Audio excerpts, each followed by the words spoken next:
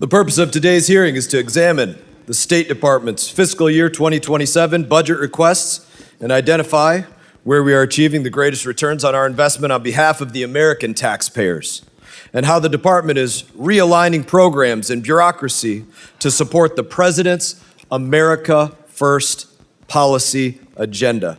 I will now recognize myself for a very brief opening statement.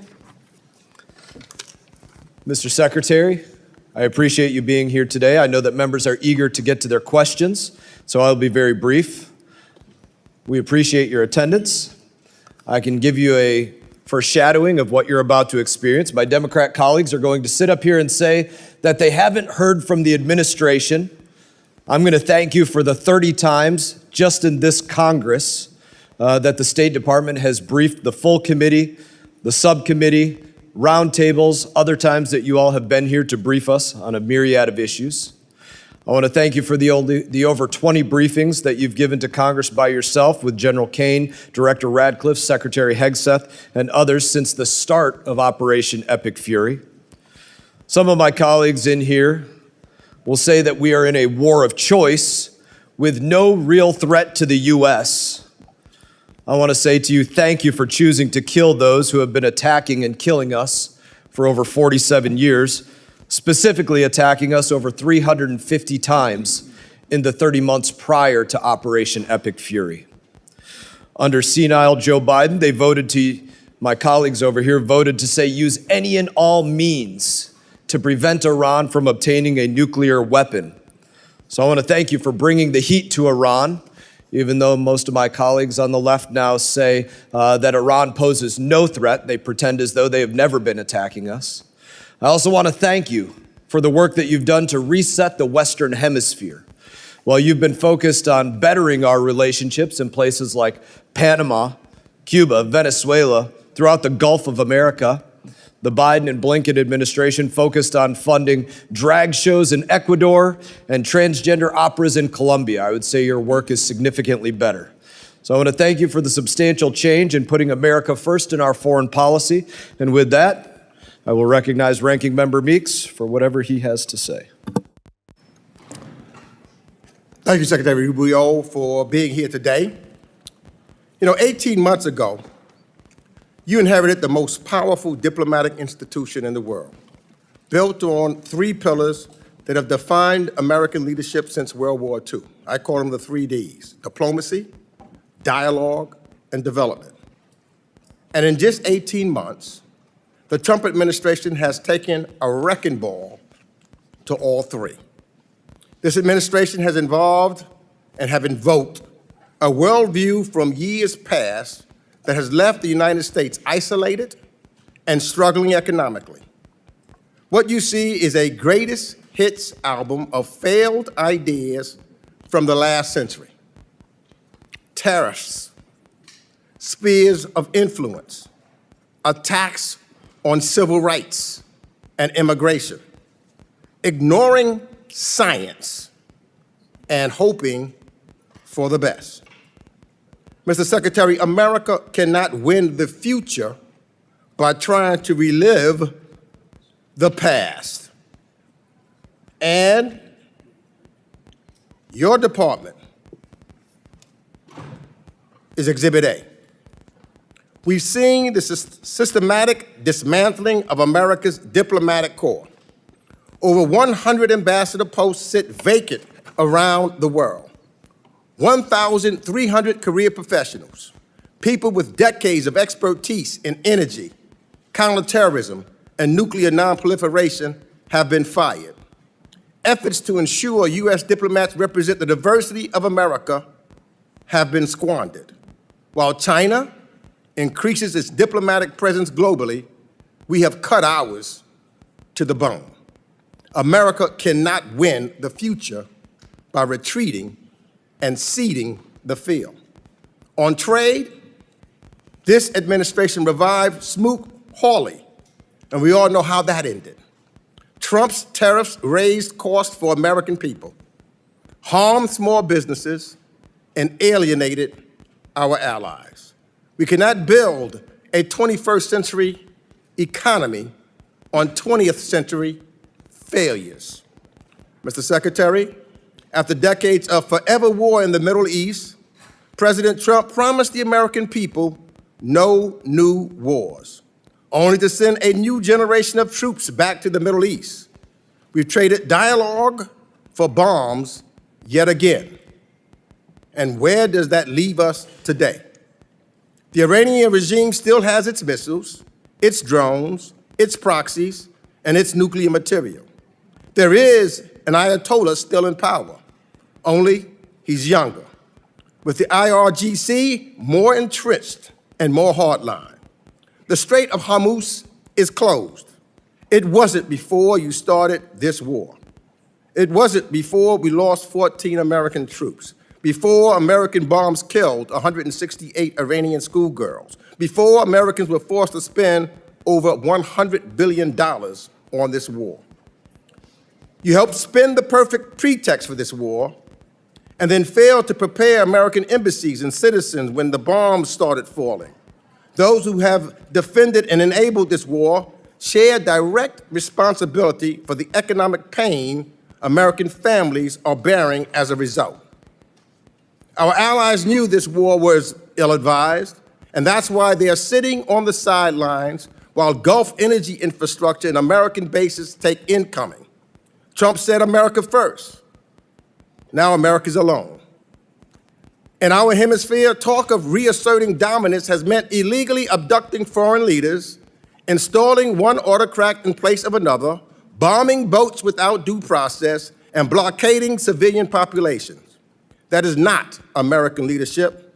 Those are not American values. That is behavior we built the rules-based order to prevent. The Trump administration's attack on foreign aid and development efforts remain equally destructive and regressive.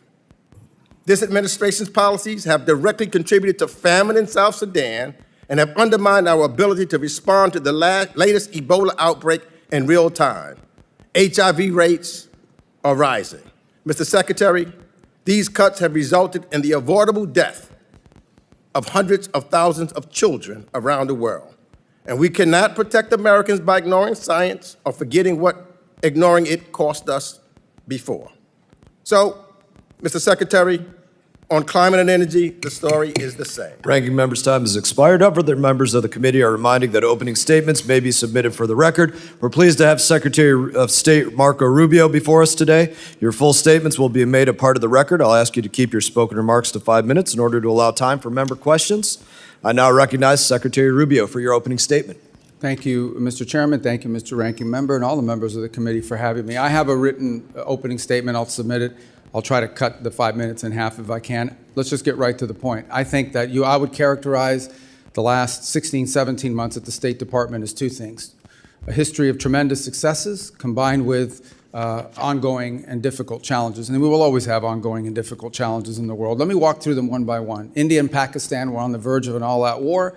The State Department and I personally were involved in de-escalating that conflict and bringing it to an end, a war between two nuclear powers. Thailand and Cambodia were involved in a war. Cambodia, a country we haven't normally had close relations with in a very long time. The U.S., the president personally played a pivotal role, not once, but twice, restoring ceasefires and ending that conflict. Obviously, the war in Gaza was brought to an end. Not only that, but all the hostages that remained were released, both the bodies and those who were alive. Armenia and Azerbaijan, that conflict ended. Not only did it end, but it ended with an agreement that I signed the MOU on yesterday, creating a new prosperity route, the TRIP route, which will provide extraordinary opportunities for both countries, especially for Armenia, while respecting their sovereignty, to really benefit from that. The Shield of the Americas was stood up. That means over 14 countries in the hemisphere, 14 countries in the hemisphere have signed up to partner with us on counterterrorism, counter-narcotics, and security matters. And we believe that that number will grow over the next few months as elections change leaderships in various countries. We held a rare earths ministerial that was attended by over 30 some odd countries from around the world, all who were signing up for an American-led effort to ensure that critical supplies of rare earth minerals around the world are available for our emerging economies and we don't remain overly dependent on China. We also announced the Pax Silica proposal, which is growing, but it's at 14 members now. These are 14 countries that are cooperating with one another to protect the supply chains critical to AI and AI development in the future. In Venezuela, we now have a functioning and open embassy. We have people traveling there for the first time. It's not where it needs to be, but it is a long ways from where it was 5 months ago and poses not nearly the threat it once posed to America's national security. We're not satisfied with where it is, but we've come a long way. We're certainly better off than we were 5 months ago. On Nigeria, where many were very concerned about violence against Christians. We are now actively in counterterrorism cooperation with the Nigerian government and Nigerian security forces, including a joint operation a couple weeks ago that took out the #2 leader of global ISIS operating from inside of the country, and that continues. The Pacific Islands, small Pacific Islands under constant pressure and threat from China, have received more attention from this administration than they've received in the last 10 years combined, and deliverables are coming along the way. The Quad, an important alliance in the Indo-Pacific between India, Japan, Australia. We've had multiple meetings of that group, including a meeting just last week in India, and a follow-up that's going to occur later this year, including a leaders meeting before the end of the year. As I speak to you now for the second consecutive day, and for the first time in many, many years, the leaders of the legitimate government of Lebanon and leaders from the government of Israel are seated at the State Department for the second day in a row, and hopefully today we'll produce a joint statement and an action plan on a track for security in that country, independent from Hezbollah, independent from nefarious influence. They had similar meetings last week at the Pentagon at the military level. We have signed 32 health compacts. 32 countries have signed health compacts with the United States, where our aid to those countries will not just be dollars distributed to an NGO who then will go into the country and impose programs. Instead, we are partnering with 32 countries, many of them in the African continent, in which we will empower their native and domestic health industries and national health systems so that they can, not only are we treating the acute situations on the ground of people that are sick, we are helping them build the capacity and the capability to do this for themselves. This is what these countries want. They do not want to be perpetual aid recipients. They want to be able to take care of their people one day, and we are helping them as part of our aid to build that infrastructure. I could go on, but let me just say another point. We are better today than we have ever been at disaster relief. Today, the United States can respond to disasters around the world on a humanitarian basis faster and more effectively than they ever have because of our reorganization. And the proof is our response in Jamaica, our response to 2 typhoons in the Pacific, our ability to quickly deploy within 24 hours and bring aid directly, coordinating with the governments to people, is better than it has ever been because we cut out bureaucracy, we cut out the middleman, and we went right to the point. We still have challenges. On Sudan, it remains a very frustrating situation. We remain deeply engaged with the Quad in these negotiations. As many of you are aware, unfortunately, Sudan has turned into a proxy war between multiple countries, and the divisions between the UAE and Saudi Arabia have truly complicated our ability to bring that to an end. What we're focused on there now is identifying 4 cities, 2 on each side, that will serve as points of distribution for humanitarian aid.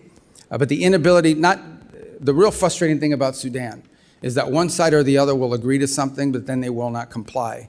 But we remain focused on that, and we have people that work on that full time. We even had a donor conference just about a month and a half ago where hundreds of millions of dollars in pledges for not just humanitarian aid, but reconstruction. We're focused on that. It's an ongoing challenge. On DRC and Rwanda, they signed a peace agreement. Unfortunately, compliance has not been good. We've had to impose a few sanctions on the Rwandan side. We are starting to see some compliance.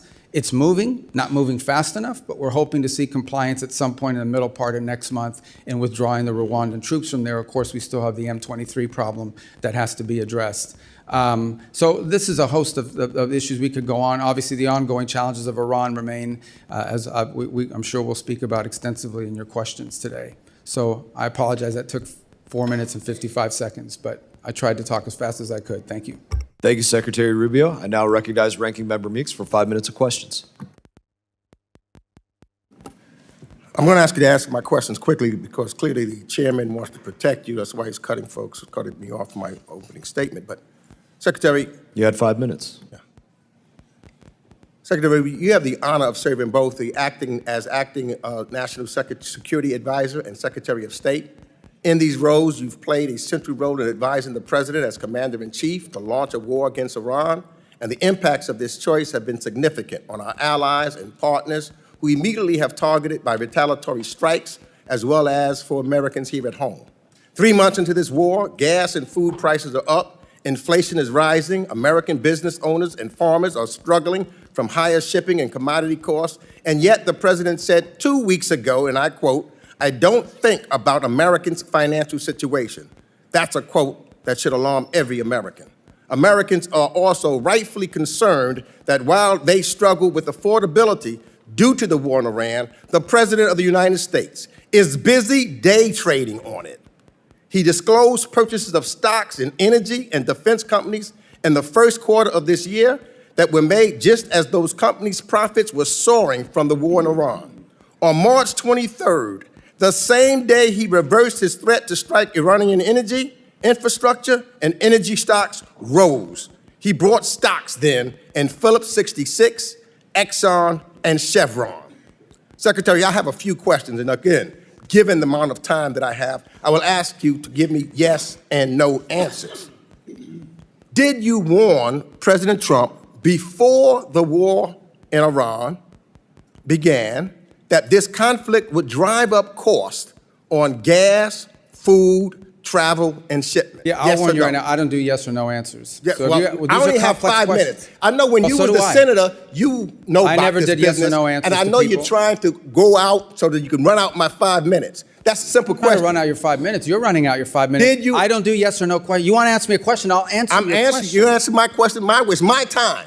Did you? Did I what? Yes or no? Did you warn President Trump The president before was fully- the Iran okay. war began that this conflict would drive up cost on gas, food, travel, and shipment? The president, Yes or no? The president and the full administration was aware that there would be consequences to action, but the consequences Let of me Iran move having on. a nuclear weapon were worse. Did you warn him? Did you warn him that launching a war in Iran could result in the regime placing a chokehold on the Strait of Hormuz? All the risk factors were understood, but the most important risk I factor just was want to know if Iran you did cannot your have a job. nuclear Did you weapon. warn him? Iran If cannot you have a did warn him, nuclear say weapon. yes. It's simple. Everyone was aware of what Iran might Did you do in warn him? retaliation. I'm asking you a second. Did you Everyone warn him? was aware. Don't of want to what answer that. Let Iran me ask would you the next do. question. But the worst part Did is that you they can't warn the have a president that launching U.S. strikes against Iran would result in retaliatory attacks on U.S. allies, partners, and Americans living or working in the Middle East? Everyone Yes understood or what no? Iran would do in response. Did you warn them? We were prepared for any response that You they warn- came out with. Okay. We knew it. Just want to make sure. But they can't have a nuclear So weapon. you're saying you warned them. Did you warn the president that the personal stock purchases and companies profiting from the war that he launched could present a conflict of interest? I'm not aware of the president's stock purchases. I don't deal in that, and I don't even know what you're saying is true. Well, we know that because it is made public what his stock purchases were. You say so. I don't read the president's All right. the So, financial disclosure, but I don't believe that to be true. Well, I think then the president should be more transparent. Secretary Rubio, because these are basic questions that I'm asking you, and to be transparent with the American people. This is what this is all about, the transparency. So, for example, when you go and look at some of your statements that you made in regards to Cuba, I only have 58 seconds left, and I'd love to get it, but you talked about Gaisa, who was controlling the military and what's taking place there, and that they had the opportunity to benefit while the Cuban people are suffering. So what we're seeing here now, the one person that's benefited from this war by his purchase of stocks, him and his friends, they have made billions of dollars while the American people are suffering. You've accused, and I agree, with reference to some folks, what they're doing in Cuba and how they're making money while people suffer. That's what's taking place in the United States of America. The Trump administration and his friends are making billions of dollars while the American people suffer. And they continue to suffer. Breaks my as heart, but gas ranking prices member's time go has up. expired. Representative McCall is recognized. Thank you, Mr. Chairman. Let me thank you for your service. Secretary, I know you're wearing a lot of hats, a lot of responsibilities. I think you're doing an outstanding job.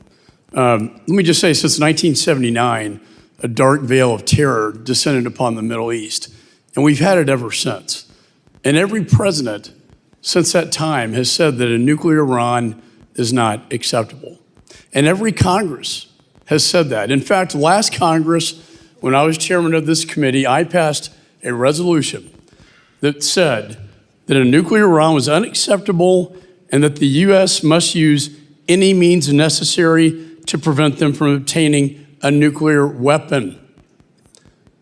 The vast majority of Democrats voted for this. Almost all Republicans. It passed the House floor, a resolution stating that that is not acceptable. We've had a lot of talk in these Congresses and prior administrations, a lot of talk, but we haven't had a whole lot of action. Your administration, you, sir, and the president have taken action on this very dire, dangerous situation we find ourselves in with Iran obtaining a nuclear weapon. I also want to applaud you for your efforts in this Western Hemisphere. A free Venezuela, a free people, possibly one day a free Cuba.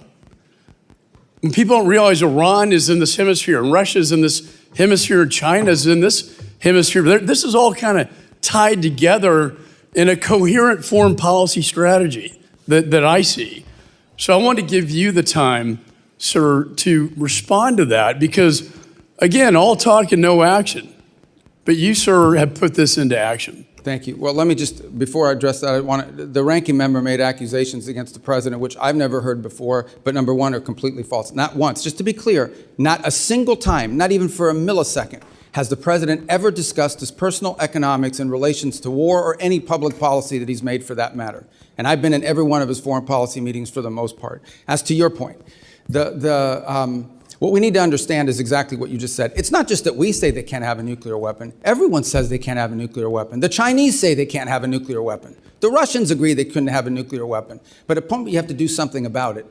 What Iran was trying to do was build a conventional shield of drones and missiles and a navy and capabilities. At some point, they would say to the world, now we're going to get a nuclear weapon, and you can't do anything about it because we have so many weapons and so many drones and so many naval vessels that the price we will inflict on you for trying to do something about it makes us untouchable, makes us immune. And the president was not going to allow them to build a conventional shield behind which they can develop their nuclear program. Today, the Iranian Navy sits at the bottom of the sea. They do not have a Navy. It no longer exists. They have no Air Force either. Their missile launchers have been significantly degraded. Their defense industrial base has suffered upwards of 80 to 90% of attrition. It will take years for them to rebuild it.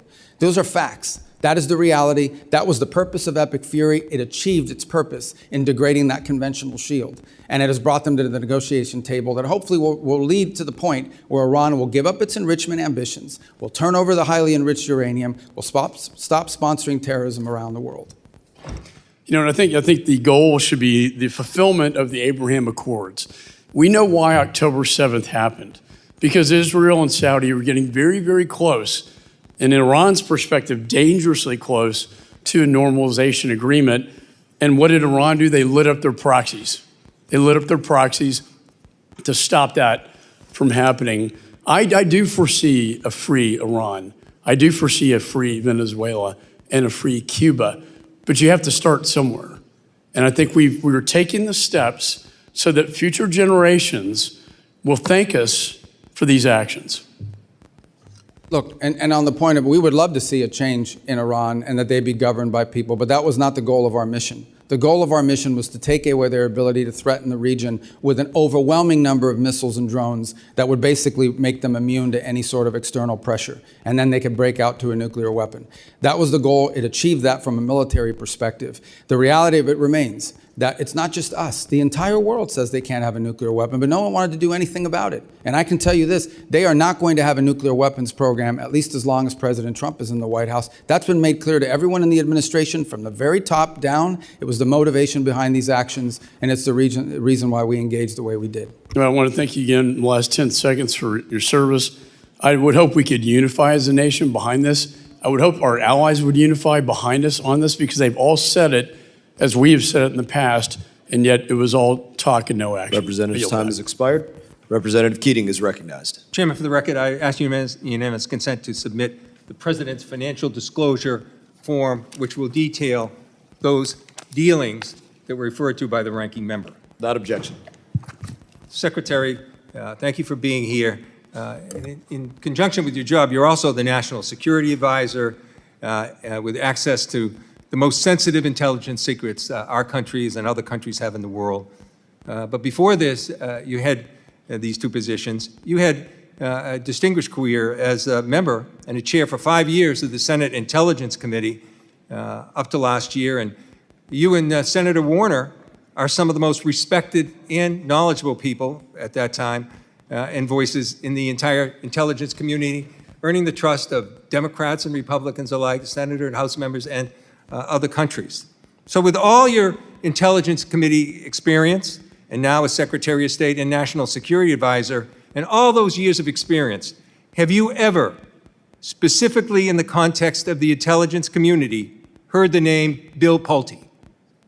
In the context of intelligence? That's what I said. No, I have Never heard his name. Okay, thank you for answering that. Well, never even heard his name. Given all your years of experience and your position now, never heard the name. For the record, Bill Pulte is a person Donald Trump has chosen for the acting director of national intelligence with no experience in the intelligence field, whose misuse, widely reported, of confidential information led to the prosecution of the president's political enemies, is now the person in charge of the nation's most closely guarded intelligence when he couldn't even conduct himself appropriately as the federal housing finance director. Now, Secretary, have you ever heard of the name Ira Zahari? Who's that? You've never heard the name Ira Zahari I mean, it doesn't ring a bell off the top. in the context of security? Well, let me tell you. Mr. Zahari pleaded guilty for breaking into the Capitol on January 6th through a broken window, wielding a metal rod as a weapon. And Donald Trump appointed him to a team at the Pentagon focused on irregular warfare and, of all things, counterterrorism. That's ironic, given that he participated in one of the most significant incidents of domestic terror in our country's history. I think it's shameful, the people that are being appointed, and I think it's also shameful some of the people that have been fired. Now, I want to move to Iran, because given your nuclear and intelligence background, which is extensive and appreciated and respected, I'm sure you're aware that Ukraine, the country at the time with the third largest nuclear arsenal, peacefully turned over their nuclear weapons in conjunction with the Budapest Memorandum, and in exchange for the U.S. commitment to defend Ukraine if it ever came under threat. The U.S. gave their word to Ukraine they would defend them. And I found this amazing. In your opening remarks, as you took us all over the world, and you mentioned 15 different incidents where you have interceded. 15, the top 15. Not once did you mention Ukraine when you were prioritizing the achievement that's there. Now let me go on. Tried to stay under Let 5 me go minutes. on. Oh, you tried to stay, yeah, please. Well, I It's can not answer funny. that. It's not funny, Secretary. Now, What's not funny in is Iran that- now, Well, you don't. in this is- Iran you now, can't even I answer reclaim questions my here. time. I reclaim my time, Mr. Chairman. You He's guys make these interrupting me. statements and no he one can is respond. interrupting me. Do something about it. I'm doing it. I'm asking you to reclaim those seconds back. No. Now in Iran, what goes around comes around, Mr. Chairman. Now in Iran, the Trump administration issues a general license to Russia, providing billions in oil profits every month, several billion every month, fueling Putin's war machine. You didn't mention that in your opening remarks. And then this is a war of aggression of Russia attacking Ukraine, which we gave our agreement. And this is to a country that's assisting us in Iran, Ukraine, and helping a country with a war machine that are aiding Iran against us and putting our service members in jeopardy. Look, we have an opportunity as members just today to vote on the Ukraine Support Act. I hope we do it, and I am confident that we have bipartisan support.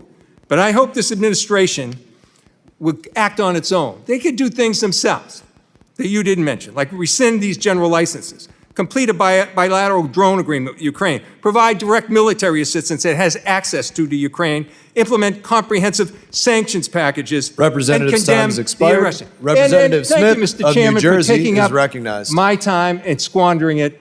That's not how a chairman should act. Representative Smith, you're recognized. Thank you, Mr. Chairman. Mr. Secretary, if you need a moment to respond to it. Well, I also didn't mention Cuba because I literally handwrote what I was going to say to you guys, and I told you I was going to submit the written for the record, and I think everybody understands Cuba's a priority for me. Just on the Ukraine front, I'll address it now, if it's okay with your time that I could do so. I think it's well documented that we've been very involved in trying to get the two sides to the table. We've invested a lot of time in it. Unfortunately, so to this point, neither side has been willing to make concessions, particularly on the Russian side, necessary in order to bring peace about. We remain ready to play any role we can in that context of bringing a peace about, because we think the war in Ukraine, devastating war, has no military solution. It can only be solved through a diplomatic route, and it's been unfruitful. I would characterize it as the ongoing challenges. That said, let's be clear, we are not, to be fair and to be frank, we are not impartial mediators in that war. Okay? We don't provide weapons to Russia. We only provide weapons to Ukraine. We don't impose sanctions on Ukraine. We only impose sanctions on Russia. So we have clearly taken a side. We continue to sell weapons to Ukraine, by the way, through the Pearl program, unimpeded by what's happened in the Middle East or anywhere else. And look, we'd love to see that come to a negotiated settlement. As of right now, the prospects don't look great that either side is prepared to make the concessions necessary in order to reach an agreement. But we stand ready, and we've engaged and invested a tremendous amount of high-level time on that conflict over the last year. I think it's a source of frustration for the world. Hopefully this year will bring better news. I don't have any news for you on that front today, but we are ready. As I've expressed to both sides repeatedly, we're ready to step in and play whatever positive role we can to bring that devastating and escalating war to an end. Mr. Secretary, thank you very much. And just let me say, Claire and Sebastian Lai and all of us are deeply grateful to you and the President for everything you tried to do to get Jimmy Lai out. Obviously, it's an ongoing concern, and I know you will continue to push for that. But I know you did everything. The ball was in Xi Jinping's court. And he, unfortunately, erred on the side of continued incarceration of that great human rights defender. But thank you for that.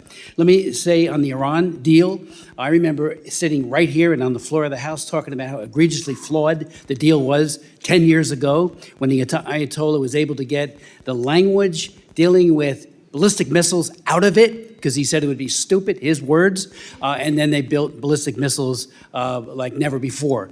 On them never having, Iran never having a nuclear weapon, let's not forget that the agreement was in effect until October of this past year. Other nations were still a part of it, and yet they were building a capacity to create nuclear weapons and to use them, and the MAD theory does not apply to them, as we all know.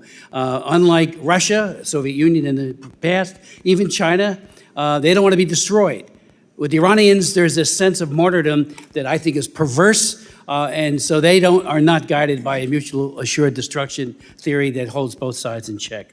Let me just say, too, on the Nigeria, thank you for what you've done there with not just CPC, but the most recent taking out of some of the worst terrorists who are slaughtering Christians, and the numbers continue, but I know you're engaging very, very aggressively there. On the DRC-Rwanda conflict, thank you for sanctioning some of the top people who are committing atrocities, and that just happened a couple of days ago, yesterday, for sure. That shows that commitment there. And on even the Armenian-Azerbaijan, I've been working on Nagorno-Karabakh, Azerbaijan and Armenia for 30 years. They often called Nagorno-Karabakh the frozen conflict because nothing would ever happen. You guys stepped in, and the president stepped in and got a peace treaty. I mean, I've met with Aliyev in Baku on 2 occasions. He was totally unwilling to admit to the human rights abuses that he was engaging in, especially as it relates to Nagorno-Karabakh and the Armenians. You've come up with a solution. Thank you for that. And anything you want to speak to on the DRC or Rwanda or any of these issues, appreciate everything you're doing for this country. There's a full plate of horrible things happening, and we're so grateful you're at the helm. Please. Oh, well, I just on DRC Rwanda, I would say, because just to elaborate on that a little further, as you know, we had an agreement signed and the compliance was not good in that regard. But to be fair, and I know that some other people disagree with this assessment, but we believe it's pretty accurate on the Rwandan side. And so we initiated some sanctions, targeted sanctions on Rwanda. They've come to the table. They've made some commitments. They are complying with the commitments, maybe not at the rate or speed that we'd like them to, but there's been some compliance on pulling back of troops. What we'll watch very closely, of course, is we don't want to see Rwandan troops change uniform into M23 uniforms and claim that they've pulled out. We got to watch that very carefully. And we also have to deal with the M23 issue there. But those are both DRC, Rwanda, and Sudan are 2 areas we remain very engaged in trying to find a solution to. Representative's time has expired. Representative Castro, you are recognized. Thank you, Mr. Chairman. Thank you, Mr. Secretary, for coming in today and for your testimony. I want to start with Iran. I'm hopeful that the President and the administration are able to reach an agreement that ends the war and also reopens the Strait of Hormuz. If there's a deal subject to congressional review under INARA, I'll approach it with a fair mind, and I hope that all of us will as well.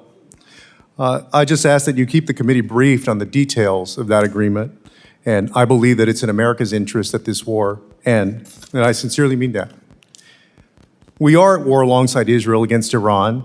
Iran has struck Israeli nuclear facilities at Dimona, and American service members are deployed throughout the region, as you know.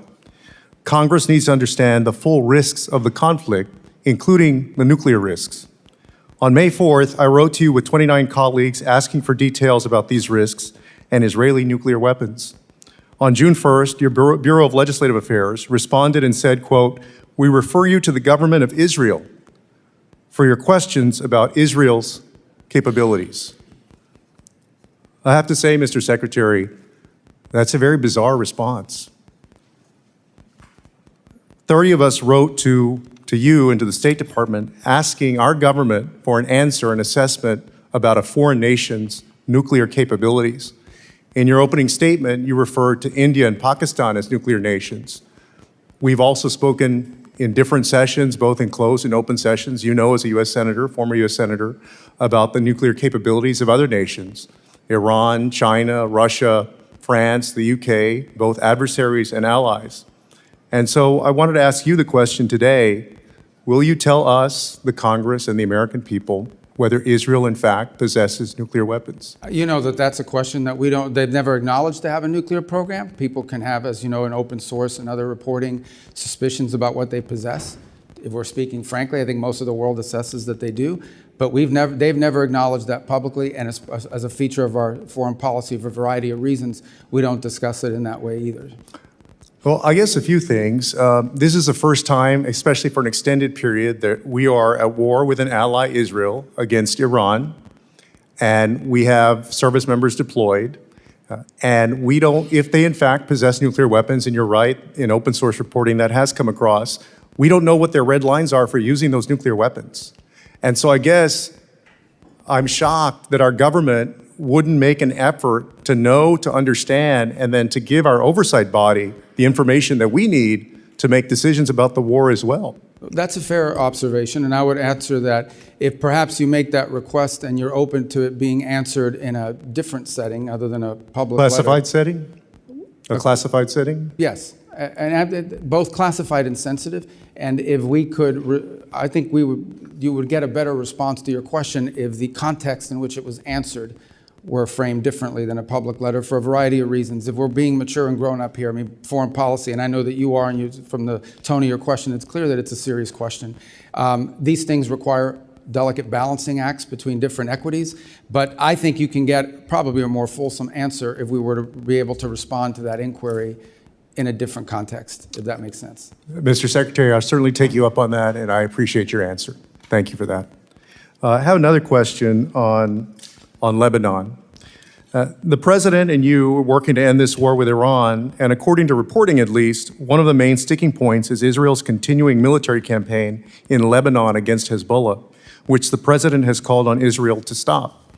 The president confirmed last night, in fact, that he in fact told Israeli Prime Minister Netanyahu to stop the war in Lebanon. My worry is that Israel's insistence on continuing this war against Hezbollah will jeopardize the president's efforts and the American government's efforts to reach an agreement with Iran. And so my question is, do you agree that Israel should stop its military campaign in Lebanon and support the president's negotiations for a peace agreement with Iran? I'd love to answer that question. It's going to take more than the 42 seconds, and I know I've seen already that people get pretty pissed off here when their time gets eaten up. But if I can answer that question, maybe the next person will let me continue, because that's a really important question. So let me just start by saying this. Let me walk you through this. We had an agreement. Hezbollah reached out 2 weeks ago and basically said, about 10 days ago, and basically said, we will not launch missiles into Israeli territory if they stop attacking into Beirut. That was the agreement, I think 5 p.m. 2 Saturdays ago. At 6 p.m., they launched missiles. And then they came back and said, well, we made a mistake. We thought it started tomorrow, not Saturday. Then they went again and violated it again on Sunday. But also Israel has been bombing and launching throughout. Is that Well, correct? there's two separate things. Actually, Israel has not conducted massive operations in Beirut for some time. What you see them operating is in the south.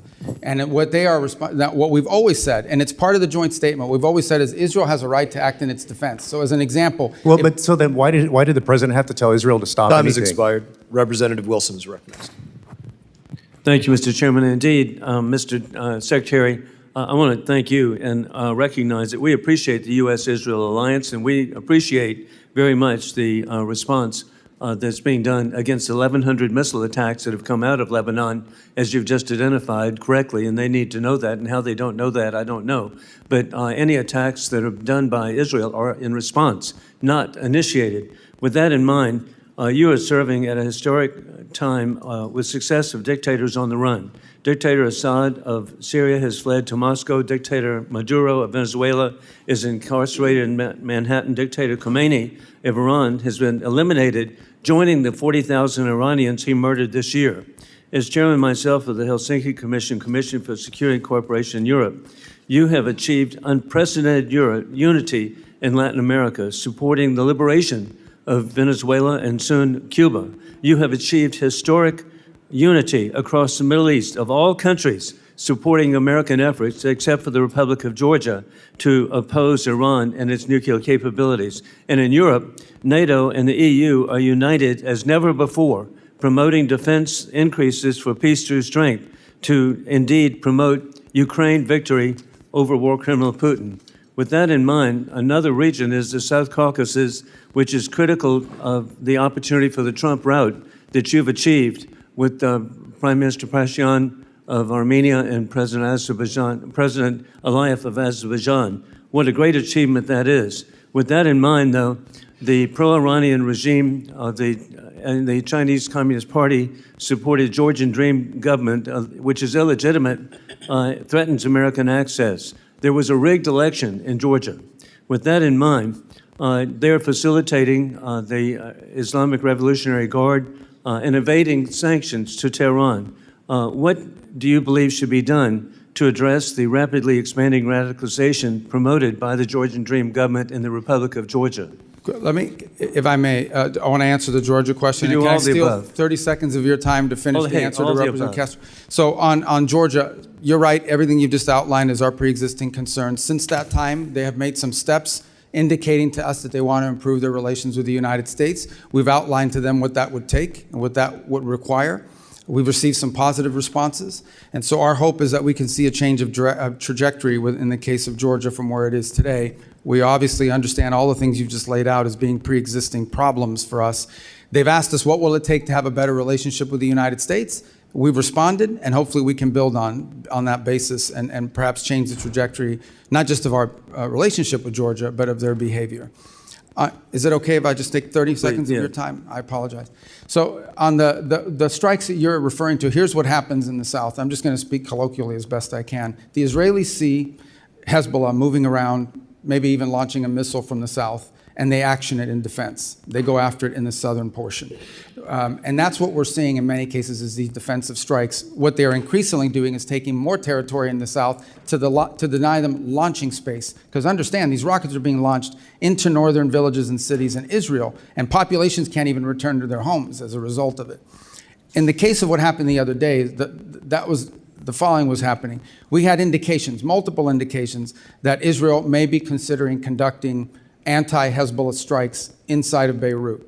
And at that moment, we had reach out from the Lebanese authorities saying that Hezbollah had contacted them and said if Israel doesn't strike Beirut, that they would stop launching missiles into Israeli territory.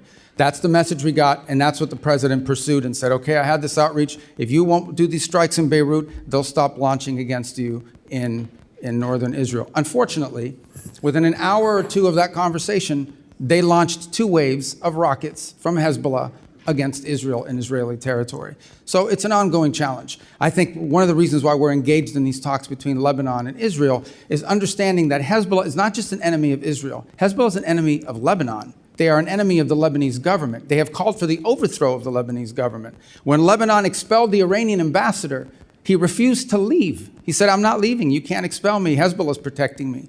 So Hezbollah is not just a challenge to Israel. It's a challenge to Lebanon, to the Lebanese state and the Lebanese people. And we are hopeful that we can create a paradigm in which Lebanon's government and Israel can work together to disarm Hezbollah and allow the people of Lebanon to reclaim its country. But it's complex. This has been going on since, since OJ had isotoners and those commercials. So. And Mr. Secretary, you're correct. I was with President Aoun in Beirut last year, and that what you're doing is should address it. I do want to point out, give Syria a chance, and that's been your success, Tom Barrack, the president, giving Syria a chance. We need to delist Syria from the state sponsor of terrorism, and I urge that to be done. Thank you for being so generous for Representative Castro's question. Representative Titus is recognized.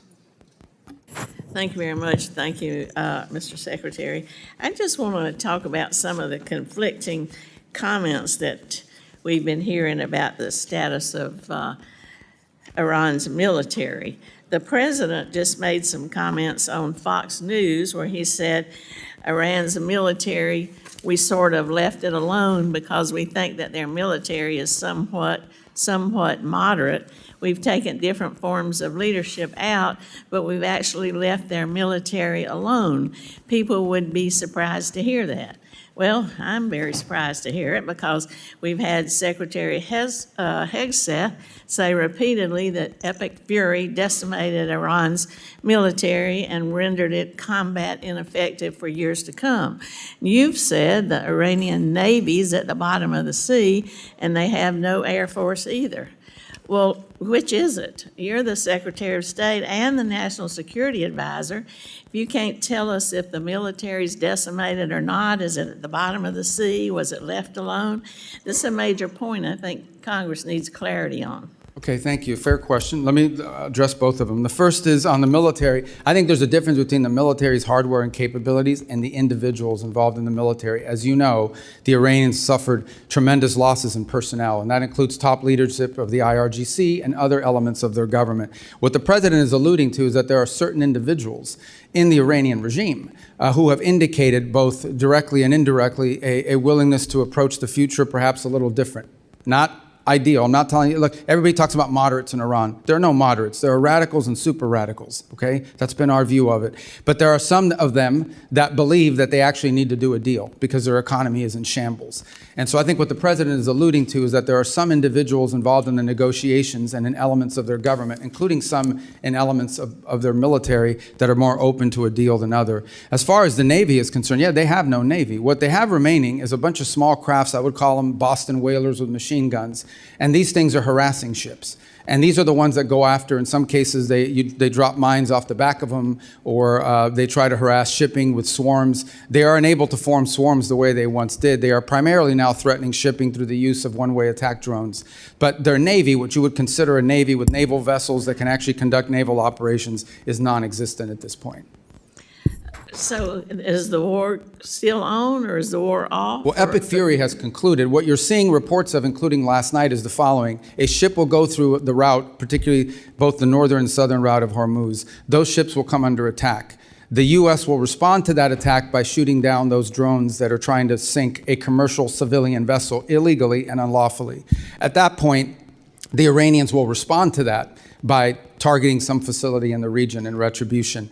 On occasion, in order to protect our own forces, we don't just strike the drones, we strike the people who launch those drones. These are completely defensive in nature, but they are happening in response to an Iranian action. If they don't shoot at those ships, we don't shoot.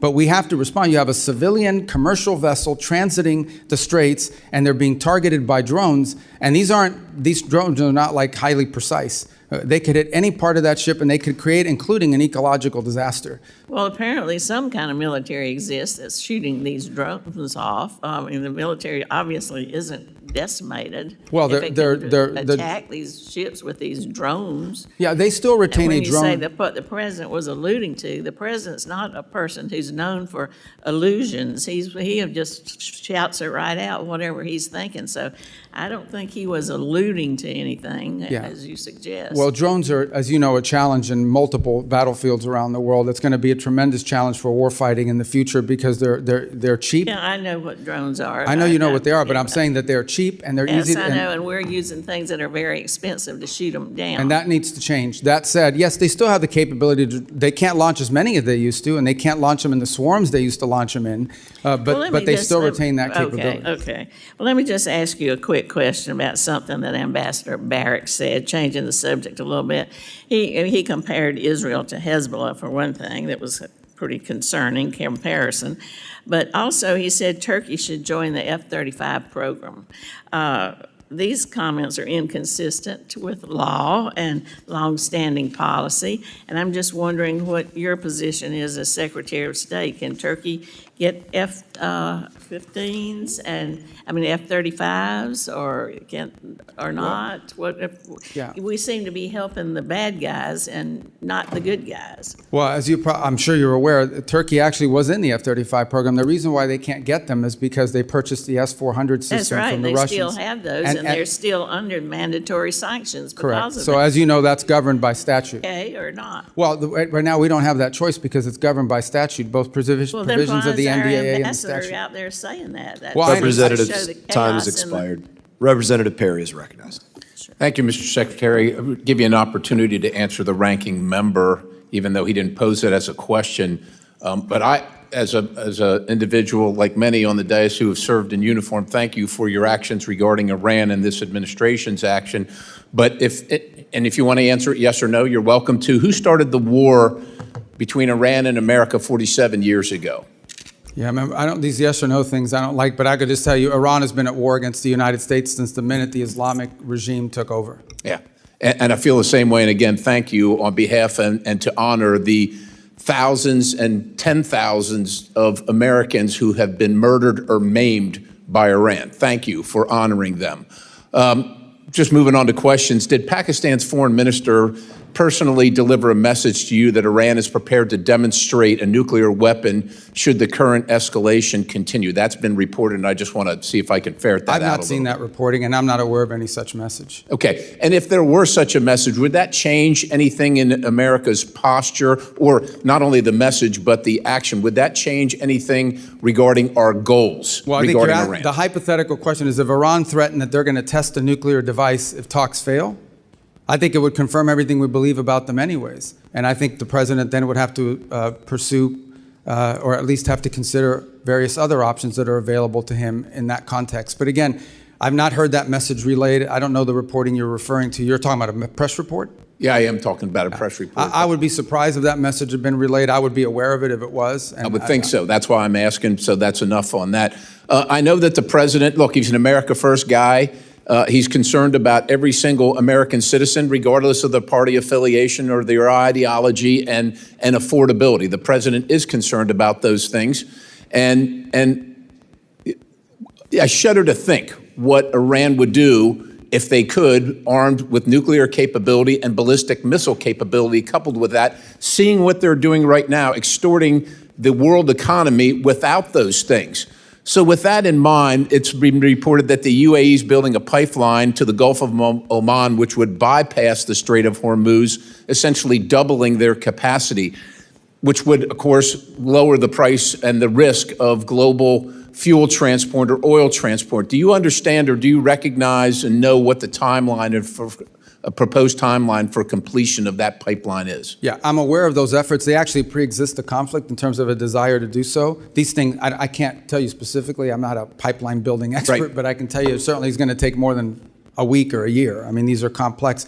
I think the broader point, which your question touches on, is I do think you're going to see a reshifting of where the world gets its energy from in the aftermath of this conflict. You're already beginning to see some of it now. I think you're going to see the United States be a bigger energy provider to the Indo-Pacific. We have the capability to do so. But it's going to take some time to build that capability. So I think you're going to see more of that. And I think you're going to see the establishment of more of these alternative routes as a result of this. Remember, only about 20% of global oil goes through the Straits of Hormuz, but it is about 80 to 85% of the oil that goes to the Indo-Pacific. So in those particular countries, I think you're going to most definitely see them buying more from other places, including the United States. And that's going to lower the cost for everybody, which is great. Secretary, just moving on, you're of Cuban descent, of Colombian descent. Can you describe, and Cuba has been a sore... Are you really Colombian? I didn't know that. Yes, oh, wow. Indeed. But Cuba has been sowing the seeds of discord in our hemisphere, inviting China, Russia, North Korea, all manner of communist, oligarch, bad actors into the hemisphere. If you can describe, generally speaking, what the policy where we're headed with Cuba as the United States of America. Where are we headed, and what do you envision being success, and how do we measure that? In 56 seconds, I will tell you what we want for the people of Cuba is to be able to live in a normal country. You're here. I want them to live in a country that looks like the Dominican Republic, like Jamaica, like the Bahamas, like any of these other places where people can own their own business, people can vote for their own leaders. By the way, that's not my desire. That's the policy of the United States. That's enshrined in statute. Here's the problem, and we're willing to do this through a diplomatic means. The problem we have is that country's not controlled by a government.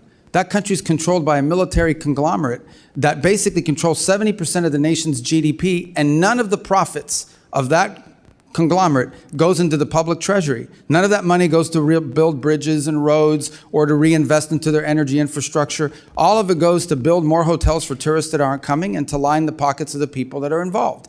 So that has to change.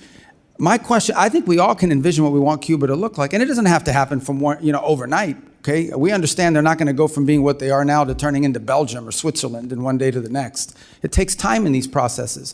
I just don't believe, frankly, at this point, given everything we've seen, that the people in charge of that conglomerate and of that government are capable of making these reforms, at least not yet. Their mindset isn't there. Their incentives aren't there. They have spent, 60-something years waiting us out and holding on, and I think they can still get away with it, and they can't, and they won't be able to. Time has expired. Representative Liu is recognized. Thank you, Secretary Rubio, for being here today. You have been at multiple meetings with President Trump. In a moment, I'm going to show you a video of one of these meetings. It is from last December. It's a cabinet meeting. I'm going to ask you to focus on President Trump, and you will see that he is sleeping while you are talking. Oh, my God. Please show the video. Products they make and what American farmers grow and produce has a fair shot to be sold around the world. On issue after issue, that's been the case. You talk about foreign aid reforms. This is not our money. This is taxpayer money. Secretary Rubio, have you been at more than one meeting where President Trump has fallen asleep? That's false. That's false. I've never seen him fall asleep. On the contrary, the guy doesn't sleep, which is a big problem because he calls me at 2 in the morning, he calls me at 5 in the morning. And I like to sleep a little bit, maybe not 12 hours, but at least 6. So he works. The other day he was at the Oval Office until 12:30 p.m. 12:30 a.m. I don't know what you're talking about. Secretary Rubio, I'm going to show you in a moment a video that shows you just lied to Congress. Oh, okay. So this is a video of a cabinet meeting literally from last month where Donald Trump is sleeping while you are talking. Please show this video. Coalition of countries that line up behind the peace deal, behind the border peace, and it's still every day is a challenge, but it's been driven personally by the president. It's the reason why we're involved in this whole Ukraine-Russia conflict. That's not our war. It's not the president's war. This war started, it never would have happened if you'd been president. But this war is going on, and the president is trying to end it. You are literally talking about issues of war and peace, and Donald Trump is sleeping right next to you. No, he's not. If Donald Trump cannot stay awake at these important meetings where the cameras are rolling, imagine what he's like when the cameras are not there. So I'm going to ask you, have you been at classified meetings where Donald Trump has fallen asleep or had trouble staying awake? I've never been at any meeting where, and the things you're showing me now, he was not falling asleep. And so, I think so it's you're lying that I'm again. before the Foreign Affairs You're lying Committee of the United States House of Representatives to asking Congress. questions about sleep. You're This lying to is a joke. Congress, Secretary Rubio. So I'm going to show you another video in a moment. The president's inability to stay awake on the job has caused other countries to perceive him differently. They mock him. They see he is weak and he is feeble. This is a video of a French news channel talking about Donald Trump falling asleep at a Memorial Day ceremony. Please show this video. Well, Mark, a video that appears to show Donald Trump falling asleep at a Memorial Day ceremony this Monday has been circulating heavily online. And internet users have a lot to say about it. It's also reignited rumors about the state of the US president's health. Now, in the video, social media users say that Trump is fighting sleep whilst he listens to the speech given by Defense Secretary Pete Hegseth, and that his eyes appear to be closed for a large portion of the ceremony. Now, we need to remember here that this is a ceremony to honor and remember those US military personnel who have died while serving in the armed forces. And the idea that Trump was asleep at a somber ceremony like this, well, that has triggered outrage online. Donald Trump's inability to stay awake on the job shows that there's something very wrong with his health or cognitive abilities.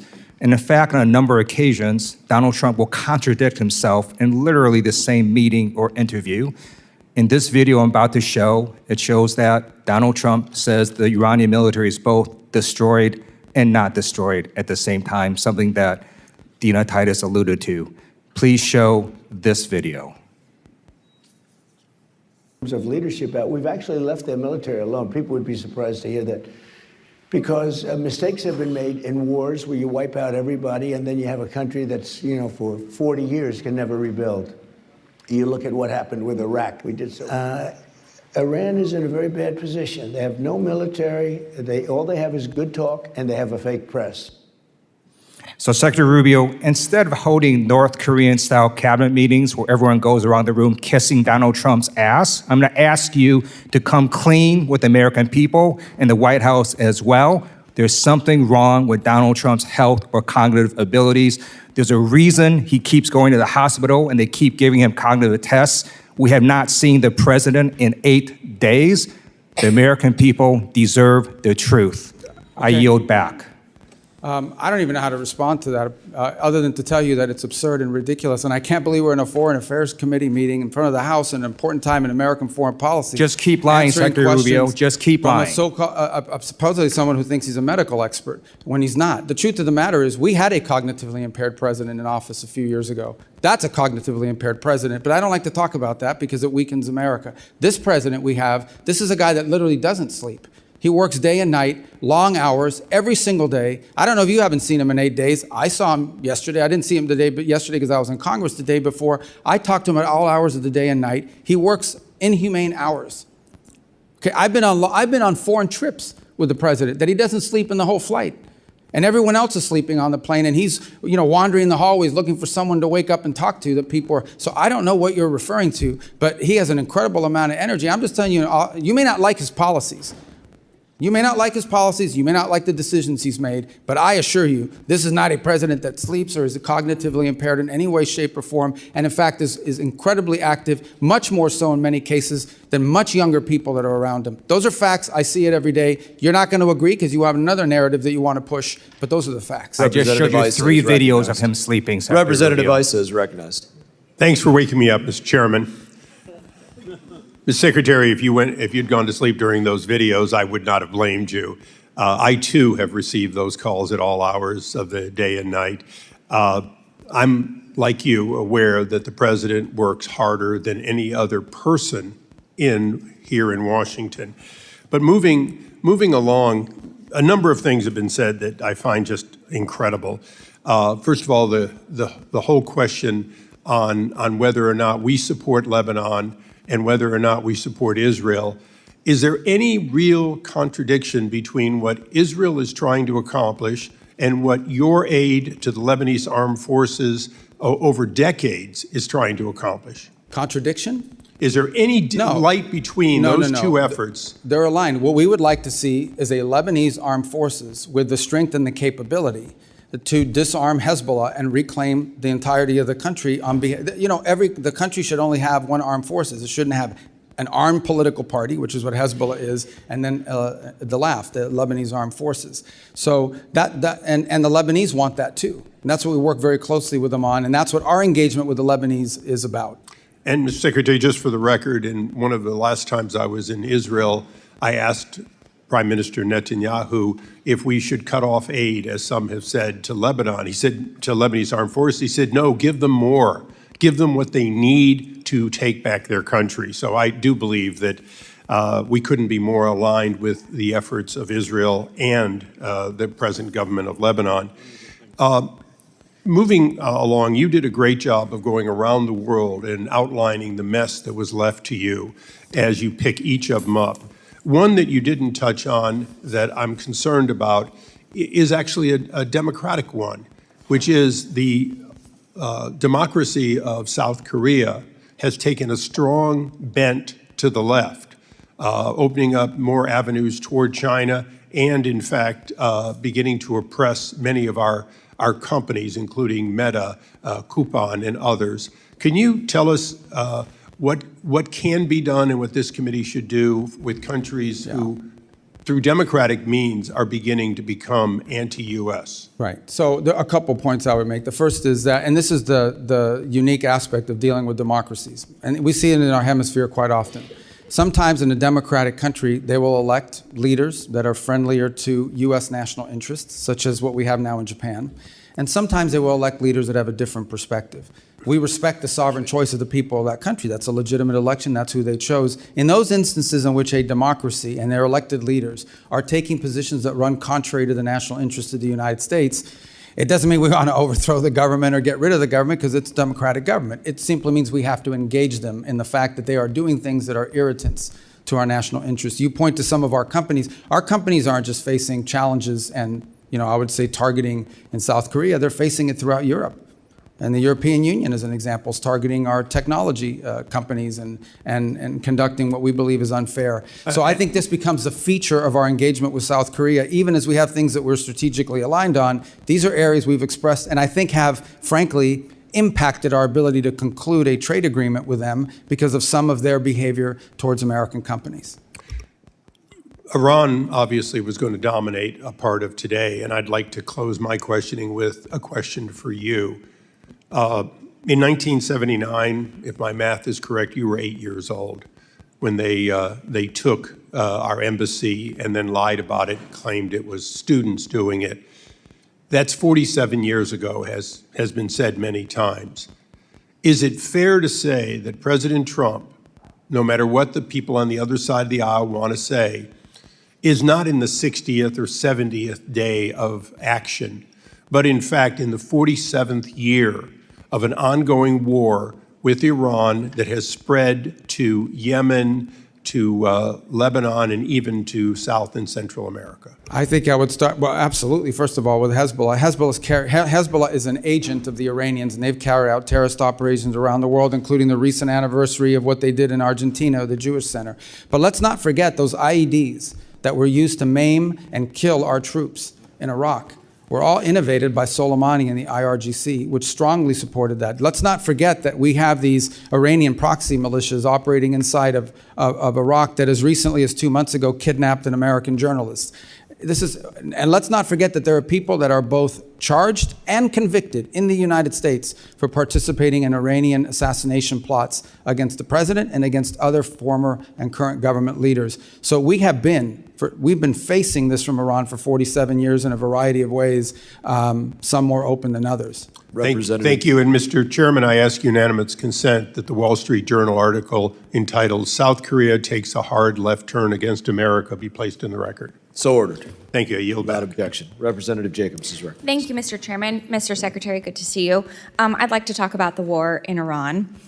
Yesterday, in your Senate testimony, you told Senator Booker that the war in Iran is over.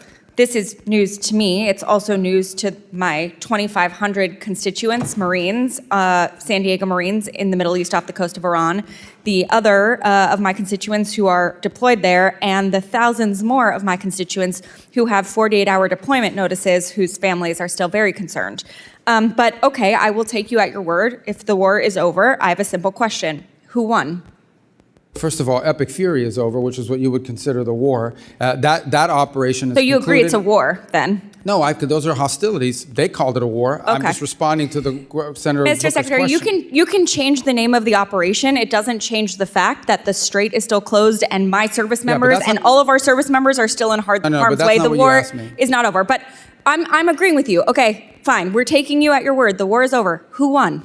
Well, first of all, you're not taking me at my word. It's a fact. We're no longer conducting sustained strikes inside of Iran to degrade their military because epic fury is over. The second point is on the question of who won, I can tell you this. We defined victory as destroying their defense industrial base, significantly reducing the number of missile launchers that they possess, significantly reducing their stockpile of drones. And we achieved all of those in addition to destroying what they had left of an air force and wiping out their entire conventional navy. Those are all gone. So I consider that victory, and we did too, and that was the purpose of Epic Fury. Okay, well, good. Based on the metrics that you just said, okay, there's actually, our intelligence community has said that Iran is reconstituting its military industrial base faster than we had predicted. And analysts assess it still holds roughly 70% of its missile stockpile and 70% of its mobile launchers. The Strait of Hormuz was open before the war. It is now closed. We have lost 14 brave American service members. Over 400 are injured. And the Iranian regime remains largely intact, but now with a more hardline leader who has more incentive to try and get a nuclear weapon. So I guess I have to ask you again, Mr. Secretary, does this actually look like winning or losing to you? Well, first of all, I don't know what intelligence assessments you're referring to. We wouldn't discuss intelligence assessments if they were real. These have been publicly reported. Well, they're publicly reported. Someone committed a crime, and by the way, is also lying.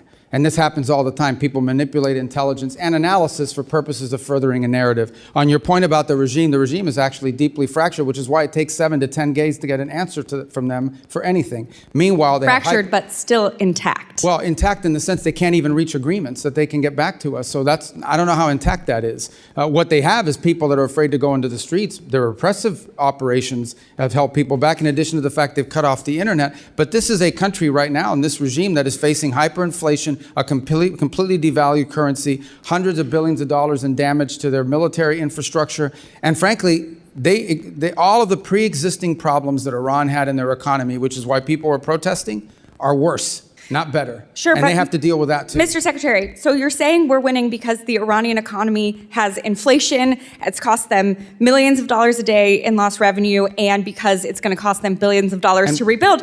Well, we are having inflation. It's already cost us an estimated $100 billion. Gas prices are up with no end in sight. The average family is paying an extra $450 on gas and could pay an extra $2,000 by the end of the year. The American people are not stupid, Mr. Secretary. We all know that this war is not over. Just last night, the U.S. and Iran exchanged fire again, this time over Karg Island. We still have not reached a deal, despite the president's promise that a deal is right around the corner. The president even said today the blockade could last until Labor Day. It's now day 97 of the war that the president said he wanted to end quickly. So I have one last question for you. Mr. Secretary, who won the 2020 presidential election? I'm not here to answer a question about 2020. This is a foreign affairs committee. Okay, great. You can't answer the question, No, even though we all know that I don't President answer Biden the won. question because the Secretary of State, I do not participate in domestic This is political not about issues. domestic political issues. certainly This is is. about our democracy. You're asking me to opine, just like I don't do campaign It rallies. seems like I don't do you- because as it's- Secretary of State, we're not supposed to. That's been the long tradition of the department, and you should know that if you've been on this committee for any period of time. And Mr. you're- Secretary, it seems like you have an issue admitting facts. You can't say that the president lost the 2020 election, just like you won't admit President Trump is losing this reckless war of choice, and just like you couldn't admit that the shoes the president bought you were too big. You clearly don't know what winning means, and not because the facts are unclear to you, it's because telling the truth would cost you your job, and the American people are entitled to a Secretary of State who tells them the truth even when the president doesn't want to hear it, and my constituents, our service members, deserve better. Mr. Chairman, I yield back. I don't know what shoes she's talking about. What is she talking about? Representative Burchett, you are recognized. Thank you, Mr. Chairman. If you'd like to answer any of that. Yeah, I don't know about the I'll shoes. give I mean, you a he gave me minute. some Florsheim shoes. They're actually pretty good. They fit fine. I don't know what she's talking about, and maybe that's what she's referring to.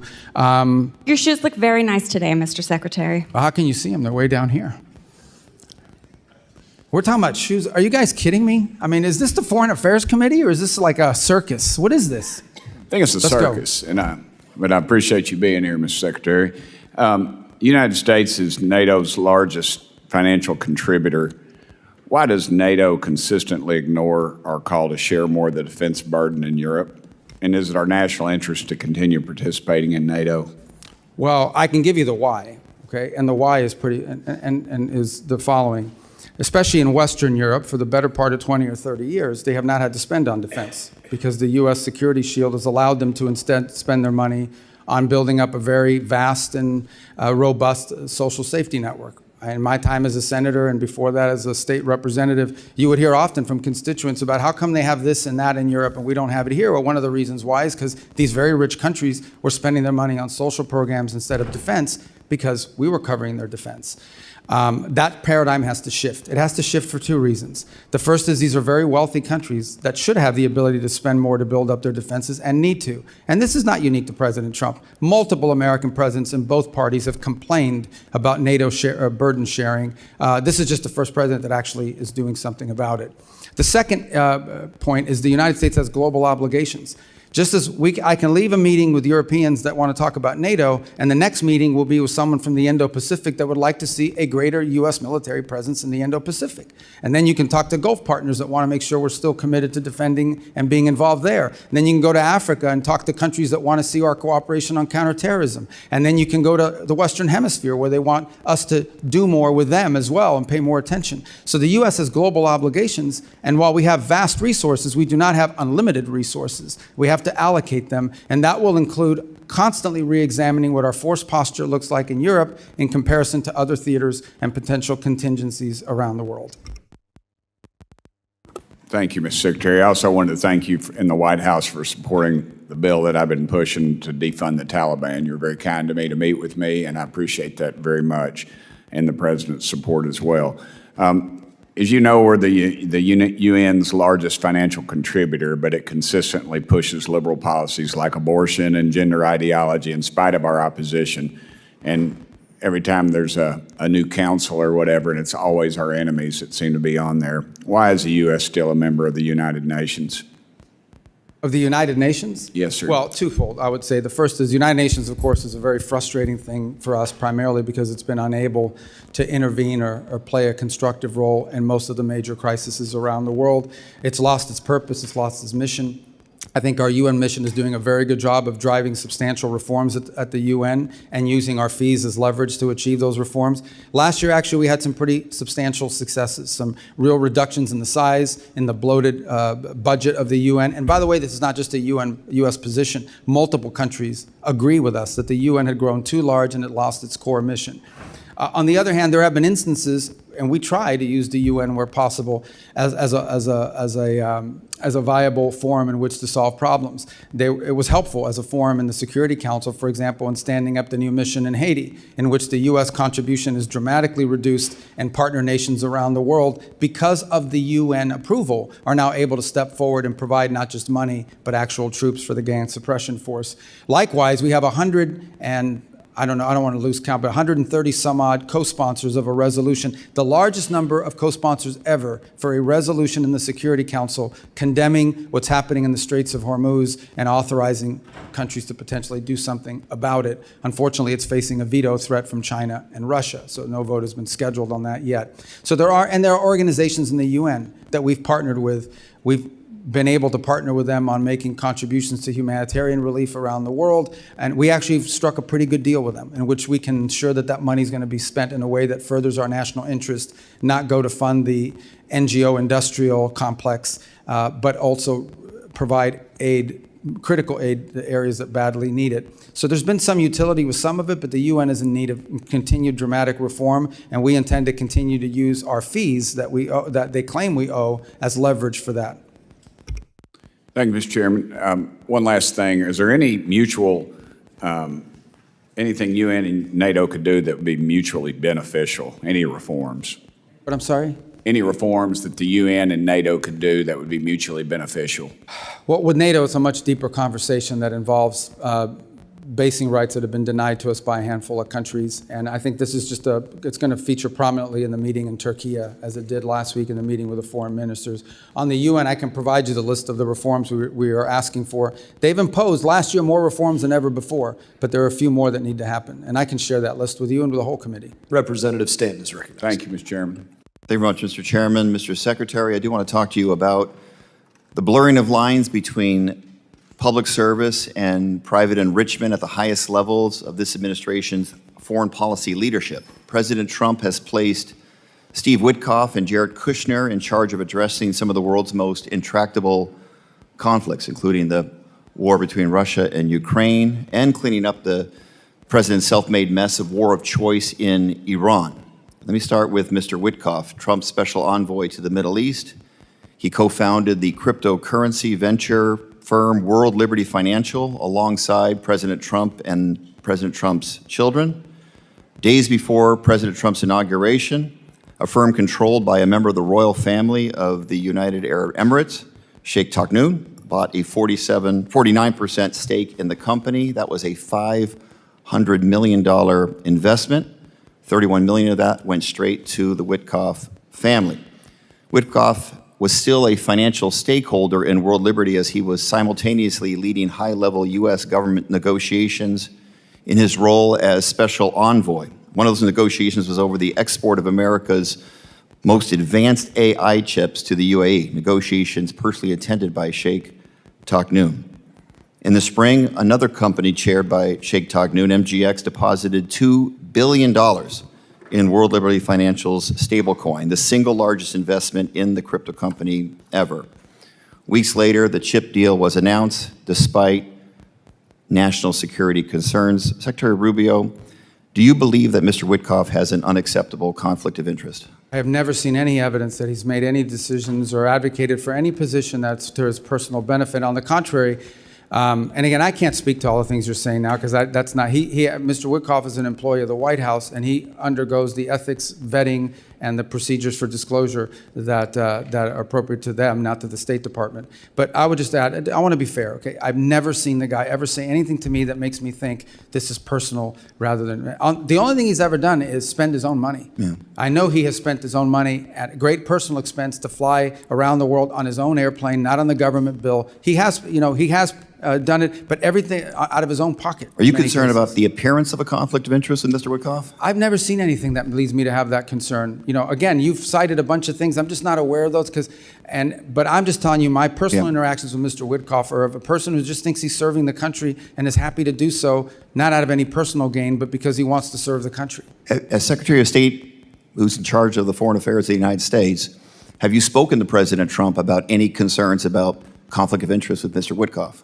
I haven't had to. I've not seen any. Let's talk about Jared Kushner. His private equity firm, Affinity Partners, has raised more than $6 billion since it was founded in 2021, including $1.2 billion just over the last year. Mr. Secretary, are you aware of how much of that $6 billion has been raised from foreign nationals? I don't know anything about it. The answer is 99%. These include sovereign wealth funds operated by Saudi Arabia, UAE, and Qatar. The Saudi Sovereign Wealth Fund is the largest investor in Affinity Partners. In fact, Crown Prince Mohammed bin Salman personally recommended that Saudi Arabia invest in Affinity Partners. The Crown Prince has also personally urged President Trump in multiple phone calls to continue the ongoing war of choice in Iran. Let's put it another way. The man who bankrolled Kushner's business venture is the same man who is lobbying for the war Kushner is tasked with ending. Mr. Secretary, same question. Are you concerned about any conflict of interest by Jared Kushner, the president's son-in-law? Again, in Jared's case, Jared is a private citizen who's been advising and participating in this voluntarily. He's not compensated for it or in any way. But I've never seen from either Steve or Jared on the contrary, all I've ever seen them do is put tremendous amount of time and energy into trying to solve problems, like the amount of time they put into Gaza and the Board of Peace and all of that process. I think, I believe they've done it out of the kindness and goodness of their heart. They think they're serving the country. The goodness of their heart. Mr. Secretary, what Jared Kushner said on 60 Minutes on this very issue, when asked about it, he says, what people call conflict of interest, Steve and I call experience and trusted relationships that they have throughout the world. Reclaiming my time, let's recap. The two men tasked with resolving this country's most sensitive national security issues, including meeting with Iranian negotiators, are profiting off the same countries that they are engaging with. One thing we know for sure, while the Ukraine peace talks are going nowhere and the war of Iran has no end in sight, Witkoff and Kushner are making out like bandits. Meanwhile, a gallon of gas is still hovering about $4.67 in Phoenix, Arizona, that I represent, up nearly 40% from just 18 months ago. The American people are paying more for gas, for groceries, for everything. They're footing the bill while representatives of our government are cashing in. I yield back. Representative Jackson is recognized. Thank you, Mr. Chairman. And thank you, Secretary Rubio, for being here today. Thank you for your work to execute an America First foreign policy that is making America safer, stronger, and more prosperous. From confronting the corruption of the Maduro regime to negotiations with Iran to stabilize the Middle East, you have played a crucial part in spearheading the administration's Peace Through Strength initiative. Secretary Rubio, I want to reiterate what you wrote in your opening statement, that American leadership should always be on behalf of American interest. Thanks to President Trump's historic foreign policy initiatives, the USA has no longer sit idly by as other nations take advantage of American funds and military support. My question: global commerce and diplomacy rely on coordinated strategies with allies to combat illicit trade and support U.S. exporters.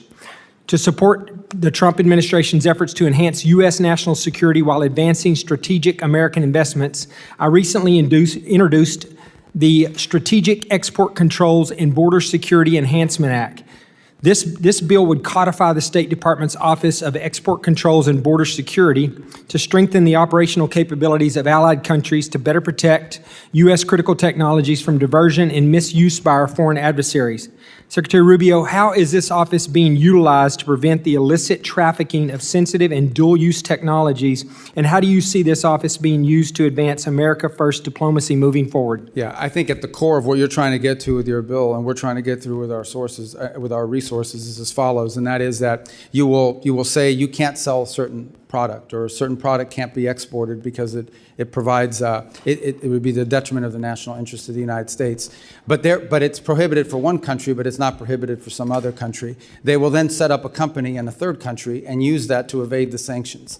In essence, you will find a company, let's say it was a sanction against a transfer of technology to a Chinese company that's linked to their military. But they will then figure out a way to set up a company in a third country, in a country that's not barred for export. And they will use that vehicle and that route in order to be able to export a valuable technology. And so what we're trying to get at through our efforts is identifying those countries where that is happening and those companies that are being used for that purpose. And I think your bill, though I haven't read it, sounds like what it would do is it would codify this effort so that it exists beyond this administration. Well, thank you. I appreciate that, and I'm anxious to partner with you from a legislative standpoint on that. So if there's anything in the bill when you do see it that you would recommend, please let me know. Under this administration, the Foreign Service has refocused its diplomatic corps on merit and performance. The State Department has eliminated internal DEIA programs, slashed woke investments, and neutered NGOs that were working against U.S. national interest. We finally have got away from trying to force other governments to adopt the crazy woke social agenda of the failed Biden administration, the same agenda still being promoted by many of the progressive Democrats on this committee, unfortunately. And we are now ushering in a new era of American efficiency and strategic diplomacy. Mr. Secretary, how can this committee continue to provide the State Department with the tools in the upcoming Foreign Service Act reauthorization to advance President Trump's American First agenda and continue this progress? I mean, I think codifying these policies are important so that they exist for the long term. And I want to just say one thing when it comes to the issues that people use the term diversity. The Foreign Service will always be diverse in comparison to maybe some other agencies, simply because foreign service and international diplomacy often attract people that are first generation or maybe even immigrants themselves. They have language skills, they have cultural skills or what have you that sort of attract them to diplomacy to begin with. I think you see it reflected in ambassadorial posts around the world as well, the ones the president has nominated and so forth. I would also add something that's very unique to the State Department, which other agencies don't have. The majority of our employees, over 47,000 of our total employees, about 70,000, 47,000, are locally employed. These are nationals of other countries that work for us, and they're a key part of our missions. We couldn't carry out our mission function in many of these countries without these locally employed individuals that are not even American citizens, but they're valuable resources. They've been there for 15 or 20 years, so in and of itself, I would say the State Department, but ultimately, we want to hire the best people for the job. And that's what we should always want. We want to hire the best people for the job, the ones who are most capable of doing the job. And I think we can do that and still have a very diverse workforce, but not because of the diversity, but because of their skill, their merit, and their abilities. Thank you. I appreciate that. Mr. Chairman, I yield back. Representative Jackson is recognized. The other Thank you. Thank you very much. Thank you, Secretary Rubio. Great to see you again. Thank you for your forceful words in support of diversity, although there are some conflicting claims to what it means. Secretary Rubio, I stand before you not simply as a legislator, but as a witness to a moment in our nation's history when we are threatening to sever the sacred connection between our national interest and our moral obligation. This is a budget hearing, of course, but more than numbers on a page, we have to wrestle with the meaning of what those numbers mean to the lives of real people in real places, whose very existence is bound in no small way to the decisions that we make in this room. I want to start by showing the American people what the dismantling of the diversity, equity, and inclusion means. Under your leadership, we are abandoning the continent of Africa. Would you put this up, please? The question is not what can we afford, but what we are willing to become. Under your leadership, the U.S. effectively has closed 31 consular operations across Africa and has 34 ambassadorships vacant. Under your leadership, we froze student, refugee, and valid visa processing to 26 African nations. Under your leadership, we have raised the tariffs on 30 emerging economies. Under your leadership, we have pulled out of the pandemic and healthcare aid for over 40 countries. Our diplomats used to operate in every region, culture, and society on earth. A workforce that reflects the diversity of our country is not a political objective. It is indeed, as well as you know, a strategic advantage, as you articulated. Africa and other developing nations are fast-growing and young populations represent one of humanity's greatest opportunities for shared prosperity, climate resilience, and democratic transformation. On global health, last year, the Trump administration cut off all funding to the World Health Organization. However, to prevent diseases from reaching our shores, the U.S. still needs the global outbreak and disease surveillance functions that the World Health Organization offers. Diseases, as you know, do not need passports or visas. In March, the Washington Post reported that the administration is proposing to spend more than $2 billion a year to recreate a system that you dismantled, such as laboratories, data sharing networks, and rapid response systems that you abandoned when you withdrew from these programs. This is more than 3 times what we had contributed to the World Health Organization. That's waste, fraud, and abuse. How is reinventing the wheel at a significantly higher cost efficient for the American people? You know that, let me just answer that. Since Eastern Congo and Uganda are currently experiencing the 3rd largest outbreak since it was discovered half a century ago, and your response was to criticize the World Health Organization that you had retreated from. Your statement in the administration's action revealed a retreat from our responsibility, a shrinking of the vision of America, and a devastating abandonment of those who have long looked to the U.S. not as a savior, but as a partner in the difficult work of survival and dignity. Moving forward, we would have questions on how the Trump administration plans to address global health crisis, if that is something the United States still wishes to have leadership in. Prior to 2026, U.S. global health was a model for the world. Its initiatives helped contain more than 250 diseases across more than 40 countries. But DOGE and this administration have not told the truth. They told the American people these cuts were necessary. Because I can assure you there is nothing necessary about denying medicine when people are suffering. There's nothing justified in weakening initiatives like PEPFAR and the Global Fund. I'll give you some time, which have stood as shining examples of what this country can achieve when it chooses compassion over indifference. As we look at the HIV crisis, and specifically in Zambia, according to a draft memo that was shared with you, prepared for you by the State Department and African Bureau staff, something that you care about, you considered withholding life-saving assistance to 1.3 million people with HIV in Zambia to force the government to sign a deal giving the U.S. more access to critical minerals. Do you consider it acceptable to use life-saving HIV/AIDS treatment as leverage for economic advantage? And in closing, over the Easter weekend, I was in Cuba doing an oversight to see, and your State Department refused to meet with members of Congress while they were out gallivanting and partying. In closing, I would like to ask you, Will you invade Cuba? I yield back. Well, I have 1 second to answer. What do I do? I mean, you guys tell me your rules here. I tried to write down all the Will stuff you said, invade but- Cuba? Well, that's not the only thing you said. What Mr. else? Secretary, I'm going to take my time to ask questions at this time, and I'll give you some time to answer. Okay, because I do want to answer a lot of the points he raised. So my questions are going to bear on this. I think there is a significant difference in the State Department today, and since you've taken the reins, versus the State Department under Secretary Blinken and under President Joe Biden. I'd like you to expand upon the changes that have been conducted. I think it's also incumbent for us to speak about things that just not everybody follows these things all day. I spoke about these things a little bit in my opener. The amount of attacks that have come against the United States of America by the hand of Iran, not in 47 years, just in the last 30 months prior to Epic Fury beginning. I referenced over 350 attacks, 200 wounded, multiple Americans dead, to include Specialist Moffett, Specialist Sanders, Specialist Rivers. We have been ongoingly attacked by Iran just recently.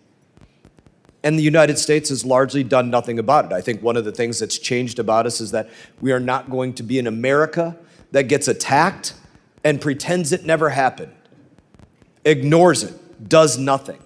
That was a way of the past. So, Secretary Rubio, I'd love for you to discuss this and discuss the questions that were asked previously, and you have 3 minutes and 45 seconds to do so. Okay, good. And I actually think they dovetail because there's a couple points. First of all, it's just absolutely false that we've abandoned the continent of Africa. As I've highlighted multiple times here on the diplomacy front, we are deeply engaged in the DRC and Rwanda peace negotiations. In fact, if it wasn't for us, there wouldn't be any negotiations. We are deeply involved in the Quad effort with Sudan that involves the UAE on one side, Saudi Arabia on the other, and it's deeply complicated that we actually have helped host donor conferences. So we are very involved in all of those issues. As I pointed out earlier, we've been working very cooperatively with the government of Nigeria to go after a common threat, terrorists that want to aim at us but are threatening the nation state there now. And by the way, we're opening new areas of relationship like Equatorial Guinea, which is a country we really hadn't had much interaction with for many years, and now that's begun to flourish, and hopefully we can build upon that. In the case of the consular services, we've consolidated consular operations all over the world. And one of the reasons why is you can do it more efficiently. There are areas where literally the number of either visas that are not accepted or even applicants do not justify having a full-time station. We've done this repeatedly, not just under this administration, but previous administrations have done that. And so consolidation of consular services is not unique to the African continent. We've seen it in Mexico, where we're going to close one consulate because the cost-benefit analysis doesn't add up. On the World Health Organization, they basically covered for China during the COVID pandemic.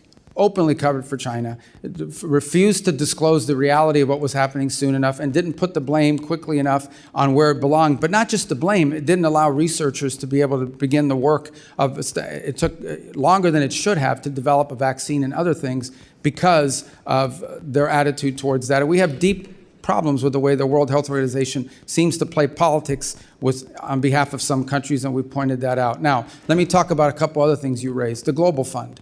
The Global Fund is very happy. You should call them. They're very happy with us. They put out multiple statements about the work we're doing with that. We are fully compliant. Any of his assertions, Chairman? It's my time. No, but I'm just telling you, the Global Fund, we are, for example, there's a 33% cap on what we give. The rest has to come from other donors. We are at that level right now. And if donors give more, we'll give more. We're committed to that. They're very happy with what we have worked out with the Global Fund. I think the other thing you didn't point out is we are not abandoning these countries or these programs. We're entering into compacts, 32 compacts, the majority of them in Africa, in which we go to a country and say, look, rather than force a bunch of NGOs from Northern Virginia on you, we are going to work with you. We are going to give the money government to government, and we're going to work in cooperation with your government to build up your national health system. So not only can you care for the patients you have now, but ultimately you won't have this problem for 5 or 10 years. And they want that. They welcome that. They do not want the ongoing dependency of aid. These countries clearly want to establish their own systems. Come over here because of visa. Representative Jackson, you're not recognized. I know, but on Zambia, look, we're not threatening them with anything. They just don't want to sign a compact. But you do raise an interesting point, not specific to Zambia, but broadly. Okay, there are a lot of countries we give a bunch of money to. You sit there and you say, okay, we donate $50, $80 million a year to this country. We do all the aid for that country. But all of the contracts, all of the rare earth minerals, all of the financial benefits, all of the commercial deals are with China. So explain to me, how is that good for the American people that we are in a country that we take care of all of their problems, but then all the economic benefits flow to China or some other country? That has to be talked about. How can I justify to the American people that we flood a country with American aid, but all of the commercial benefits in that country go to China or someone else over us? That is a legitimate thing to discuss with every country in the world that we give a lot of aid to. That is the reason why aid should not be separated from policy, because it has to reflect our national interest. Thank you, Secretary Rubio. Representative Kamlager-Dove. So, Mr. Secretary, 5 months ago, you essentially became the new overlord of Venezuela, taking control of the country's oil revenues and giving foreign companies access to its oil and minerals. But you have provided no real transparency about where the money is going and who is benefiting from this arrangement. I want to now talk a little bit about Mauricio Claver-Carrón. So, Mr. Secretary, you've known Mr. Claver-Carrón for many years, correct? I don't know how many years, but sure. Okay. We know that he was special envoy to Latin America. He's also a former lobbyist who supported your presidential campaign, I think in 2016. And now he runs a private equity firm that is seeking $1 billion in investments in Latin America. Apparently, he is seen as your right-hand man on Venezuela. But he's not a federal employee, and he's not bound by rules about financial disclosures or conflict of interest. According to the Washington Post, he acts like a kingmaker in Venezuela, helping to determine which private companies get contracts and access. And that's concerning because in January, you gave confidential licenses for Venezuelan oil to a company that had been charged with bribery by the Department of Justice and employs a trader who gave $6 million to Trump's campaign. Some have said that Mauricio is the Jared Kushner of Latin America, but Mauricio has said that Jared Kushner is the Mauricio of the Middle East. So who is Mauricio, and why is he riding on private jets to Caracas with executives from firms trying to get contracts? And why is he texting Delcy Rodriguez on the regular? Who is he working for? Okay. I'm gonna allow you to respond. I'm setting this up because it looks unseemly that essentially you are taking Venezuelan oil money and sending it through a network of campaign donors, corrupt politicians, and lobbyists, and we can't get any documentation on that. We don't have any receipts. So the question is anyone from the administration, directly or indirectly, benefiting from the contracts being doled out in Venezuela? Is this where I get to answer? Yes. Okay, perfect. Number one is the number of people. Mauricio is one of many people that are involved in what's happening in Venezuela. There's not a day that goes by that we don't have someone who's interested in what's happening in Venezuela for a variety of reasons. Nor is he the only person in the United States that directly contacts Delcy Rodriguez and others. There is a stampede of people that want to be involved in Venezuela. Mauricio is one of many, but by the way, not involved in Venezuela. I am not knowledgeable or know of any financial links he has to anybody in Venezuela. So I'm going to reclaim my time, Mr. Secretary, but I'm glad that you said that.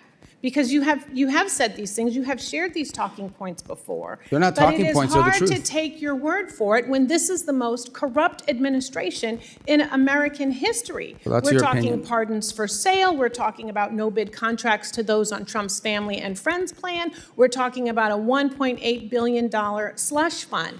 And I think that's corruption. The American people think that's corruption. They want to know if you think that's corruption. Okay. Number two, this goes right to the point of transparency. You're absolutely wrong about the way the money flows. It's pretty straightforward, and I'll share. So I'm going to have to reclaim my time again because the what kind question of process about is this? They get to ask questions and you don't get to answer? It's my time. The question I don't know about about you. When corruption is it my really time? important. So why am I because here if I don't get to answer your questions or your defamatory statements? I'm reclaiming my time, Mr. I want Chair. you to, but I want to reclaim. Well, do I get time? Because you make these defamatory statements and no one can talk here. If This you is crazy. can't call out corruption in this country, then how can you call it out in another Well, I can't say country? anything because you won't let me That is the speak. question. It is about credibility and your credibility. And your credibility meter is on empty right now. This See, oil. these guys who just get to talk and I don't get to answer? Who determines the barrels of oil that get sold? How But you many won't let of them? me At answer your what question. price I have an does it answer get for your sold? question. Where is it going? Oh, I get it. will They let have to you. use their time for me to answer The your onus question. is on you to a prove joke. that there is no corruption happening. Well, how do I That is prove it if your you don't let me talk? responsibility as the Secretary of State. And you know what? Normally, we would have access to that data. That's the You do. transparency. You just don't know where to But you're look. not showing us any receipt. Well, then show us. But Do you you won't. commit? Do you commit to coming back here with whoever the person is who is monitoring the sales of the oil? Bring them before this committee. Can I Show the reclaim my receipts. time? Have the documentation. You don't have this time yet. I am talking about your credibility and evidence, not your talking points, because talking points are never a replacement for transparency I agree, and but that's what you're saying. You're saying talking and points we without have an not- answer. We are 5 months into this and no audits. Zero visibility into the 100% contracts that are false. awarded. 100% Zero false. Unfortunately, transparency about where the Representative's time money has is expired. going. Representative Salazar is recognized. And giving contracts with no transparency Can I is borrow your exactly time the to reason answer? why you shut down USAID. So practice what you preach. I yield my Oh, time. she gets to scream now too? Scream Chairman, and can we shout. take down her words? I'll give you some time. I'll give Yeah. you some of my time. Let me just Okay. just But God, change what the kind of thing energy. is this? What is this? You get asked questions for 5 minutes and you don't get time to answer. It's not a hearing. I think you said clown Like show a dunk before. tank? I What don't, is I don't this? have to tell you. I don't. I'll I've give even you used their time. How can I answer the question? They don't even give me time. I've had to use their time to answer your questions. Yes. All right, whatever. All right, so I don't need to tell you that in my community, the city that I represent, the city of Miami, you're one of the most illustrious representatives, and that we're very proud of you, not only the Cuban Americans, but the Hispanic Americans in my Why is she community. leaving? I'm So going to answer her questions. I will. Oh, she's go. Okay, I got it. Well, thank you for coming. All right, so we're going to talk about, I just want to give you time to answer and then talk about Venezuela and talk about Cuba. So let's go back to Venezuela. Let's start with that. You said that stabilization, recovery, and transition. Those are the three steps that the State Department was going to implement in Venezuela. I believe that transition is the free and fair elections. The Venezuelan has a very robust opposition forces. We have Maria Corina Machado. So the big question here is that in order to avoid any type of misunderstandings like the one that we were hearing from my illustrious colleague, is that we should have free and fair elections that will bring rule of law, and the rule of law will then be able to bring in a lot of investments from the United States with transparency. Why can we not start right now the process of sending the message that we are going to establish, let's say next year, at the end of next year, a free and fair election sponsored with the United States, or by the United States? Yeah, thank you. Well, it all ties together, so I'm going to try to use the... It all ties together, Okay. correct. So let me first say about the oil stuff, which is a bunch... I don't even remember half the stuff that was being screamed at me, because most of it not entirely is false. Here's what happens. When there are sales of oil from Venezuela, they used to, sell it at a discount because of sanctions, and they had to do all kinds of evasive matters. Now they're able to sell it at market price to great benefit to the Venezuelan people. That money and those proceeds are deposited in a treasury blocked account at Citibank. That account, by the way, is audited by KPMG. KPMG has been hired and paid by the Venezuelan government out of those funds to audit every single expenditure. There is a list that's been agreed to by both sides, the Venezuelan side and the U.S. side, on what the allowable expenditures are for.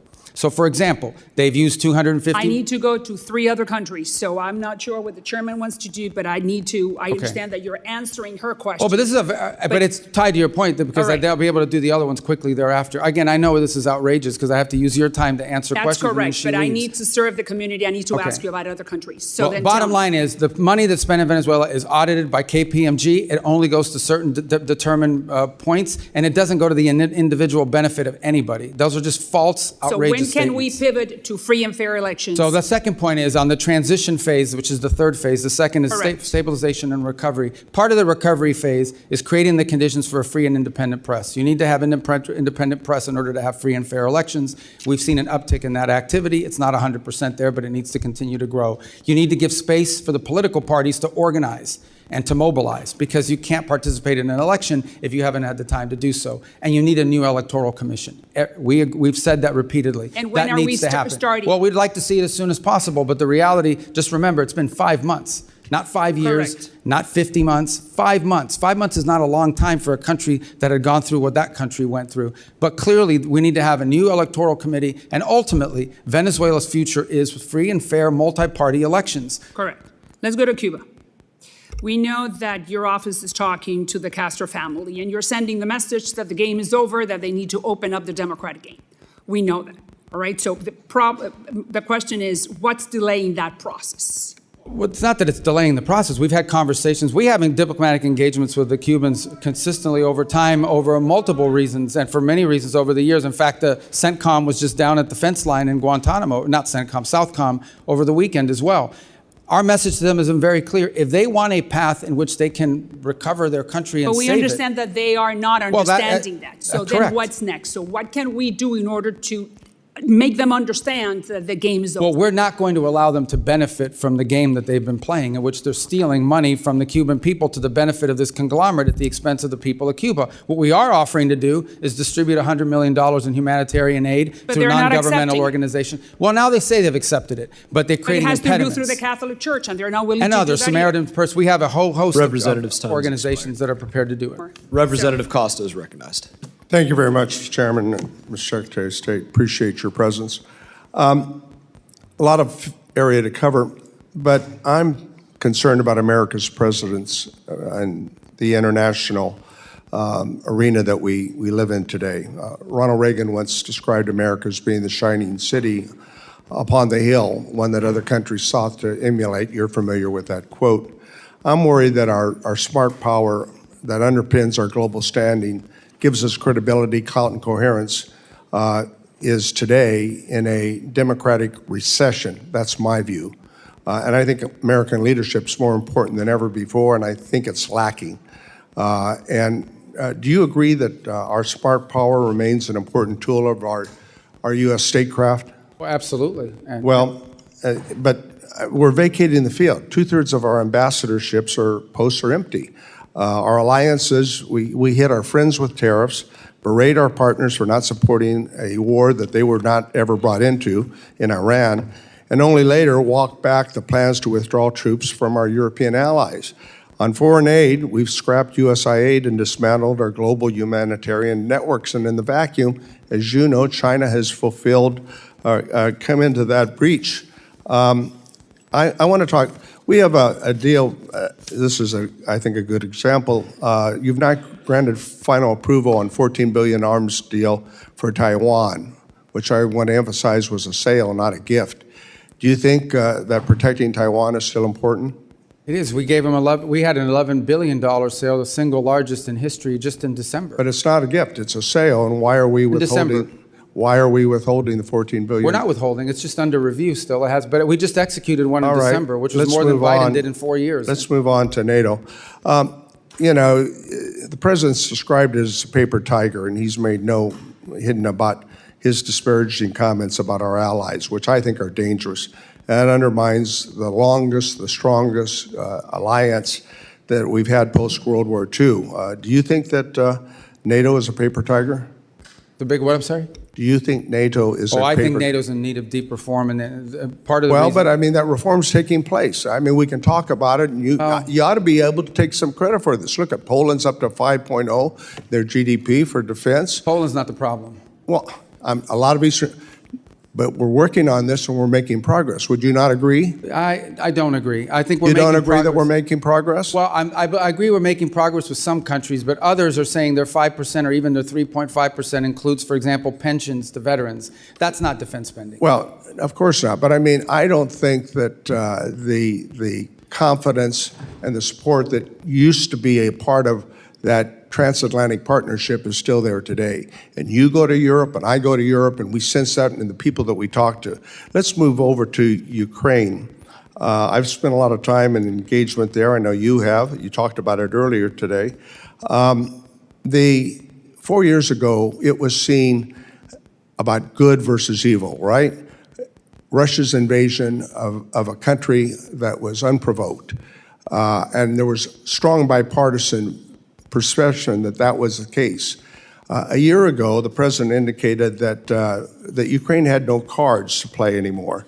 I think that President Putin Today, modern Russia is a syndicate masquerading as a country with a mob boss called Putin. He bombs hospitals, schools, churches, kidnaps over 20,000 Ukrainian children. And yes, we have leverage, but we're backing out of our economic commitment there, our military commitment. And, but yet, we see these brave Ukrainian people standing up for their sovereignty and actually taking a whole new page out of warfare in terms of something that we could learn from. When is the president and the administration going to use the leverage that we have over Russia? We have, and unfortunately, the talks have not yet borne fruit. But I want to disagree on something. So we continue to sell weapons through the Pearl program, which has been a great success. That's an ongoing program with Ukraine, and we continue to have massive number of sanctions on Russia as we speak. The problem has been, we've put the sanctions on and off again. No, most of the sanctions are still on. The only one that's been waived for a limited period of time in order to provide more oil to the global market and stabilize prices is oil. And those are time determinate. These are 60-day waivers. These are not permanent. Is it the intention to re-engage in the efforts to form a ceasefire and a peace agreement? Oh, we're prepared to do so. Unfortunately, those efforts proved less than fruitful. We spent a year on it last year, but we're prepared to do it as soon as they're prepared to do it. That offer, we've made it repeatedly. We're ready to go. We're prepared to play that role. I think more to be continued, but thank you very much for your time. Representative Huizenga is recognized. Thank you, Mr. Chairman. Secretary Rubio, good to be with you. And while we're addressing all the important issues like your shoes, I just want to formally invite you to DJ my next event. I would recommend maybe DJ Overlord. Be your new nickname. I apologize for many of my colleagues here because you're right, they are not giving you the opportunity to answer extremely important questions. I'm going to hit a number of issues very quickly. Coido prison in Venezuela. I believe yesterday you were quoted as saying that it had been closed down. I've got some close friends, contacts there that believe that there are still 25 prisoners that are still there. So I don't ask you necessarily to address it, but I'd love for you to take a look at that and get Just get to be back clear, us. the interim government has said they intend to close it, and we will hold them to their promise. Please do, and make that as rapid as possible. Along the lines of where Dr. Jackson was talking, Ronnie Jackson, one way we've maintained our lead regarding the AI arms race is cutting off China's access to essential chip-making tools made in America and by our allies. Unfortunately, the Netherlands and Japan continue to sell their critical tools, while here in the U.S. we maintain stricter controls. Those exemptions continue to be exploited by the allies today. Do you agree that export controls on chip-making equipment play a critical role in constraining the CCP's AI and military ambitions, and that allies should not be allowed to exploit exemptions to those controls? Correct, and that features prominently in all of our engagements with the countries you just mentioned. All right. Shifting gears, last November, President Trump hosted all 5 Central Asian presidents. I happen to chair the South and Central Asia Subcommittee for the C5+1 Summit. That was a historic movement. And what I would like to know is, do you recommend that Congress send a strong signal to the of the U.S.'s commitment to Central Asia by repealing the Cold War-era Jackson-Vanik Amendment, which only serves to chill U.S. investment in the region? Absolutely, we want that repeal. We think it would be helpful. And what would be the positive steps? What are those I think next it would steps? signal that these impediments that have existed in the past and being able to deal with these countries commercially are being removed. So this came up in my confirmation hearing, and I don't know what the holdup has been, because every committee I go to, they ask me why. Everybody seems to agree they want to get rid of it, but no one gets rid of it. So you should. And by the way, we intend to have a C5+1 meeting that I'll be attending at some point this year in the region. Wonderful, and they will be thrilled to have that. And then you recently, you recently returned from visiting India. India is a critical economic and security partner for the U.S. across the Indo-Pacific. Could you please share with the committee the outcomes of your recent visit and how the Trump administration is strengthening the partnership while simultaneously addressing longstanding market access issues? Well, so India is an important strategic ally of the United States. We do a lot of things together, and there's tremendous opportunities to do more. The 2 points we focused on are, one, is the hopes that we can wrap up the negotiations on our trade agreement. which we think we're a few weeks away from being able to conclude. Obviously, I don't negotiate those. That's a USTR function. So I refer you to them as to the timing of it, but we think we're pretty close in getting that done, and both sides want to see it done. The other reason I was there was, in addition to the bilateral meetings, we were able to host a meeting once again of the foreign ministers of the Quad, which is the cooperation between the United States, Australia, Japan, and India. And there are a number of things we're working on, and now we have actionable items that we're beginning to focus on. There'll be a new port facility in the region that we're going to work together on for one of the small Pacific islands. I think that is an important show. Can you name which one? Well, I think we're talking to Fiji right now about the ability to be involved with them. And then the second is, I hope I didn't misspeak on that, but I believe that's the case. And on the second one that we are working together on Trust me, somebody in the media will hold you accountable. well, we'll get but the second one that I would tell you is that one of the things we've agreed to work on is domain awareness, working together and pooling our resources so we can have domain awareness about what's happening out in the sea. Is there someone out there trying to impede traffic? Is there someone messing with undersea cables? Is there, sanctioned ships that are moving through? This domain awareness is critically important. If we can pool the resources of these 4 countries, it would be a benefit to the region writ large. Thank you. And I'll just leave one last comment. It's been my observation going back to whether it's Russia, Iran, other places that have been bad actors. Sanctions are only as good as your willingness to enforce them. And we are finally seeing this administration, with your advocacy and others, and Treasury, to enforce those sanctions. Anthony Blinken sat there where you are not that long ago, and I had to remind him he had a problem on his hands because I'm vice chair of the Financial Services Committee. There's a number of Financial Services Committee members who are on this committee. We actually write the sanctions, and he basically would come in and say, don't worry your pretty little head about all these confusing sanction-y things. We got a handle on it. You finally do. Thank you. Representative Almo. Secretary Rubio, welcome back. I want to start where we left off last year. You told me, quote, we're going to do more food aid than any country on the planet times 10. That was your promise. But the facts tell a different story. America might still be the world's largest food aid donor, but we certainly don't provide 10 times more food aid than our peers. In fact, under your watch, America's food aid contributions have been cut by more than half to roughly $2 billion. It should be very clear that America's strength has never come solely from our might. It comes from our alliances, our credibility, and our values. You didn't just eliminate programs, you created vacuums. Vacuums where violence and instability are rising, that extremist groups are filling, that competitors like China are exploiting, and vacuums that are making Americans less safe and less prosperous. And you hurt Americans here at home with your policy decisions. Shuttering USAID wiped out more than 23,000 American jobs, while Donald Trump and his billionaire buddies got rich off of corrupt deals. Peanut farmers in Texas and sugar farmers in your home state of Florida lost market access because of your cuts. So Secretary Rubio, before slashing food aid programs, did you conduct any analysis whatsoever on how many American jobs would be lost, how many farms would be hurt, and how much damage would be done to local economies and small businesses? Well, because we know all of those will still be part of the new programs we've created and are creating. But the second point I would make, American foreign aid programs are not a jobs program. Although they employ Americans, and we want it to be helpful to Americans, and that's why. So you're okay hurting the farmers in your home state? The World Food for Peace program, for example, now we've transferred it to U.S. The Agriculture Department. They're in a better position. Well, you're to be talking able about to a execute on hypothetical it. future where you fix past mistakes, but farmers have been These aren't past struggling over mistakes. the last That's where year. it belonged in the first place, because it's helpful. The farmers have more direct input there than they would at the State Department. As to your point about us cutting aid, not only are we we donate more than the next 4 countries combined.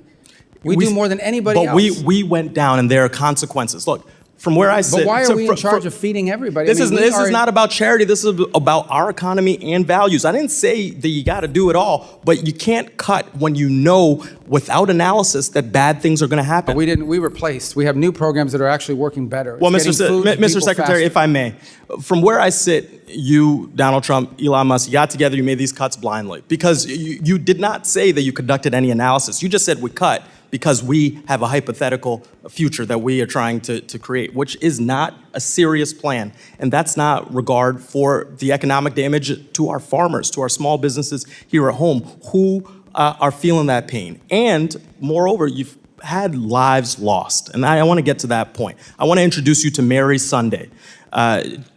She is behind me. And after your food aid cuts decimated the World Food Program's ability to feed the Kenyan refugee camp she lived in, Mary's 7-month-old daughter, Santina, died of malnutrition. This is the only photo Santina's parents have of their daughter. Before Santina died, you looked me in the eye in this room and you said, "No children are dying on my watch."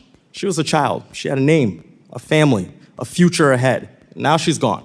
She is one of over 500,000 children who died last year after your administration pulled the plug. Yesterday, I heard your testimony. You said you're seeking outcomes with foreign aid programs, but the outcome that I see is dead kids. So, Mr. Secretary, I want to ask you again, and with a real direct answer, please. Were you lying to Congress when you claimed no children were dying on your watch, or did you simply never bother to calculate the human cost of your decisions? That number you're throwing around is a false number. It's a false number. And not only that, you're equivocating that the death of an individual's responsibility of the United States. There are 500,000 others. No, that's so, a false. That's a Mr. false Secretary, thing. the numbers are there. No, the numbers are not Here's there. The thing. numbers are You- opinion you of have- experts you have who a got their narrative to contracts share. cut. Mr. Chairman, These I are want to people that enter got into their the record these articles that show last year alone, over 155,000 children died from malnutrition. Over 126,000 children died from diarrheal diseases. Over 165,000 children died from pneumonia as a result of these cuts. So here's the deal. You promised more food aid, instead there were cuts. You promised America first, and said American workers, who you said aren't a priority for you. You said it's not a jobs program. They lost their jobs. You promised strength. Instead, we have lost influence, credibility, and trust.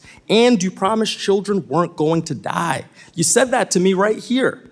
You promised peace as well. Instead, your illegal war of choice with Iran is driving up fuel prices and grocery costs while putting millions more at risk of hunger worldwide.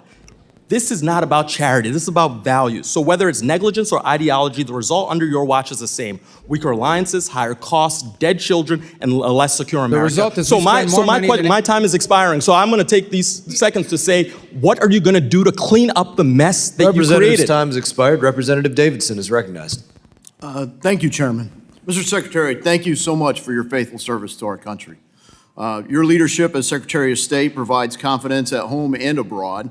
And I would like to highlight that your personal testimony at Charlie Kirk's memorial service and your remarks at this year's Munich Security Conference resonate with me and with many of my constituents, so thank you.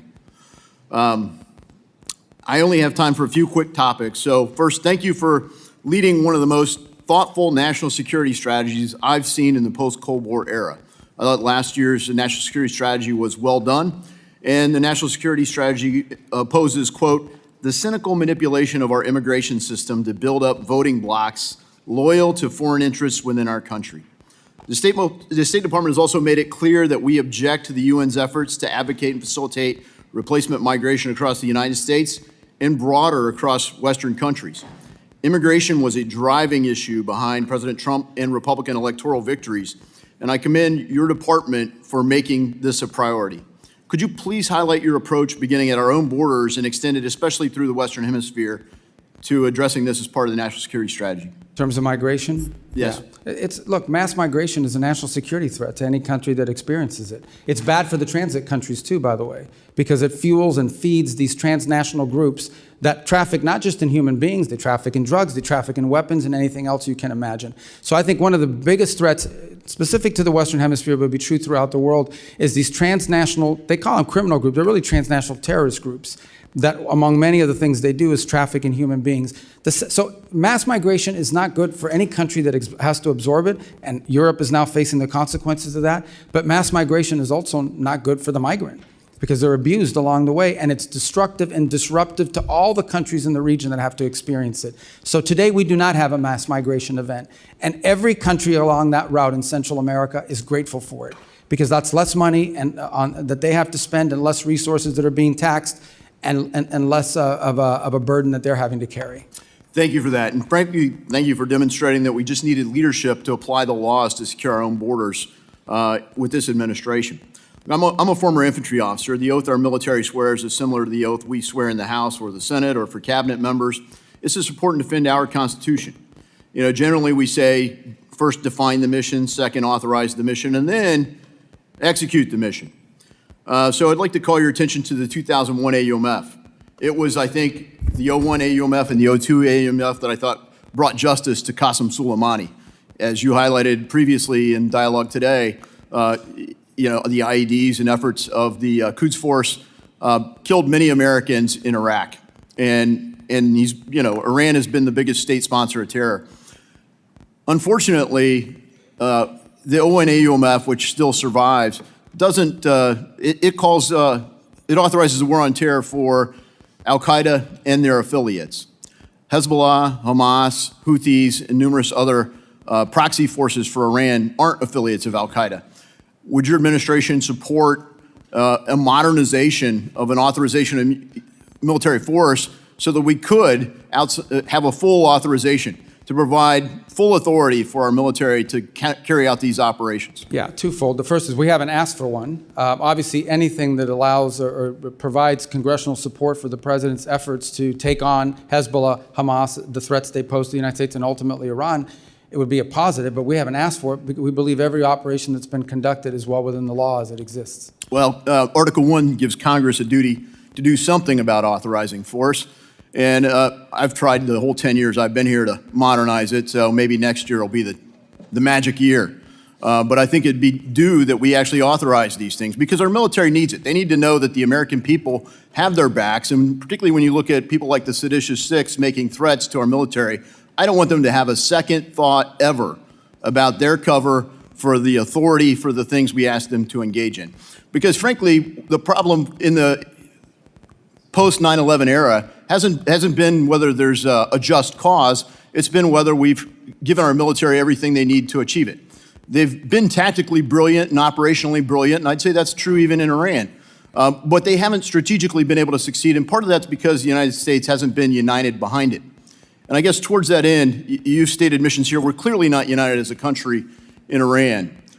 So briefly, what authorization do you need to carry out further operations in Iran? Well, that's contemplated now. They're all within the president's powers, in our view, under the Constitution to address imminent and emerging threats against the interests of the United States. If those circumstances were to change, we would obviously engage Congress in that conversation.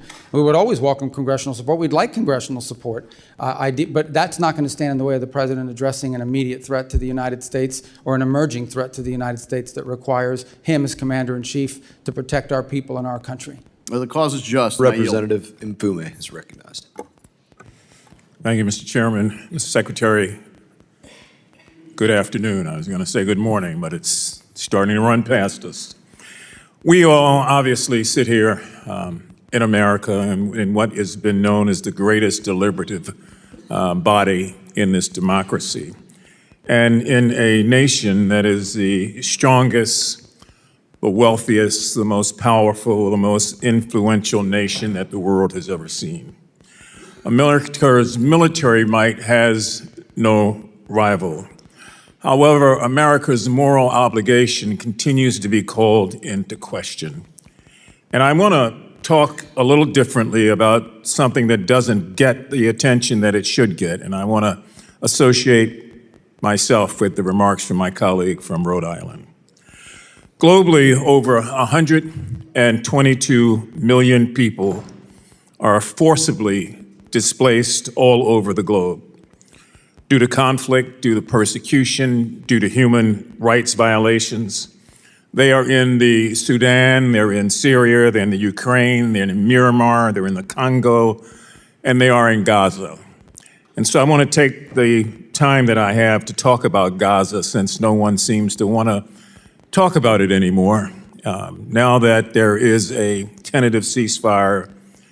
But there's also a number of children, teenagers, seniors, and others that are living in Walla. They have no real medical care that is sufficient for their needs. They are displaced because of this humanitarian crisis that we see. And for months, the issue was that Hamas was not allowing people in. Well, that's not the case right now. And we see what was supposed to have been tens of trucks going in each day down to a trickle, not carrying food, but carrying a lot of commercial supplies. More than 6 months into the ceasefire, about 1.7 million Gazans, Palestinians, are still living in tent camps. They're facing a surge, as you probably know, in rodent-borne disease, with reports of more than 70,000 cases of parasite infections, related illnesses, since the beginning of this year alone. Many, if not most of them, are children, young children, who are trying to find a way to survive, who are also growing up with memories of what happened to their parents, with a great deal of hatred in their heart towards America, towards Israel, toward anybody that they thought may have been a part of that. I just want to point out two things. One, the 20-point peace plan was enacted and talked about by President Trump. It included point number 7, which doesn't get a lot of attention, and that is that the mandate that a full amount of aid would be sent into Gaza and into the Gaza Strip at a quantity of 600 trucks a day. It also included another point, point 8, that entry and distribution of this aid would proceed without any interference from any outside or internal force. So if we are, in fact, the strongest, the powerful, the most wealthy, the most influential nation on the face of the earth, it would seem to me that while we are doing all these other things around the globe, Mr. Secretary, that we ought to have a humane reaction and response to what we helped to create there. I mean, it is not just war-torn, it's ravaged, and people are dying every day, even as this hearing takes place, because they can't get medical attention. And so Gaza is not over with. That chapter and page is not turned. Those persons, the Palestinians that live there, really need help. And I would strongly urge the State Department, in addition to what you may be doing, to have someone and to have a process to come up with ways through UNRWA and other organizations to meet the need. Many of the international organizations are facing a monetary crisis, and so they don't have the ability to do what they are empowered to do. But this is still the United States of America, and we still have an obligation. And we cannot let children die en masse because we think that a ceasefire has created a new reality. The reality is still the same on the ground there. So I would urgently ask that when you come back before the committee, that you try to address that, or even before then, or if you want to share some information, please do, because time is of the essence. I yield back. Representative Lawler. Mr. Secretary, as chairman of this committee's Middle East and North Africa subcommittee, I've been monitoring closely the administration's operations in Iran and appreciate the many conversations that we have had. I commend both you and President Trump for your decisive actions against the regime and that of our military. Last summer, we significantly set back their nuclear objectives. And in the past few months, we have systemically decimated their military infrastructure, including their naval fleet and ballistic missiles program and drone capacity. And we eliminated the Ayatollah, the clerics, and much of the leadership of the IRGC. And now you are working to get the Strait of Hormuz reopened. And to my colleagues, I would say to you, imagine what this regime would do if it actually had a nuclear weapon and tried to extract and extort by shutting down the strait. They didn't just think of this as a result of this operation. This is something that they had been planning for years. We are working to diminish their nuclear capabilities for good and to expand the Abraham Accords across the Middle East and actually ensure peace, stability, and economic prosperity. It is bold, it is innovative, and for the first time in 47 years, somebody actually followed through on the bipartisan threat that Iran could not have a nuclear weapon.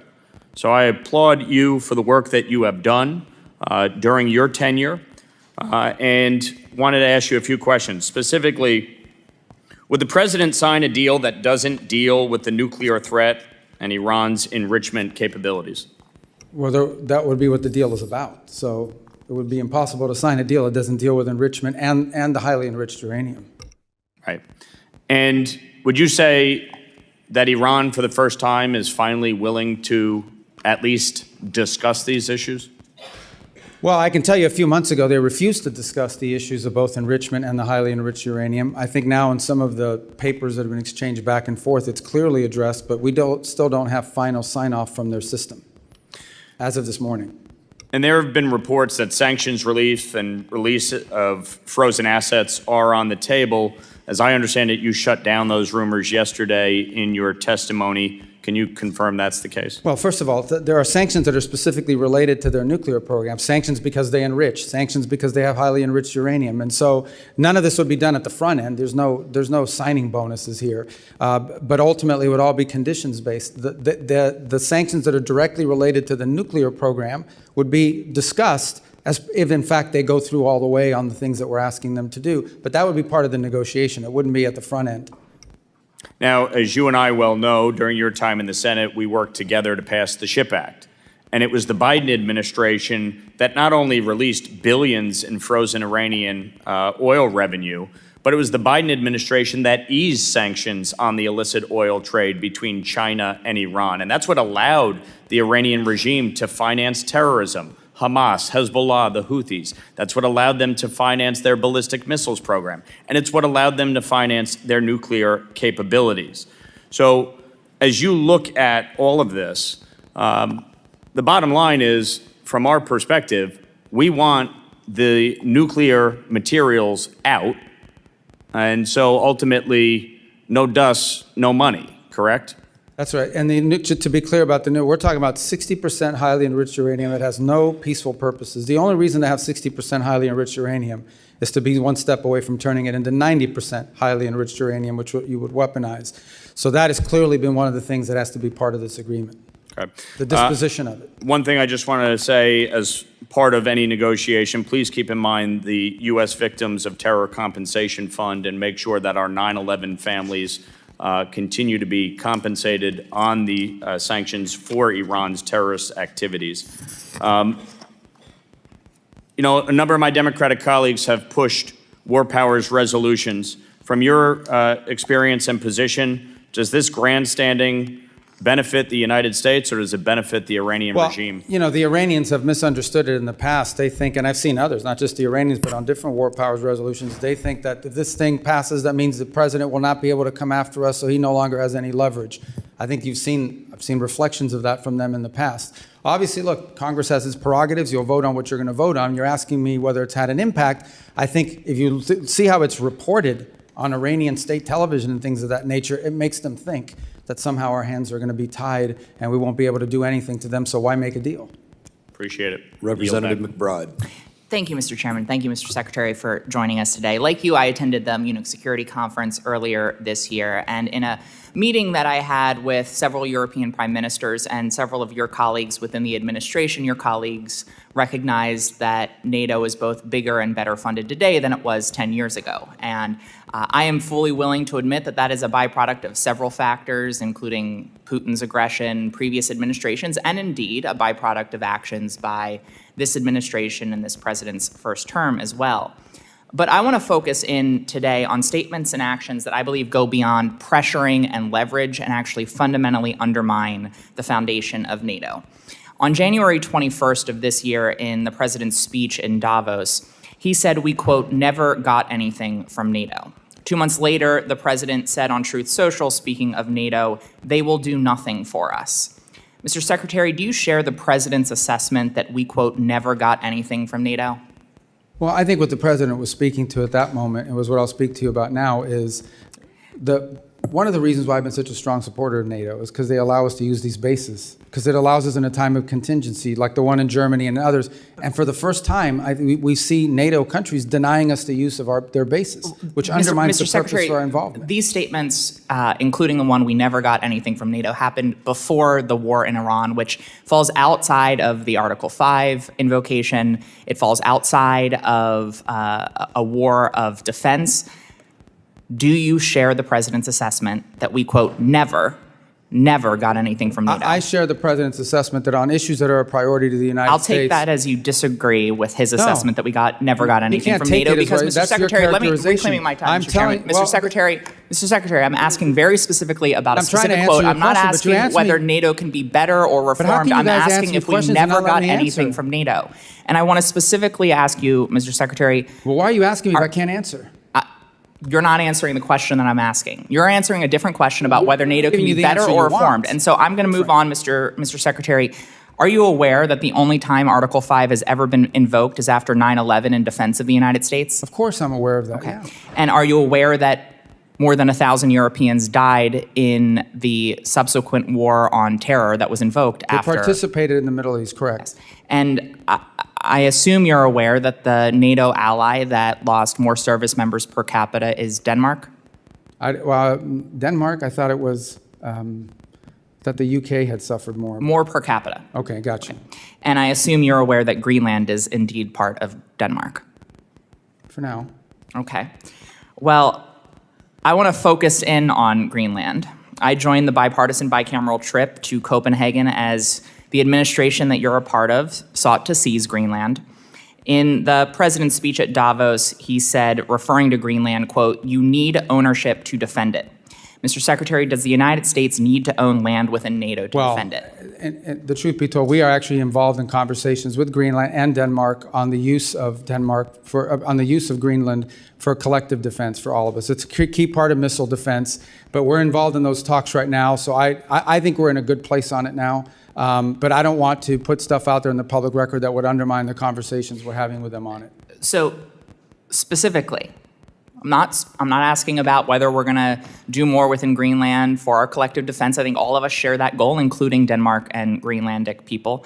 But does the United States need to own land within NATO to defend it? That's what the president said, and that was the justification for those statements and the attempt to seize Greenland several months ago. The president's view is that it's a lot easier to defend it when you have control and complete control of it. We are obviously having conversations with both Denmark and Greenland. They are ongoing on a monthly basis now. I think we'll have pretty good news on it at some point. I take that as you disagree with the literal words of the president of the United States, and I want to put I think a finer he's right. If point. we owned it would be easier to defend it. But That's there not would what be he said. another- He said you need to own it to defend it, which fundamentally undermines the central tenet of Article 5 of NATO, which states that the parties agree that an armed attack against one or more of them in Europe or North America shall be considered an attack against all of them, and if such an armed attack occurs, each of them will assist the party or parties attacked. So sitting here with, I'm sure, many leaders across Europe within NATO and many leaders beyond, including Vladimir Putin, potentially watching the words and listening to the words that you are saying, can you reassure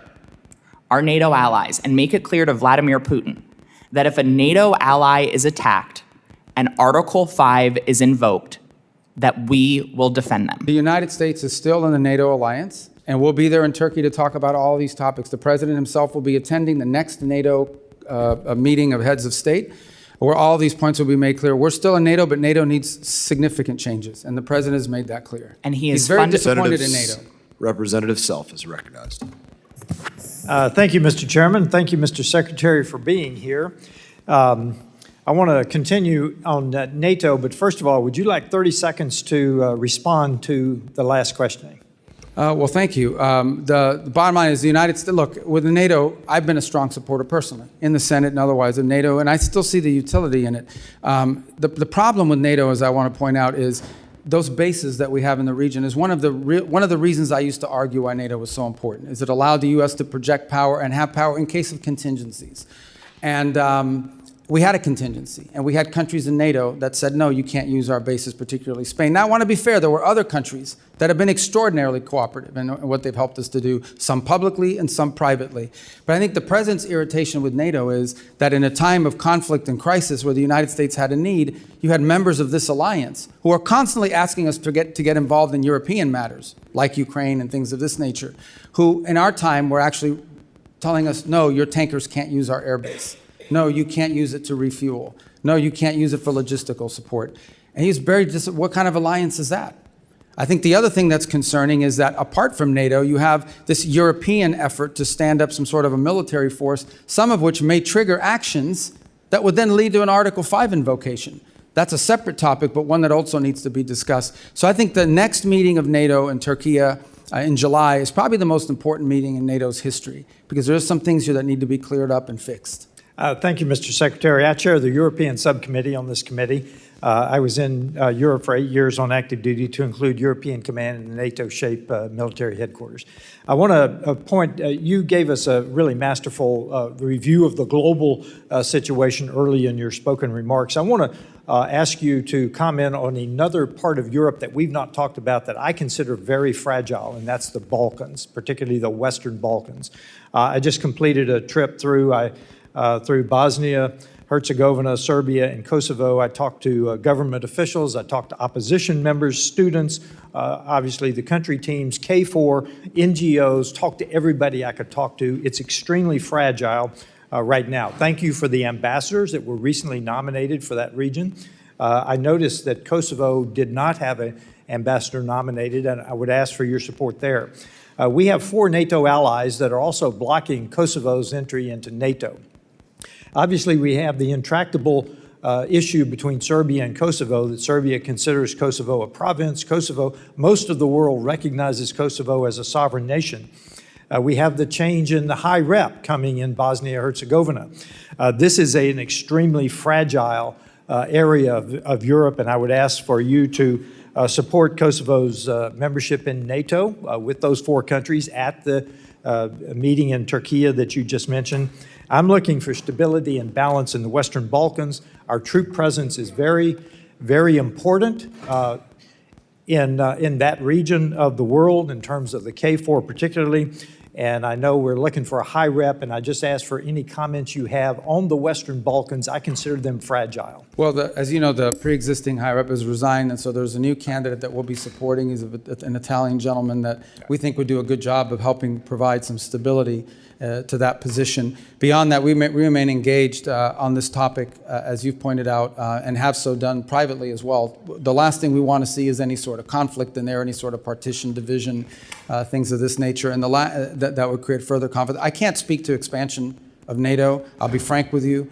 Based on my last meetings with the foreign ministers, and obviously perhaps Secretary Hegseth has additional comments on this point, but at least what I perceived is that, right now, generally speaking, NATO is so focused on some of these other issues that have been raised here today that expansion, particularly in the case of Kosovo, but other topics, isn't really on the forefront of some of the agenda of these countries. But that doesn't mean it will never happen. It just means it's not really, given these other sort of friction points, it has not featured prominently in recent conversations with our NATO allies.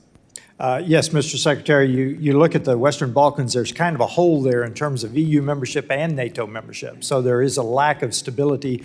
With that, I have 30 seconds left. I'd like to yield to my colleague. Thank you very much, Honorable Congressman Self. I just want to finish with what I was trying to ask you, Mr. Secretary. Let's go to Colombia.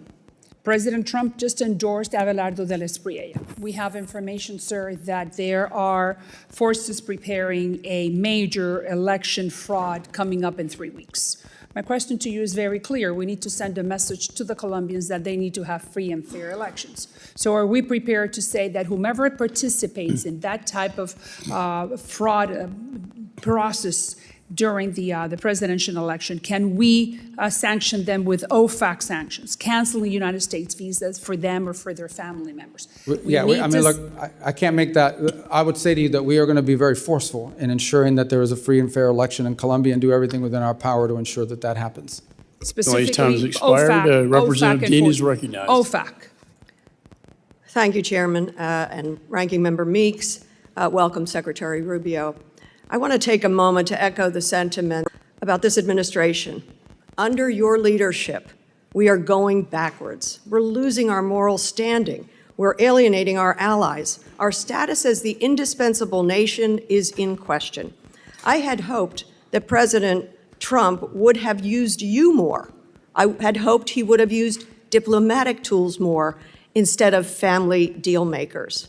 A prime example of where we have lost ground is the destruction of USAID and the U.S. foreign assistance apparatus. Secretary Rubio, I agree with your stated intention to spend foreign aid effectively, efficiently, and aligned with American values. Your written testimony certainly paints a rosy picture of the State Department's progress in achieving those goals. I quote you when you say, "Every dollar we spend today is 100 times more effective, efficient, and aligned with the American interest than it was when President Trump took office." We know such huckstering is not the reality. Last year, a new and untested organization called Gaza Humanitarian Foundation was set up by Israel and the United States within a few short months to take over distribution of emergency food assistance amid catastrophic food insecurity and famine in Gaza. GHF had no track record of providing humanitarian assistance, and it relied on private subcontractors to transport the food, to provide food distribution sites, and then you saw the reporting. Hundreds of Palestinians, including women and children, were killed just trying to get to those sites. Secretary Rubio, can you tell us, can you tell the world how many people were killed simply trying to access those sites? Well, since Hamas killed them, you should ask what Hamas's role was. IDF soldiers shot some of them. No. Yes. Let me tell you the reason why food wasn't going in there is because the convoys were being hijacked by Hamas. I reclaim my time because propaganda ain't going to work with me. Well, it isn't going to work with me either, and what you're saying is propaganda. Nearly 1,400 people were killed, and that was as of last March. Secretary Rubio, why did the State Department approve the $30 million to GHF at a time when other well-tested agencies were there and able to provide distribution? Well, because one of those were in cahoots with Hamas. And we saw an incredible amount of the aid flow into Hamas's hands. Reclaiming my time, the aid was held up at the border by Israel, and you know it. You guys got to fix your rules here. You can't even answer a question. You're not following the rules. You're very familiar with how this works. No, I don't. I never served in the House. This is a weird rule. Will you ask a question and I can't answer? Would you please add time to the clock? Nope. He's a comedy show over there. I'd say on the left. This is serious stuff. I agree. That's why Mr. I shouldn't have to answer questions about shoes. Mr. Rubio, according to public reporting, 9 counterterrorism and anti-fraud safeguards were waived to approve this. I wonder who specifically made the decision. I wonder, were you aware of this decision? I'm not asking you a question. And was there any written justification? I don't want an answer. You know why? Because now GHF is closed.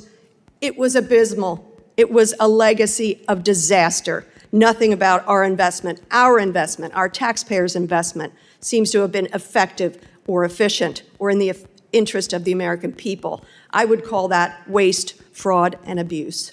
Moving on, I'm a member of the Appropriations Committee. I'm concerned that you're flouting Congress's constitutional power of the purse when it comes to foreign aid. For FY25, Congress appropriated and the President signed into law more than $690 million for international basic education. I don't need to tell you that investing in basic education is critical for empowering children, creating economic opportunity. It's also had a long-time bipartisan support. You personally, as a senator, supported authorizing legislation, the READ Act. How much of this funding has been spent so far? I don't have that figure in front of me, but I can tell you we're not going to fund puppet shows. Can you get it for us? Yeah, I'll get it for you, but I'm going to tell you the number of puppet shows and all these other stupid things they were spending money on is going to be zero. Well, you supported the legislation. I didn't support the legislation to have puppet shows. Mr. Rubio, Mr. Secretary, the Trump administration will be remembered for rubble and rot. I had hoped you would have been able to distinguish yourself above that rot. I bet you hoped it too. Sadly, you have not. I yield back. Well, Representative Baird is recognized. Thank you, Mr. Chairman, and thank you, Mr. Secretary, for being here and giving us an update on the Department of State. We really appreciate that. You know, in your testimony, you stated that the foreign assistance is a key instrument in America's ability to build partnerships and trust with developing countries. And President Trump has put forth a clear plan about America first in all aspects of our policy and his policy. Our focal point that the State Department has spearheaded, which is I am very excited about, is the American First Global Health Strategy. The U.S. is a global leader in health innovation, particularly with pharmaceutical applications and biotechnology. African countries overwhelmingly have been the beneficiaries of American First bilateral global health agreements. 21 of the 32 signed agreements that you mentioned in your early presentation, have been with nations in Africa, resulting in 40% of African nations being partners of the United States that have taken on responsibility to invest in their people instead of asking for a blank check from America's taxpayers.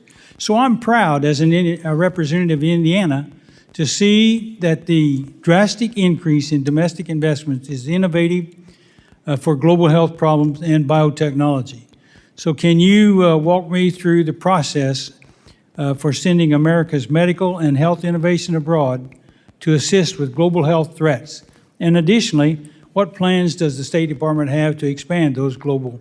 Yeah, and let me just say, this goes right to the criticisms that I keep hearing from that side over there about us not spending the money because we got rid of a USAID program. USAID basically was a program, was a system that was completely devoid of our public policy. It operated almost as an independent State Department, and oftentimes USAID was operating in contravention and contradiction of what the embassy was trying to accomplish in the host country. And one of the complaints you would get from many developing countries is that they would get flooded with NGOs that were picked for them. These NGOs would then operate in the country without even coordinating with the government, doing whatever they wanted and pursuing what they wanted. And in some cases, it extended well beyond food and medicine. It extended to political interference and all sorts of other activities in these countries that were undermining the national interest and the credibility of the United States. Now, these compacts in particular are promising and exciting because they are government-to-government arrangements. No longer do we put money into a bucket and says, this is for vaccines, or this is for medical care, or this is for standing up clinics globally. We are doing it individually, country by country. And the reason why that makes sense is because every country has unique needs.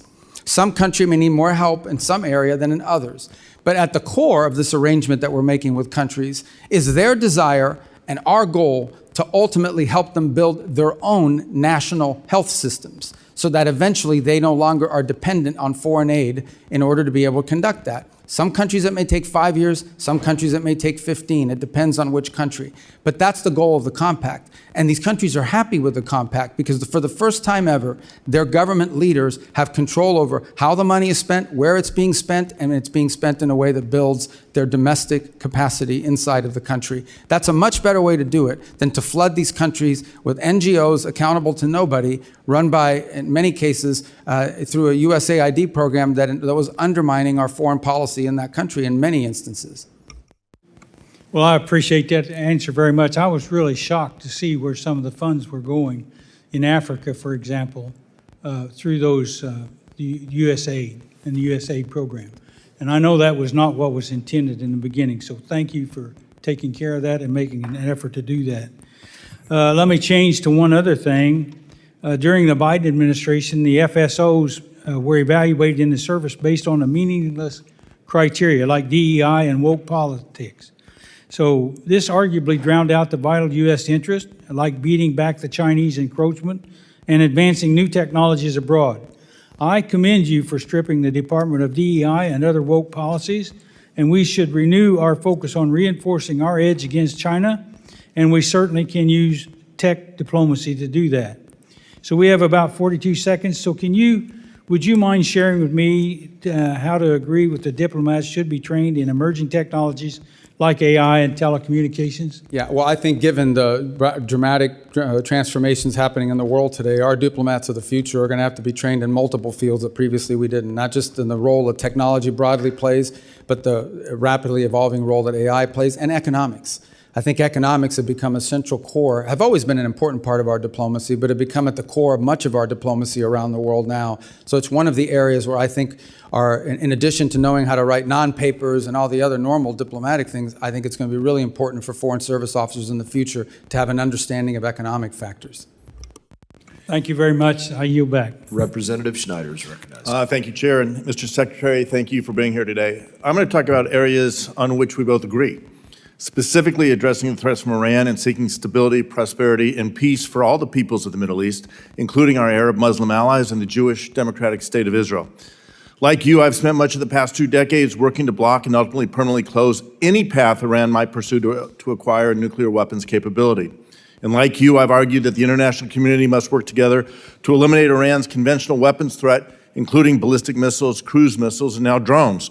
Like you, I've worked to thwart Iran's support for terrorist organizations around the world, including Hezbollah in Lebanon, Hamas and Palestinian Islamic Jihad in Gaza, and the Houthis in Yemen. among others. And like you, I believe we should do all we can to empower the good people of Iran to free themselves from the evil regime that has oppressed them for more than 47 years.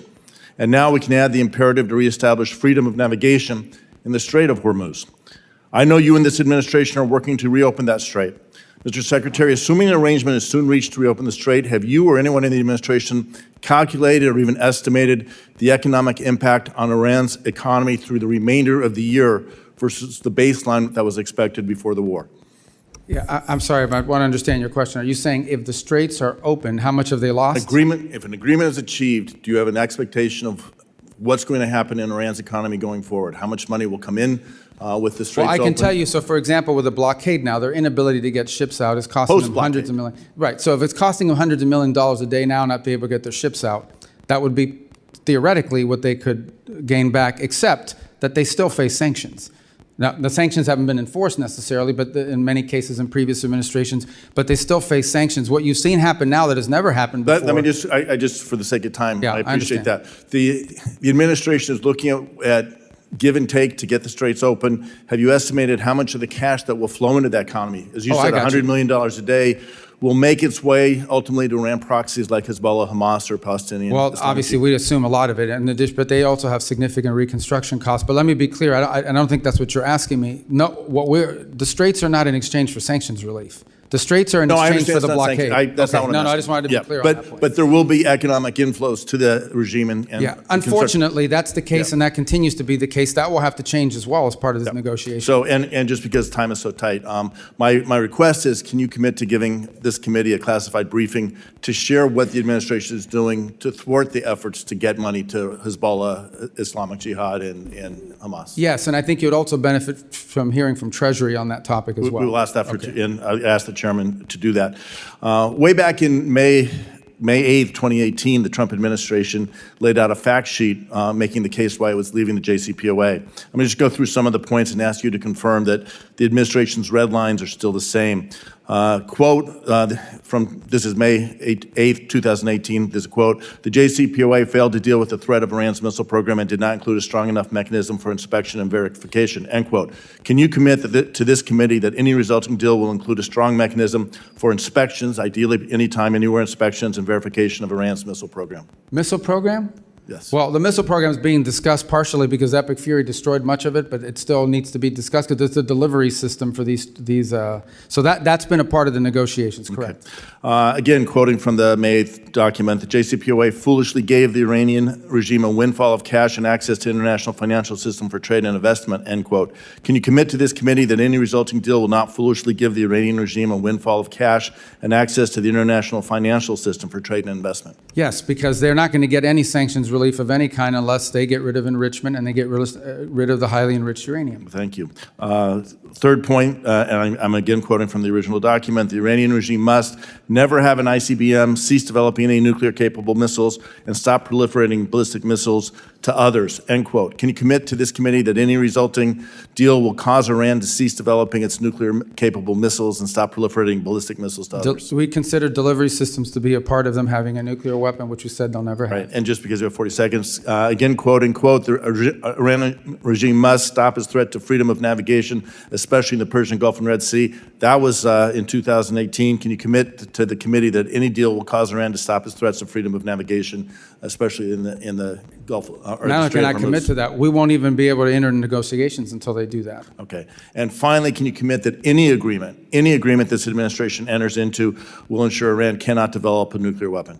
That's the whole goal here, absolutely. Okay. In that vein, and most importantly, can you commit to this committee that any documented agreement related to Iran's nuclear program will be brought before Congress as required by ANARA, which I believe you voted for? We will comply with ANARA. Thank you. I yield back. And thank you, Mr. Schneider, for letting him answer your questions. Representative Barr. I was efficient. This guy's... Mr. Secretary, thanks for the great job you're doing.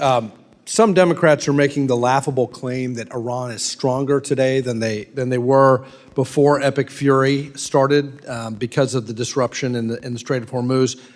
You've seen the Trump derangement syndrome in the hearing today.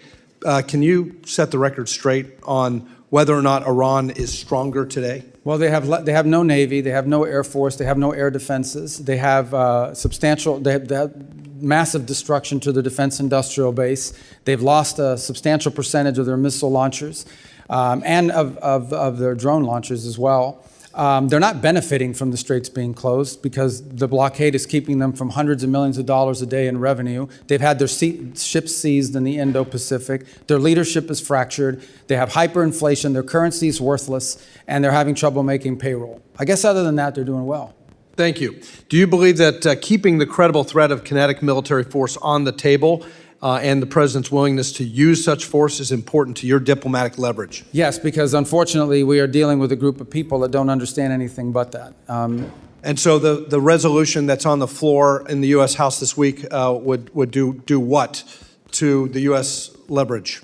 I don't think technically it does anything. I think perceptionally it allows the Iranians to believe that somehow they don't have to make a deal because there's no threat of something bad happening to them if they don't. And just as a follow-up to my friend Congressman Schneider's line of questioning, can you describe the key differences between the terms of the deal that you all are negotiating with Iran today versus the terms of the JCPOA? What we're discussing now is what the negotiations will be about. And it will be about no enrichment, what they're going to do with their enrichment, and what they're going to do with the highly enriched uranium being removed and being disposed of.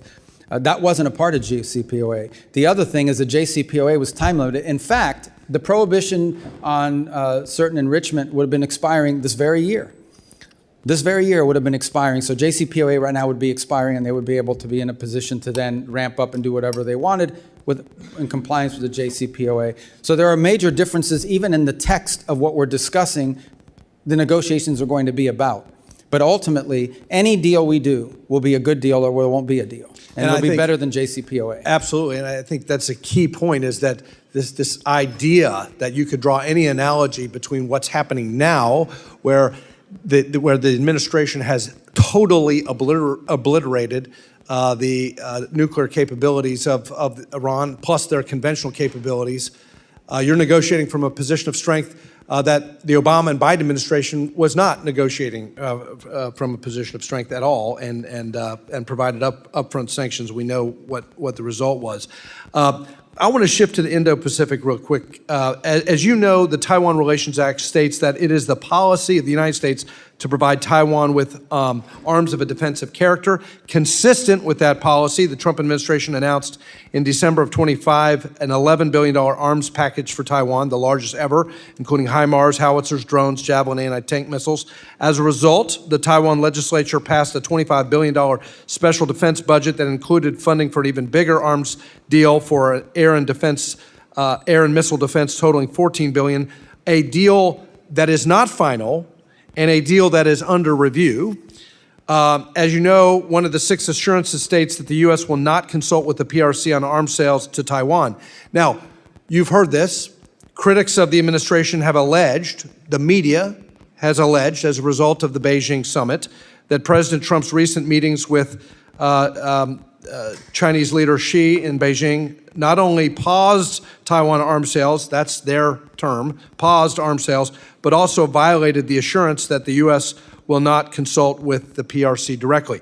Can you clear the air on this? First of all, the $11 million in December was the single largest arms sales ever to Taiwan. It was more than happened cumulatively under 4 years of President Biden. And in fact, I recall that for 6 years, President Obama offered zero to Taiwan during his presidency. So it was such a big deal, by the way, that the Chinese reacted to it with really hyper activity in terms of military exercises around Taiwan. We don't consult with the Chinese on these arms sales. We're aware of their position. They talk about it all the time, and I don't need to tell you, it wouldn't be breaking news that they're not in favor of these arms sales. They raise it, but they are not negotiated, and they're not consulted. That second deal, the $14 million one that's currently under review, and that would not be unusual for something. So that's not a pause. That's not a pause. That's under review, and we've already done an $11 billion deal. Just did one in December. Right. So I think the mischaracterization of this as a pause doesn't reflect the administration's commitment that they've already made on the $11 billion deal. I yield back. Yeah, correct. Representative Barra is recognized. Thank you, Mr. Chairman. Thank you, Secretary, for being here. I'll admit that I was hesitant and skeptical and did not support the actions that took place in Venezuela. I also will admit that thus far it's working out better than I would have expected. And long-term stability, if we can create a better life for the Venezuelan people, is a good thing. If we can reduce that threat in our hemisphere, that's a good thing as well. To the line of questioning that Ms. Kamla-Gordeev asked, I think it would go a long way. You mentioned that there's a KPMG audit of the Venezuelan funds, how the revenue is being used, how it's being reinvested in Venezuela. Would you publicly commit to providing that audit to this committee? And again, I think it would go a long way to... It's an ongoing audit, so it's not a once-a-year audit. It's on every expenditure. Every single disbursement is audited by KPMG. I would also add one more point. There's a second layer of control here, and that is Citibank itself, because they hold the account. They also do the Know Your Customer regulations on it, which, by the way, has slowed down the disbursement in ways that have been problematic. Would you but commit nonetheless to necessary. providing all that information Yeah, to the committee? no, absolutely. And that's why we're doing the audit. We want people to see that it's not being stolen or pilfered. We think that's part of this recovery is so critical. Again, I think that would go a long way to assuaging some of the concerns. I'm going to follow. Mr. Barr is a co-chair with me on the Taiwan caucus. And some of his line of questioning, I was going to ask you yes or no questions, but I'll ask a series of questions I think that go along with his line of questioning. Some of the comments that the president's made recently have created a little bit of ambiguity. But again, what you just suggested, nothing's changed in our relationship. In the Taiwan Relations Act, it states that the United States will make available to Taiwan such defense articles and defense services as may be necessary. The 6 assurances states that the United States does not agree to consult with the People's Republic of China regarding arms sales to Taiwan. The Taiwan's Relations Act, the 3 joint communiques, the 6 assurances have guided our one China policy for decades. And again, I think in your previous statements, nothing has changed with our commitment to upholding the U.S. one China policy. Is that correct? Our policy on Taiwan has not changed. Oh, great, thank you. Switching over to something that the administration's put a lot of focus on is our critical minerals, rare earths, developing our own capacity. I was supportive of the Mineral Security Partnership, now the FORGE Act, working with our allies, super important. Work with Congresswoman Kim on the Dominance Act, which passed out of this committee, which I believe will be coming to the floor on suspension, hopefully on Monday. I think this is a strong bipartisan piece of legislation that supports a lot of the goals of the administration. It does, create redundancy and, not a reliance on China. It does help build refining capacity. It helps reinvigorate a workforce. There's a bipartisan companion bill in the Senate. I do think this would go a long way to achieving national security goals for the United States and is a good piece of legislation, and certainly would want you to take a look at that. I will, and to be more consistent on this topic, on the critical minerals, literally every engagement we have, every country in the world is now discovering they have critical minerals and rare earths, even though they're not that rare. That's the mining part of it. The second part of it, as you know, is the processing and refining. We need to have that capability built too, and we're trying to create these global alliances to do that so that we're not overly dependent on these one source, particularly China. Right, and third piece of questioning, I recently was in Korea meeting with the new Korean president. Lots of conversations taking place with the Koreans. One area we did talk about was, our commitment to being the nuclear deterrent for the peninsula and so forth. Has anything changed there? No, our posture there remains the same. And in fact, we have new partnerships that we're trying to, now we're not trying to trigger a crisis there. We're not trying to trigger a war or anything problematic. But, at the mill-to-mill level, we have very strong relations with Korea. Great. Also, have been talking to Australians, paying close attention to AUKUS. Again, our commitments to AUKUS, to that partnership, which is critical to our geopolitical security in the region, that commitment stays firm. Correct. And not only that, with Australia is also part of the Quad that we have with Japan and India. They were at our meeting last week. We have a lot we're working on together with them and seek to expand it. Great. And you mentioned that the Quad expects to have a leaders summit. I know that's been delayed a couple times. Do we expect the leaders to We are hoping to be able to do one this year, maybe on the sidelines of another global gathering in the region, but nonetheless a meeting. Not a standalone, but as part of, where they're all going to be at the same time. It would be easier. We're working on getting that scheduled. Great. Representative Fine. Well, thank you, Mr. Chairman. Mr. Secretary, I firmly believe God puts us where he wants us to be, and I'm grateful every day he's put you where you are. So thank you for all the hard work that you're doing. I want to read you a couple statements and see if you agree with them. I suspect that you will. The first statement is, heaven forbid Iran were to ever obtain a nuclear weapon. Do you agree with that, I presume? Yeah, I would use even stronger language. Yeah, okay. Second one would be, Iran must never be allowed to obtain a nuclear weapon. Would you agree with that? Baseline policy. Okay. And then the third is, the Iranian regime must not gain nuclear weapons. Would you agree with that? These are statements, these are actual quotes from 3 members on the other side of the aisle who today gave you a whole lot of grief about what you're doing and what the president is doing to make sure those statements don't come to pass. Representatives Meeks, Lieu, and Sherman. So my question to you is, what changed? I mean, why would people say they must never be allowed to have a nuclear weapon, and then when we're actually doing what is necessary to make sure they don't, all of a sudden there's a very different tone as they ask you questions? Yeah, I would say that the notion that they shouldn't have a nuclear weapon is widely held, and not just widely held by members of Congress. It's widely held by countries around the world. In fact, I don't know a single country in the world that says it would be a good idea for Iran to have a nuclear weapon. I think what's changed, or where the difference comes in, is, okay, what are you going to do about it?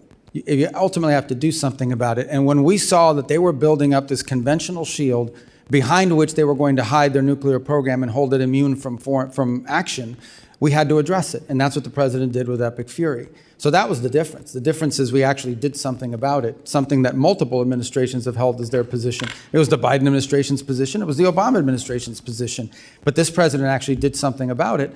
And many countries around the world aren't willing to do anything about it except complain or sign on to some letter somewhere. But we actually did something about it, because if we had not done so, in about a year, Iran would have had a conventional shield.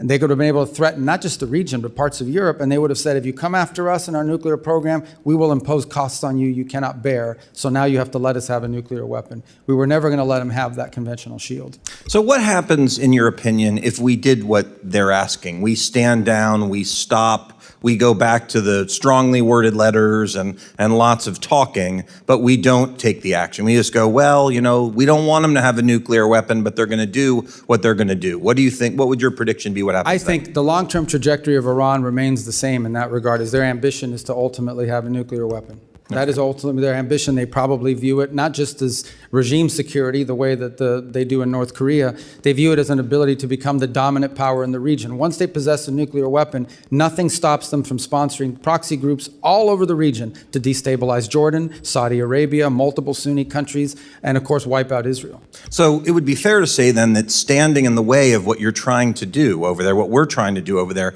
effectively is emboldening and enabling Iran to get that nuclear weapon. Well, ultimately, anytime they don't fit, the only reason they would not go for a nuclear weapon is because they're forced not to. They're never going to do that voluntarily. And they've never agreed to anything voluntarily. Even the small concessions they made in JCPOA were in exchange for some benefit to them. So clearly, this isn't a regime that only understands that they will only do these things if they're compelled to do so, either through an incentive or through a punitive matter.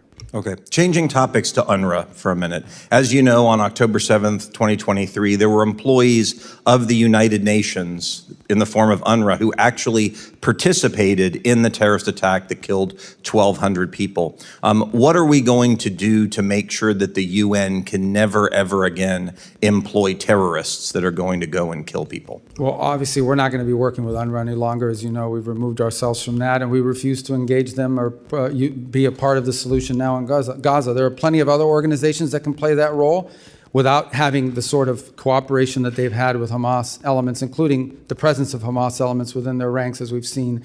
And it's part of the thing that was being talked about earlier. In Gaza, what they don't tell you is a significant percentage of the aid, even the non-UNRWA aid that was entering, was winding up in the hands of Hamas, and they were reselling it in the black market and, of course, keeping it for themselves. That was not the purpose of the aid. What they're also not telling you is that one of the reasons why the World Food Program would not go in or could not go in is because their trucks were being hijacked, and their truckers would not go because they were putting their lives in danger. And this was all being systemized, weaponized, and manipulated by Hamas to their benefit.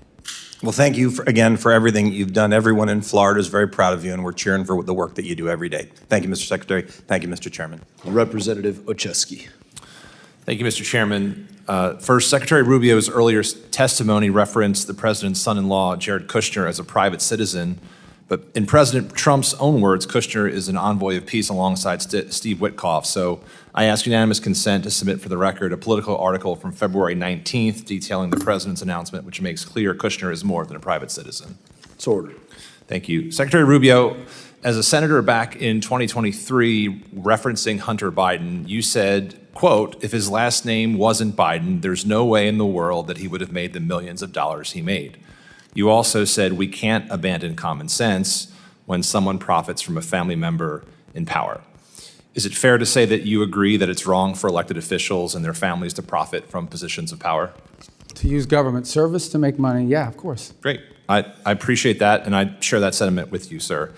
I want to revisit some of the details that were brought up earlier and put into the record about the president's own stock transactions, a form which he filed that shows he completed more than 3,700 stock transactions in just the first 3 months of this year alone. The president bought hundreds of thousands of dollars in Palantir stock shortly before he publicly praised the company on his social media site.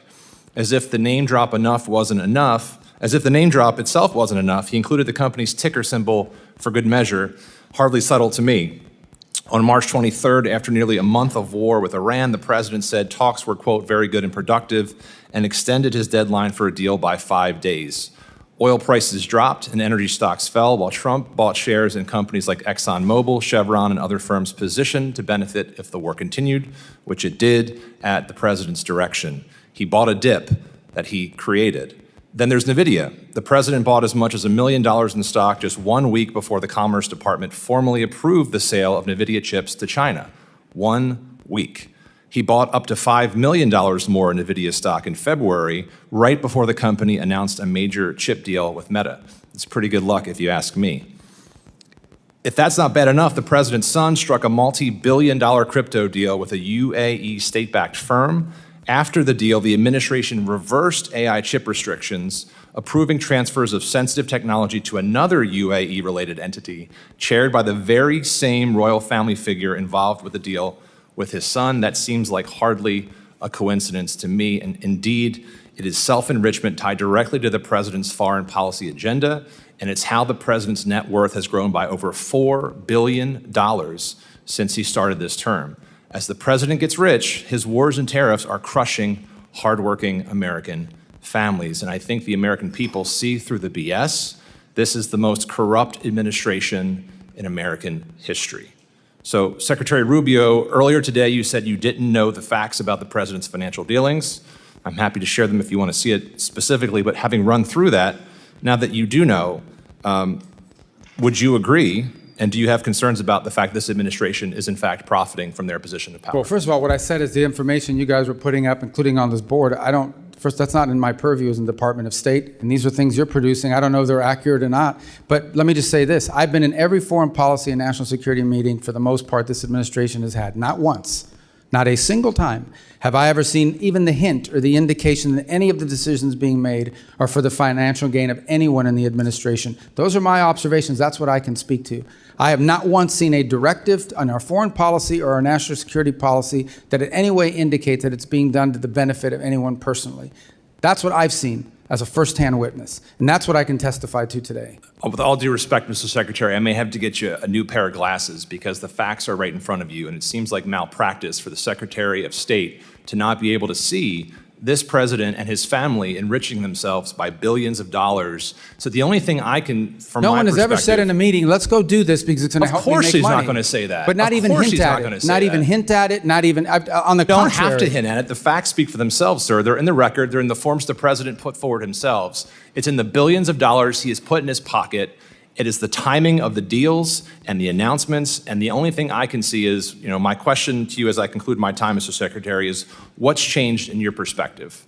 Is it the party affiliation of the president, or is it your own political ambitions? I already told you at the outset, people don't make, and I've seen the president say this, people should not be making money off of their government service. He said that repeatedly. I've heard him say that, but not once. I want to reiterate this. There has not been a single decision that's been made that I have witnessed or been a part of that in any way indicate to me or to any reasonable mind that this was linked to some financial agreement or arrangement. I think the facts clearly are differently, and I hope you take a look at them. And with that, I yield back, Mr. Chairman. Representative Kim. Thank you, Chairman Mast. Thank you, Secretary Rubio, for joining us right here at the corner. Thank you for being with us today. Secretary Rubio, diversifying critical mineral supply chains away from China is a priority of both of us.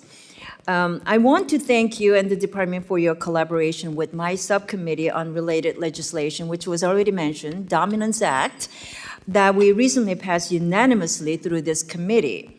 The FY27 budget requests $5 billion for New America First Opportunity Fund, including $250 million for critical minerals. So can you expand on that request and clarify whether these funds are intended to support Forge, Pac Silica, the economic security zone in the Philippines that was announced on April 16, or other priorities?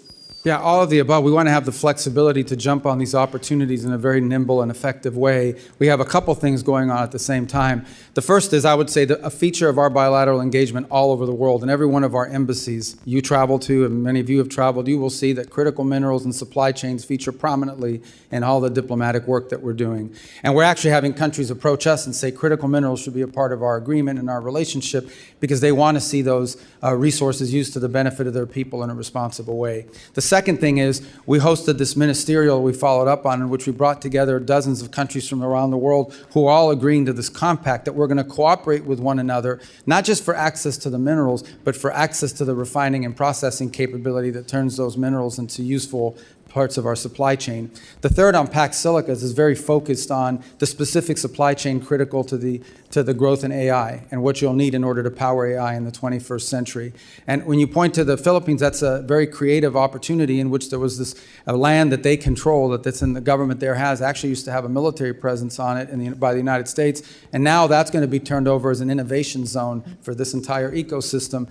And we want to be nimble enough to be able to jump on these opportunities. Sometimes present themselves outside the regular, earmark process or the regular financing process, appropriations process of Congress. We don't want good opportunities to pass us by because our competitors around the world are much more nimble and able to move much quicker, and we've lost opportunities in the past because of that.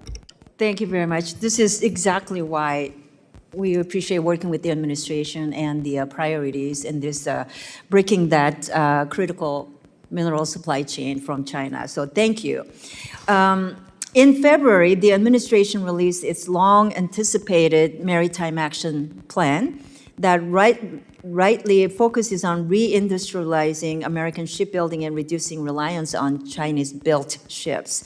The plan notes but does not focus on the need to work with our international partners to address the short-term gaps in our shipping industry.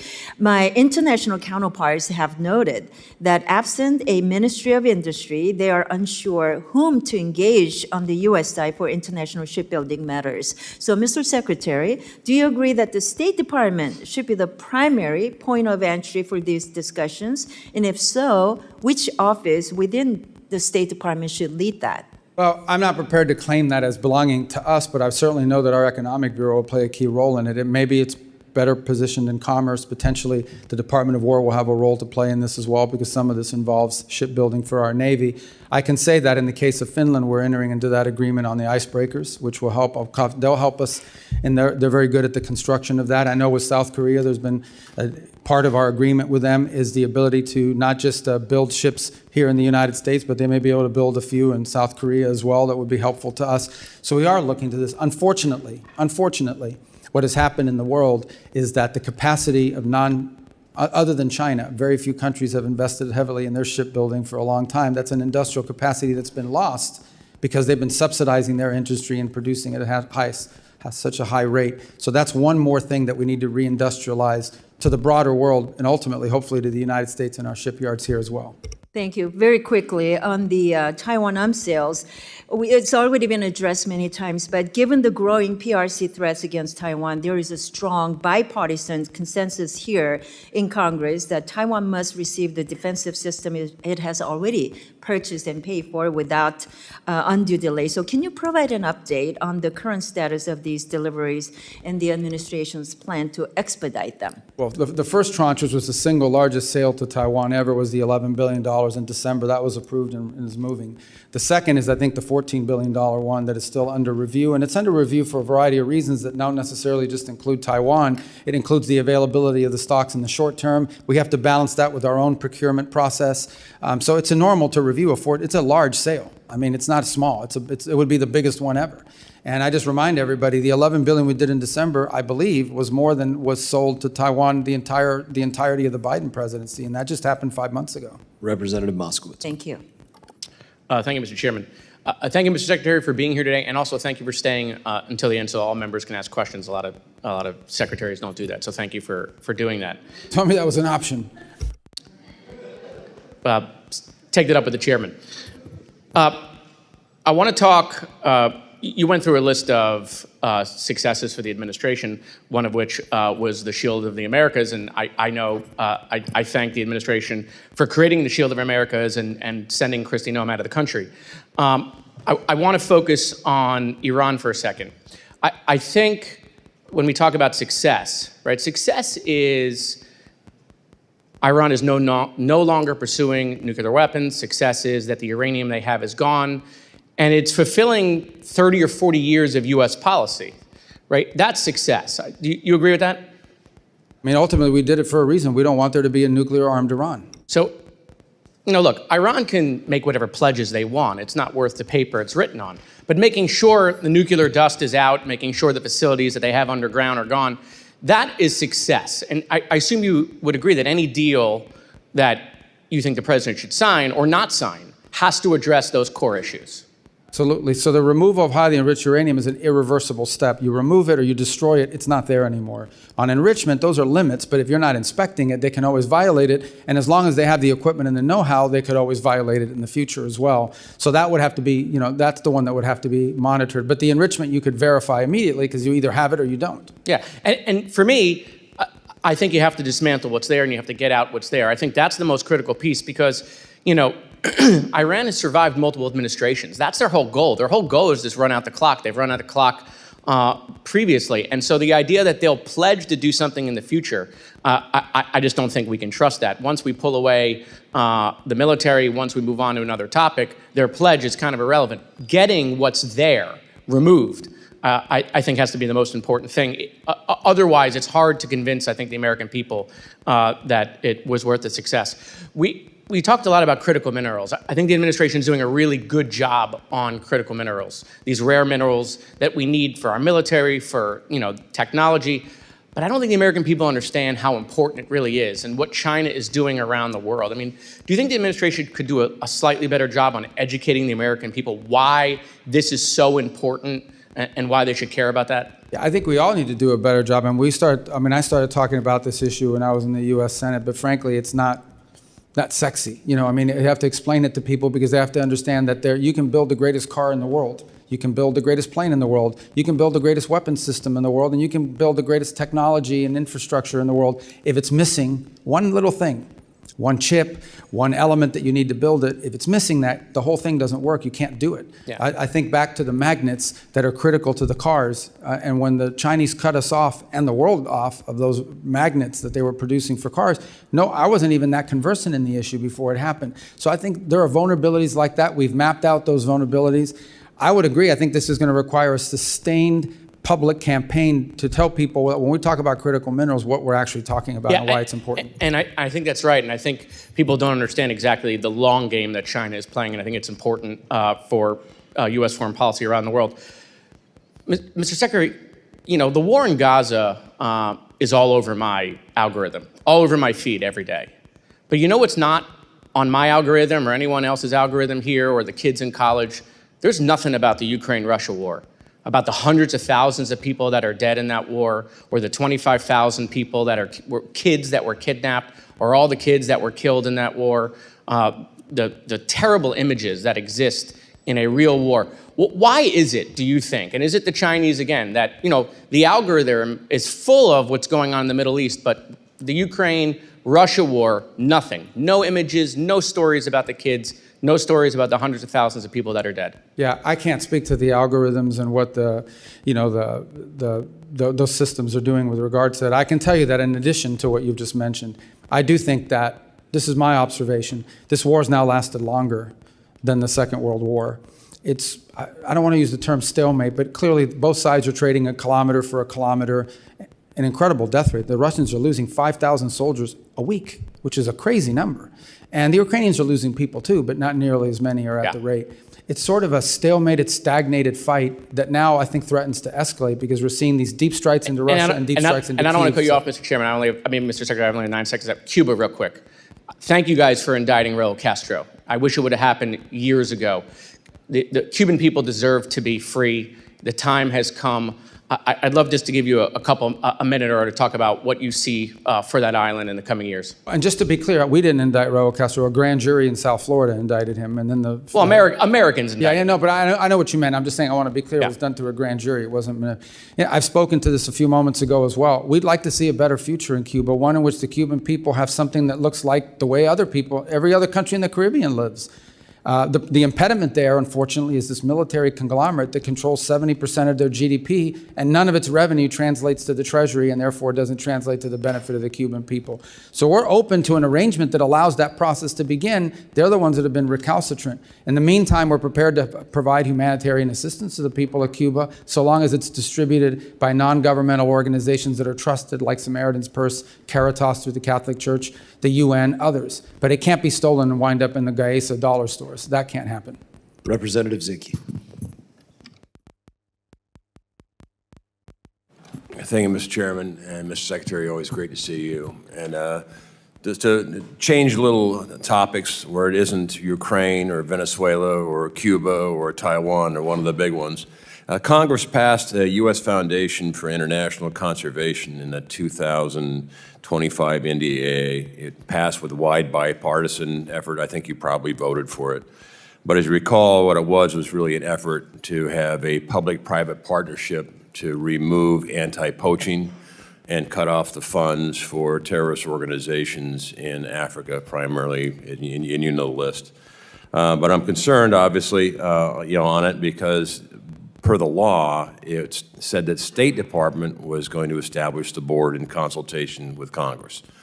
Before, and the money's already been allotted, there's a lot of money in there, and I just recently came back from Africa, and it's happening every day that the poaching activities are again funding the terrorist organizations who are going out. And what I'd like is a commitment from the State Department to move forward on appointing the board, because at the end of the day, nothing can happen until the board meets to unleash the leveraged private dollars, which are, I think, 2-to-1 ratio.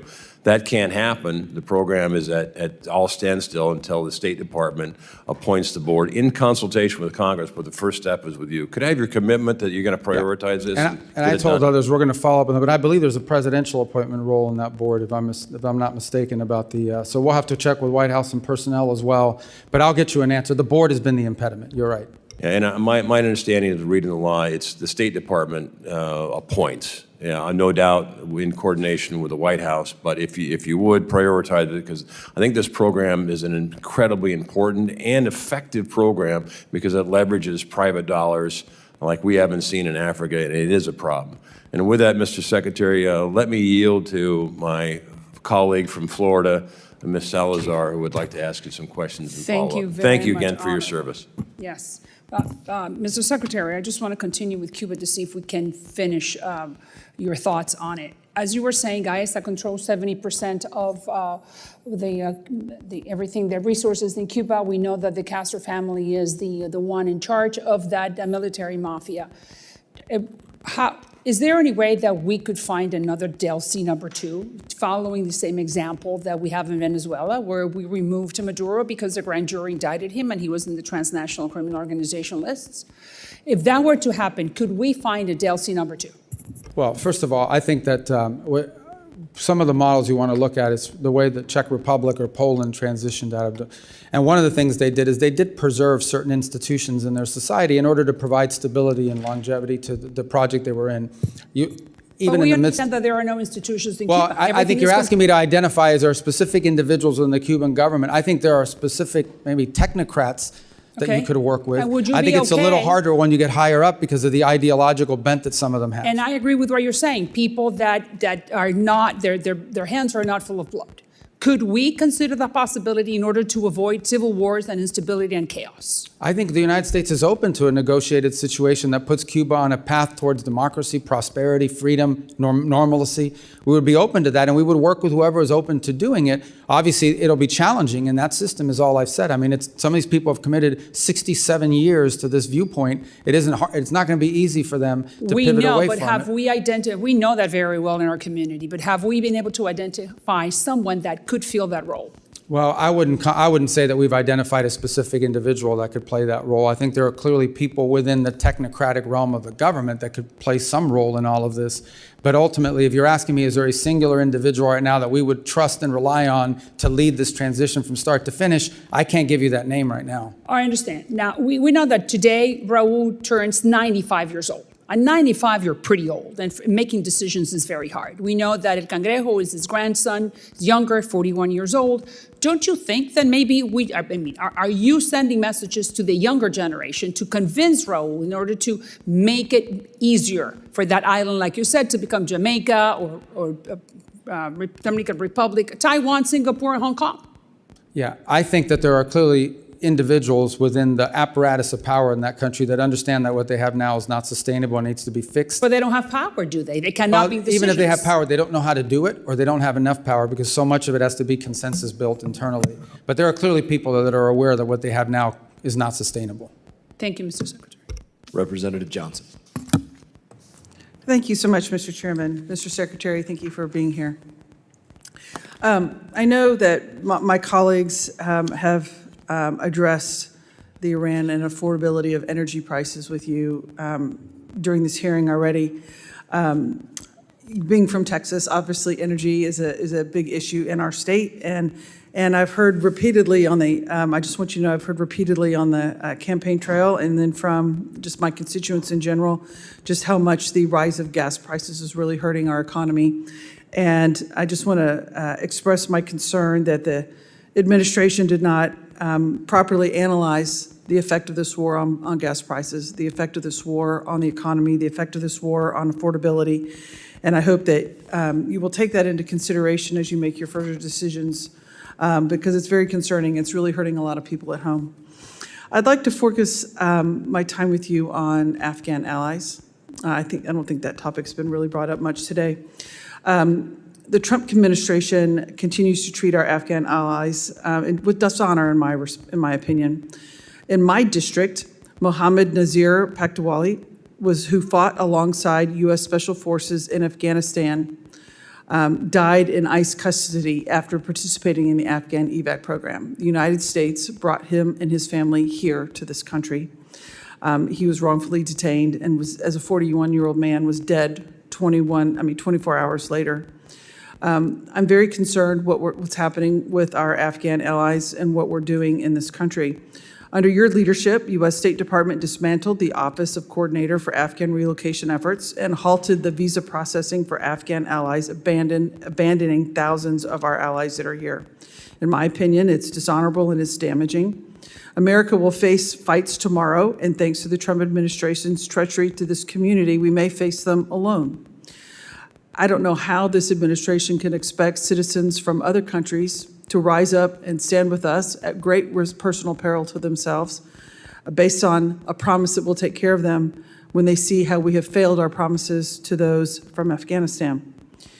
Since you've been forgotten what this country stands for, I'd like to remind you of your own words from your own 2016 presidential campaign. Wherever freedom and human rights spread, partners of our nation are born. But whenever foreign policy comes unhinged from its moral purpose, it weakens global stability and forms cracks in our national resolve. I believe that this is what's happening with Afghanistan, sir. What is your plan to deal with our Afghan allies, with the brave men and women that stood alongside our military, that are here in this country? Is your plan to return them to the Taliban? No, but that's not anyone's plan. I think the plan is to find a third safe country where they can go to that they're comfortable and choosing voluntarily to go there. And we're looking for more and more countries to step forward and assume it. As you know, the issues you raise are also tied into the broader migratory decisions that have been made by this administration. We're operating under an executive order right now that does not allow any Afghans into the country after the aftermath of the National Guard attack against the National Guard here in Washington, D.C. a year ago.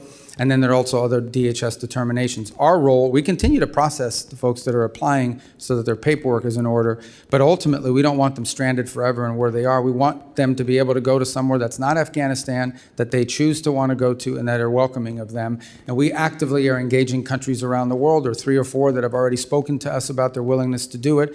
Obviously, they're not going to take 1,000, but we might be able to get 300 here, 400 here, places where they feel comfortable going to and that are assuming and welcoming to them. We're not returning them to the Taliban. We understand that would not be the outcome we want to see. Right. I do think that the position of the United States to now, by bringing these families to our country, after they honorably served our country, alongside our men and women, and now to say, now get out, we don't want you anymore, based on one isolated incident is morally reprehensible. It does a disservice to them, and it's wrong, and it's bad policy.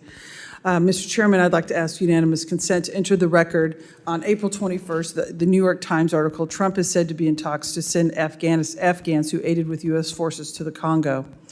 Mr. Secretary, is it the policy of this government to send these Afghan folks to the Congo? That's just one country. The policy of the United States is to find multiple countries, and they would be able to choose which one they want to go to of the options that they're presented.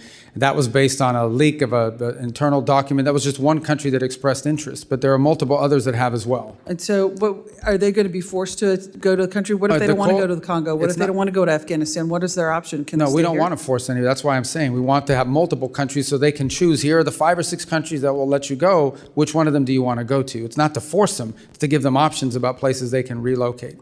Representative Biggs. Thank you, Mr. Chairman. And Secretary Rubio, thank you for your service. This country finally has a Secretary of State who puts America first, and I'm very proud to stand with you. In February of 2025, the State Department eliminated nearly $60 billion from over 4,000 ongoing grants and another $54 billion in multi-year USAID awards. Money that was on autopilot, flying out the door every single year with zero accountability to the American people. Programs that spent $70,000 on a DEI musical in Ireland, $2.5 million on electric vehicles in Vietnam, and $6 million on tourism development in Egypt. That is waste, and that is fraud, and that is abuse of the American taxpayer dollars, plain and simple. I'm proud to stand with an administration that had the backbone to do what Washington has refused to do for decades. What has been eliminated is very significant. It is historic, and it is just the start. The savings from USAID cuts have already sparked serious proposals to redirect billions towards something that actually matters, like repairing veterans' homes. I'm talking about long-term veterans' homes like those in South Carolina and throughout this country. That is what America First looks like, not Sesame Street in Iraq, not transgender opera in Colombia. But Secretary Rubio, I would like to know what is still in that remaining portfolio that should not be there. What programs are still drawing a check that wouldn't survive 10 seconds of scrutiny in front of a working family in my district, like the 3rd District of South Carolina? And how do we complete the mission of putting America first in every single line item of this budget? Because I can tell you, the people in my district are not going to accept it. They are tired of hearing, well, we got most of it. What is your commitment, Mr. Secretary, to finishing the job? Yeah, well, it's happening already. So USAID no longer functions. There is a USAID, but it's largely now operating as a wrap-up and wind-down operation. So that's what's happening in USAID. We took all the programs that were worth preserving and all the programs that were worth doing, and they're all under the State Department now. So you have the State Department is conducting foreign aid and foreign assistance within the context of the criteria that we've created, and those are outlined in this year's budget request. And then there are legacy programs that we did not bring over to the state that are still at USAID, some of which may not be operating any longer, but are tied up in litigation. They claim that they're owed money. They got a judge trying to get us to pay them, or if not, there's wind down costs in unwrapping those programs. They're not active programs, but some of them are under active litigation because the NGO is suing the government, and a judge is saying, well, you may have to pay them, so make sure you preserve the money until I rule on it. So those may take years to clear out. They're not active programs, but they're involved in litigation. But those are under the USAID portfolio, not under state. And I no longer am the acting official at USAID, and that's being run through the Office of Management and Budget. Well, thank you so much. I appreciate the work and the efforts that you're doing, and I know our taxpayers in my district do. And with that, Mr. Chairman, I yield back. Secretary Rubio, they've called our votes, but we have this last row of individuals to your left. Do you think we have time to work through them? Yeah, we can't. I have to go to the Senate in a little while, but I'll talk fast. Thank you. Representative Moylan. Thank you, Mr. Chairman. Secretary, thank you very much. We've been talking regularly. I appreciate all your interest into the Indo-PACOM. And last time we were out here at the hearing, we spoke about the importance of establishing a passport issuance office in Guam.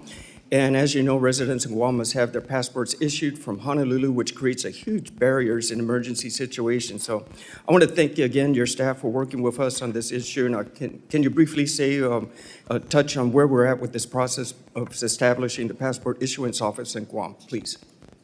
We are on the status of it? Yes. I think we're working on trying to do it. We'd like to do it. I think there's, we may have news for you on that in a couple weeks as we're going through our review of our visa offices around the world. And it's part of our consolidation efforts is to free up resources for other places where it may be more useful. So I think we'll have news for you in a couple weeks if you just bear with us. It's quite exciting. Thank you, Secretary. And last year, I introduced a bipartisan Clean Pacific Act with Rep. Case, Radaragan, and King Hines to establish Pacific Islands Counter-Narcotics Initiative to assist partner nations with counter-drug interdiction efforts. This year's budget request contains strong support for INCLE and outlines the strategic priority disrupting U.S. inbound illicit drug flows, especially fentanyl, meth, and cocaine, and expanding U.S. advantage and access in regions critical to the national security like Indo-PACOM.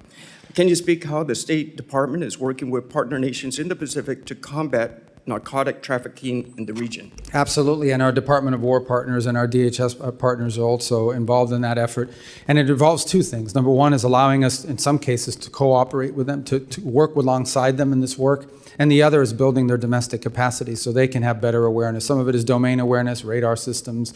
In other cases, we're providing that to them, the intelligence that they need to action. The third is training and equipping, which obviously is a key part of being able to take on these groups.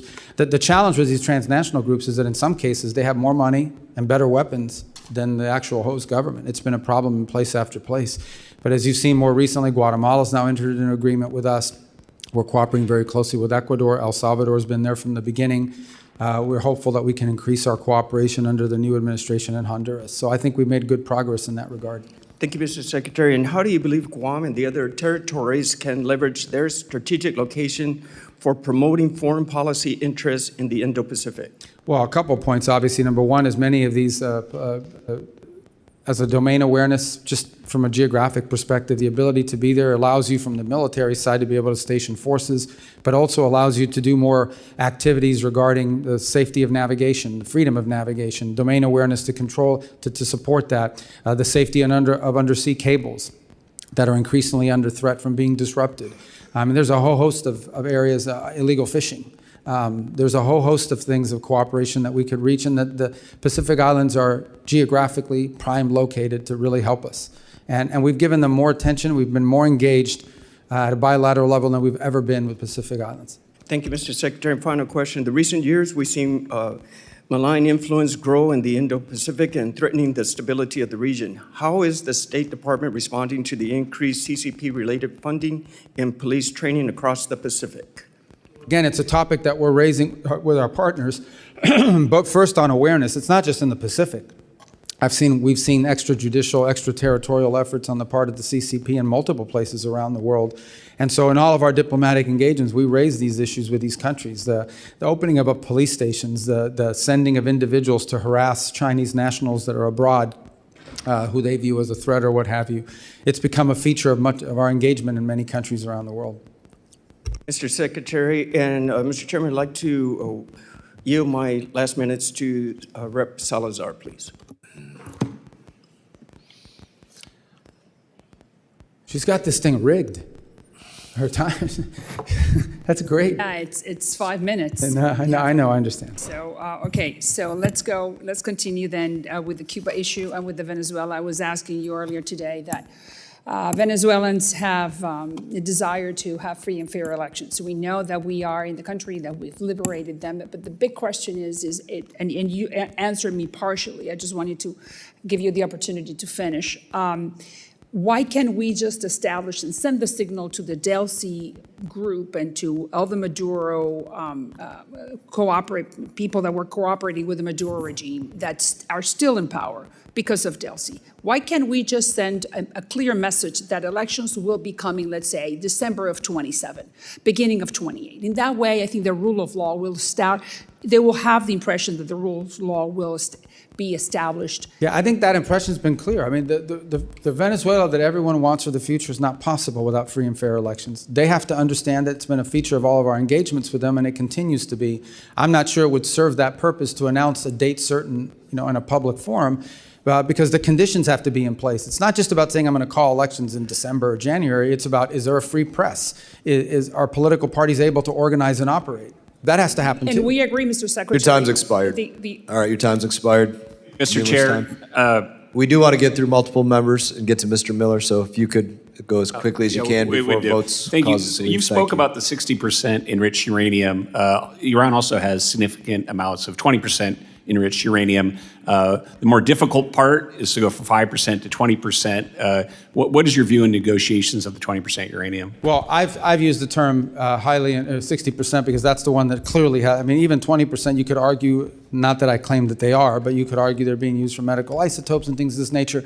But 60%, there's no reason for it. The only way you get to 60 is because you're on your way to 90. But the term we actually use in the talks and in everything is highly enriched uranium.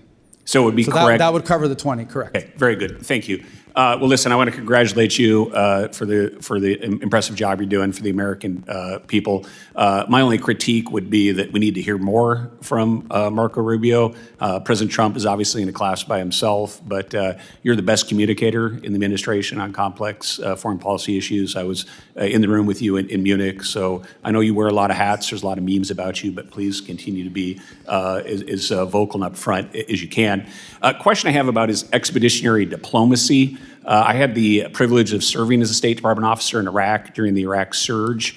I had twice passed A100 classes and had offers to be FSO, but I actually came in as a 3161 hire at the time because the State Department did not have a capability for expeditionary counterinsurgency. This is something I've been working on with former Ambassador Ryan Crocker to both develop this capability, look at something like a State Department Reserve Corps, and also as a legacy of Benghazi, there has been, because of the politics around it, there has been sort of this mindset set in that we can't take any casualties amongst State Department officers. We need to have people in the State Department that can push out and conserve. And I wish if you could speak to the American people and to State Department officers about what your view is about a more expeditionary function. It's a concept we're very interested in, and I know you're interested in it as well. And just I can put it in simple terms, it's basically the ability to deploy diplomats in a place where we may not have an embassy and we may not have all the trappings. Obviously, diplomatic security and others get concerned because in their mindset, the risk factor should be zero. They don't want anyone being harmed. But I think the point you're raising is there are some instances in which you will take some risks. People know they're signing up for a risky proposition, but it's a high reward for the country if, in fact, they're successful. So we're interested in the concept. We obviously have to work through our system to make sure we can align it and create something that's functional. And I'd love to work with you on it because I see the promise in the concept for sure. And it's a concept that's existed in the past. And thank you. And just finally, and being mindful of our time considerations, I think you guys have done an amazing job of needed reforms of bringing USAID under the province of State Department and certainly de-wokifying some of the nonsense that was going on.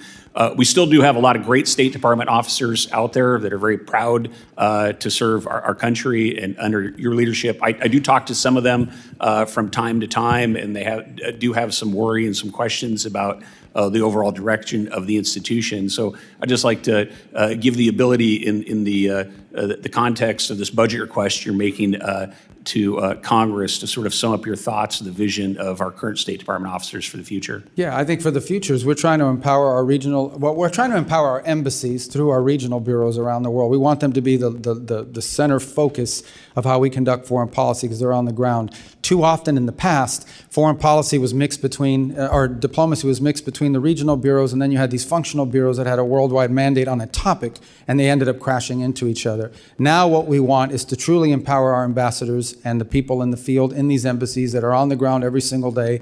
We want decisions to be driven from the bottom up, not from the top down. Some of our best ideas come from the cables that are coming out of the field and back to us. And we want regional bureaus that are empowered as well.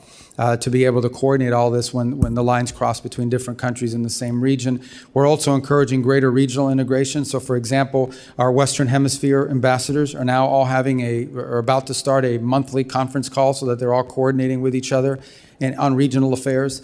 These are the kinds of things that we're trying to encourage, but ultimately what we want is a State Department whose foreign policy is driven by the national interest and understands that first and foremost, you have to define what's in the national interest and you have to pursue it in a pragmatic and effective way. That's what we want our diplomacy to be about, and I think some of that mission had been lost. And that's why multiple secretaries of states before me had tried or wanted to reorganize the State Department and weren't able to do it. I'm glad we did, and I think it's going to get stronger every year under this new organizational scheme. Thank you very much, Mr. Chair. Yield back. Representative Luna. Secretary Rubio, thank you for being here today. I was wondering if you could let me know if you are familiar with the name of Neville Roysingham. Yeah, he's I think an American millionaire living in China who's funding all of these left-wing radical loons. Correct. When you were on Senate Intelligence, you had actually sent a letter encouraging the Department of Justice to look into him for a FARA violation. For those people who will see this clip later on the internet, can you just briefly explain what FARA is? It's the Foreign Agent Registration Act, and it means if you're operating on behalf of a foreign country, you have to register and declare yourself as such. To provide some context for those looking at this, Mr. Singham's in total given $1.3 million to an organization called Code Pink, as well as over $278 million to various nonprofits since 2017.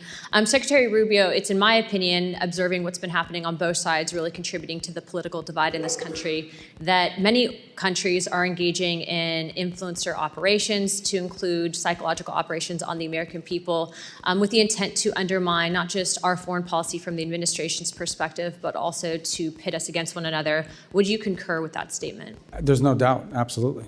Are you aware of any countries in particular that are currently engaging in this? Well, I don't think there's any doubt that we see evidence of it from the CCP. We've historically seen some of it as well from Russia historically in the past in a different way.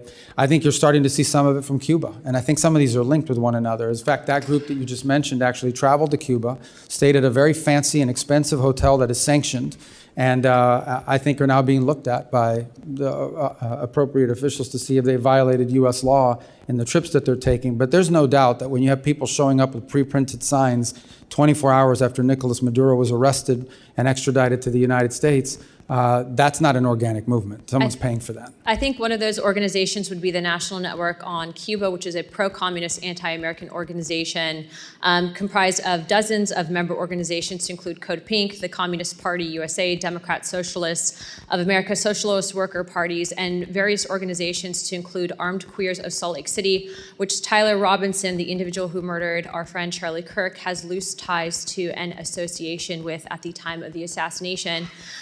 I just want to point out that from my perspective and in talking with you personally, I can see that you are very much of the mindset of peace through strength, but also pursuing peace first before you hit people with a big stick. So I appreciate that perspective because it is refreshing and not common in Washington, D.C.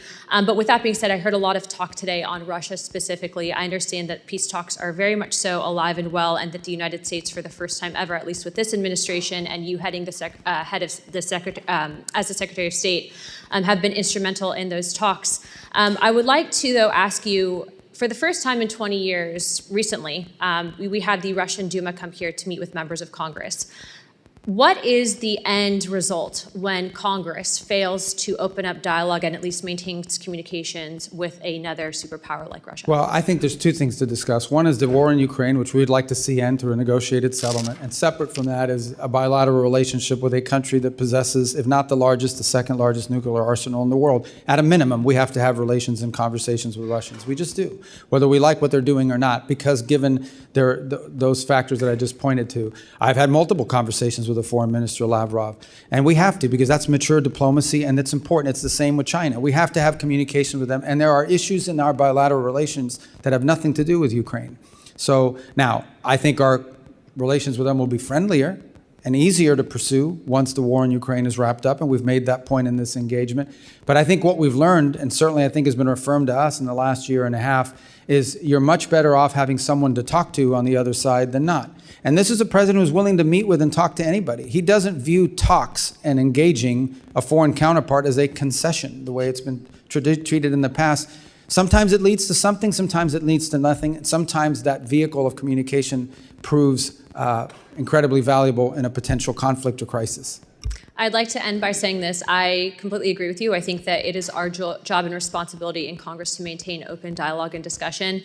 But I do think that you guys will be successful in this peace deal. And so I want to be the first to congratulate you on that, because I think that sometimes in this instance, having the courage to step up and do the right thing and lead by example is a big thing. So with that, Chairman, I yield the rest of my time. Representative Miller.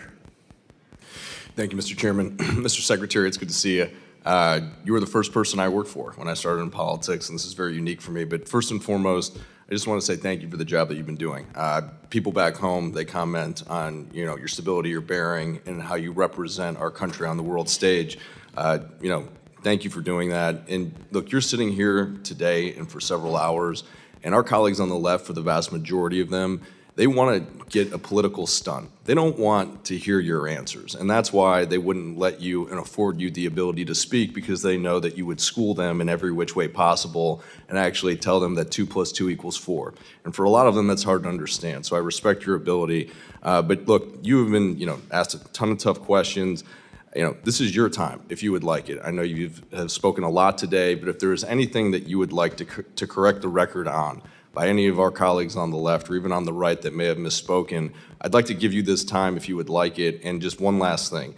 When you're done with all of this, if you could come to Cleveland, Ohio, I know it's not where you're from, but the Cleveland Browns could use a really good coach. And so with all the different hats you've been wearing, maybe you could take us to a Super Bowl. But at that point, I leave the rest to you, sir. Well, I don't claim I can lead that to Super Bowl, but I wish them luck in Cleveland on that. Look, I thank you for the opportunity. I think we've covered almost everything, and thank you for giving me the opportunity to do that. Unfortunately, I have to be in the Senate here in just a few minutes, and they get really mad if you're late. But I just want to touch off by saying, look, every element of our foreign policy and everything we do, including aid, is now synergized, and it's about the national interest. And I do think it's important to point out and continue to point out, we are the most generous country in the world. By far, we give way more money than anybody else does to all of these things. Other countries who are very rich, powerful countries should step up too if they want to join in helping. There's no evidence that that's the case. We've seen a little bit of an increase among some countries, but it's not just us, the Canadians, the UK, other European countries have cut back in their expenditures as well on foreign aid. Not timed with us, it just happens to be they have those domestic considerations to take into account. This is the most generous country in the world. This year alone, there will be millions of people around the world that will receive food and medicine and medical care and in a way that furthers our national interest, but is also good for them. And we do that more than anyone on the planet. Foreign aid and what this country does to help people around the world is something we should be proud of, but it has to be done the right way. We can't be spending money on things that don't further the national interest, and we can't be spending money on things that waste the taxpayer dollars, and we can't be spending money on social experiments around the world that further the aims of an ideological movement in the United States. That's not what foreign aid is ever supposed to have been about, and that's what we're going to get it back to. On foreign policy, we're going to be pragmatic, but we're going to be principled at the same time. We have to understand that when it comes to foreign policy, oftentimes you're not given the choice between the clearly good one and the clearly bad one. Sometimes you're given two bad choices, and you're trying to figure out which one of these two bad choices is the least harmful to the country. In the end, at the end of the day, foreign relations between countries is about one thing, the national interest. I expect that every time I meet with a foreign minister of another country, that foreign minister is going to push for what is in the interest of their country. I need to push for what's in the interest of ours. Not what's in the interest of the world, not so what's in the interest of what's in the interest of ours. In those cases where where our national interests align, that's where cooperation happens. That's where alliances are formed. In those instances where our interests don't align, that's where you hope that diplomacy and cooperation can find a way through. But in the end, our foreign policy must always be about what is best for America before anything else. This is not a novel concept. It is a classic concept and one that was lost for a long time in American foreign policy. And I'm happy and honored to be a part of trying to restore it. Thank you, Mr. Secretary. Mr. Chairman, you're back. Final member, Representative McKenzie. Thank you. Thank you, Mr. Chairman. Thank you, Secretary Rubio, for joining us today. I have the pleasure of representing Allentown, Pennsylvania. It's home to one of the largest Syrian-American populations in the country. And obviously, there have been a number of atrocities in that country during the ongoing conflict there, some of them targeting the Christian population. On June 22nd of last year, the Mar Elias bombing happened at a church, and we are coming up on that one-year anniversary. I'd like to just ask you very briefly if you can give us an update on what's going on in Syria, what we're doing to achieve stability in that country with the leadership that is now in place, and also any updates on religious minority protections. Yeah. Well, we talked a lot today about Venezuela and other places. Syria is far more complicated. First of all, Assad deliberately divided groups in that country against each other.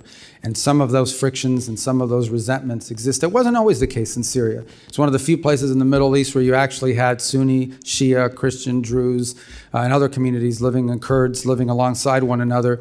But Assad, and especially during the Civil War period, pitted these groups against each other. So in many cases, when you're seeing these atrocities, what you're seeing is some unit of some fighting group from one side going after and seeking retribution against a group in another. And it's a real challenge. I think you've seen a diminution in this, but nonetheless it exists, and it's already happened too much. The second is, the core here, and our goal is to have a nationalistic government in Damascus that seeks not to expand power or not to turn Syria into a base of operations for a foreign power, but to build a Syrian state that's inclusive of all of the elements in it. That's what we have engaged with the interim government there on. That's what and we've given them and tried to give them every opportunity possible to succeed. We've had some successes. As an example, when we had some fighting break out, especially in the Northeast, and we had these ISIS prisons. This is an underreported story, but we had these ISIS prisoners there. They agreed and were very cooperative in getting those prisoners transferred out of Syria and into Iraqi prisons before there would be a jailbreak that could threaten them and also threaten the region.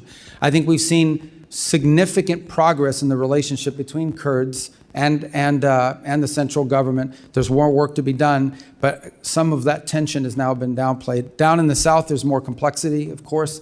There are different Druze elements and Bedouin elements that have been more difficult to deal with. But we're trying to give the Syrian government there that's in place every opportunity to succeed. And obviously, there's a trust but verify component to this. I will say this, and I want to be, everything we've asked them to do, they have tried to do or have done, including counterterrorism cooperation. But they have some capability gaps. They still have individuals within their armed forces, quote unquote, that are members of radical groups and have certain ideologies and are necessarily neatly disciplined. I think they're working through that, but there's a challenge again because of capacity.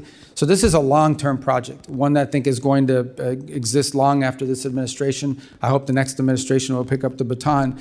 But I remind everybody that just 2 years ago, Syria was an operating base for the Iranian regime and all of its proxies. And had Syria stood on the table for them, it's interestingly enough, in the midst of epic fury and everything that's happening in the region, the one country that didn't see any of this. You saw it in Lebanon, you saw it in Iraq, you didn't see it in Syria. And I think that alone is a sign of why what's happening there has been good, but not good enough. We have a long ways to go.